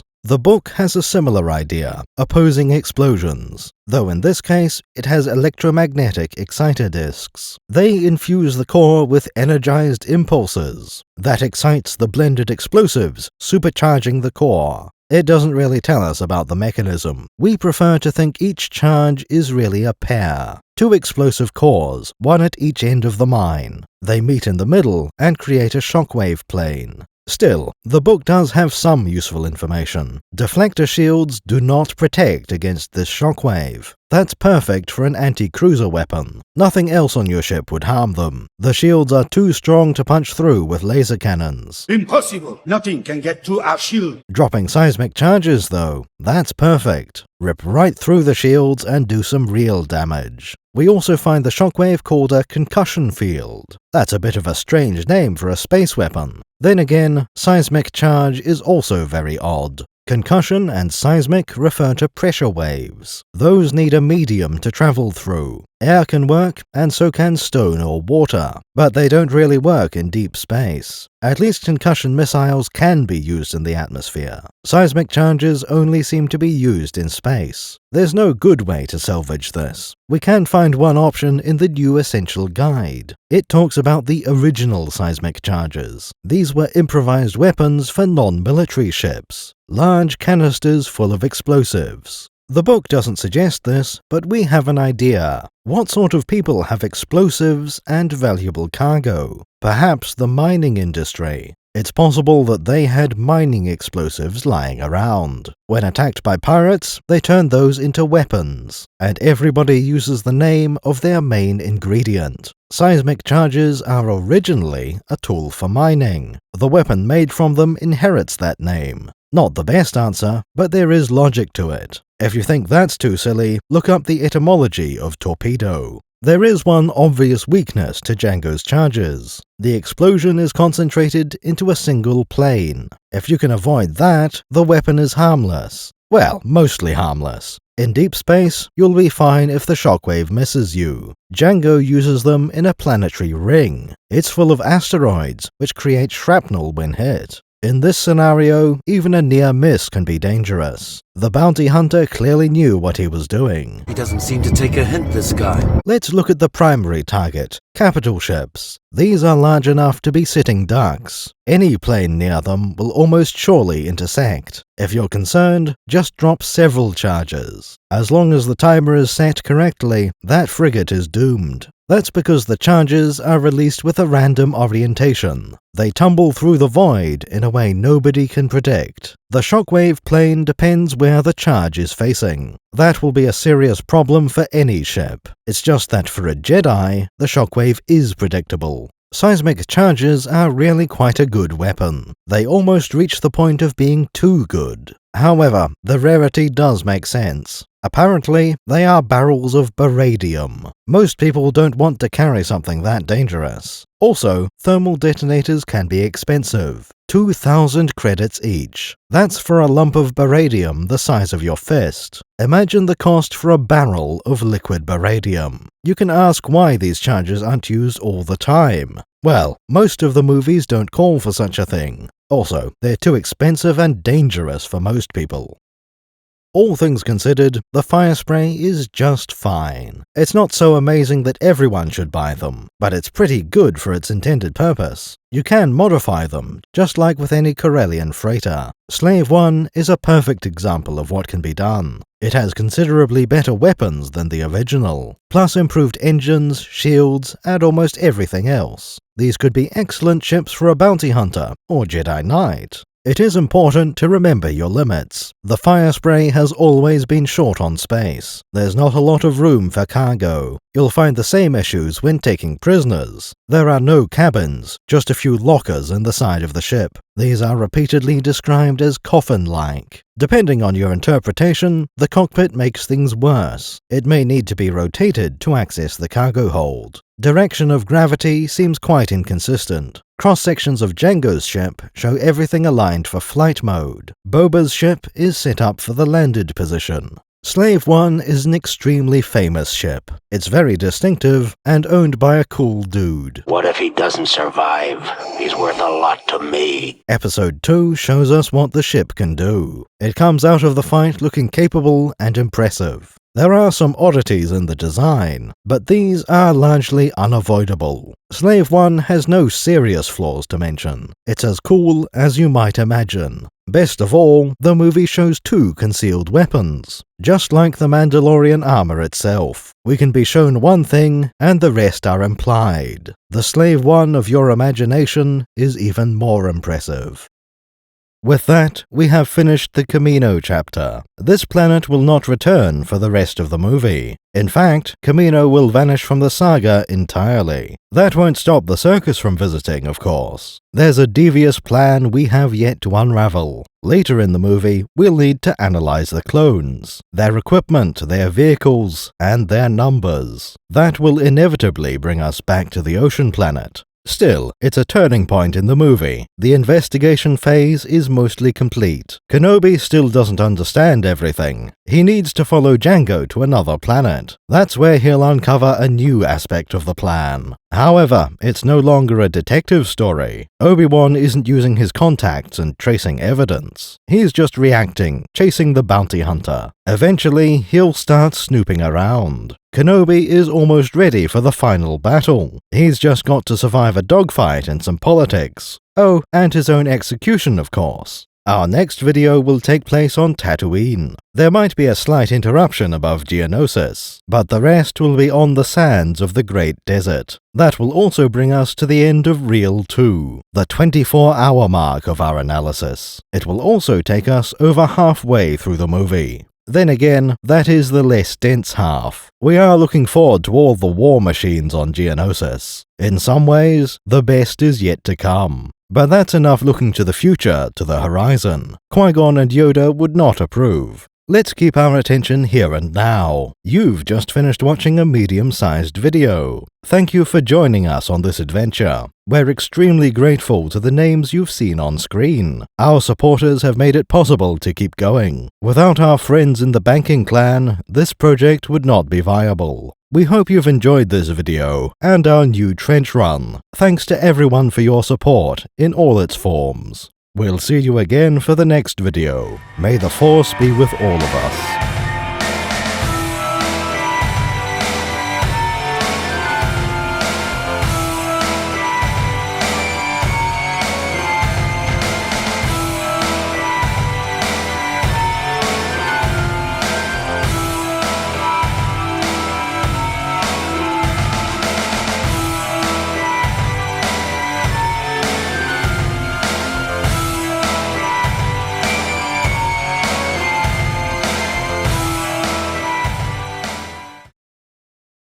There are two ways to support us. Become a patron at patreon.com/thebreadcircus, or become a YouTube member by clicking the join button. Alternatively, subscribe, like, and comment. Only the former options guarantee that your name lives on in history. Everything else is embarrassing YouTubey stuff. What, you think you're some kind of Jedi waving your hand around like that?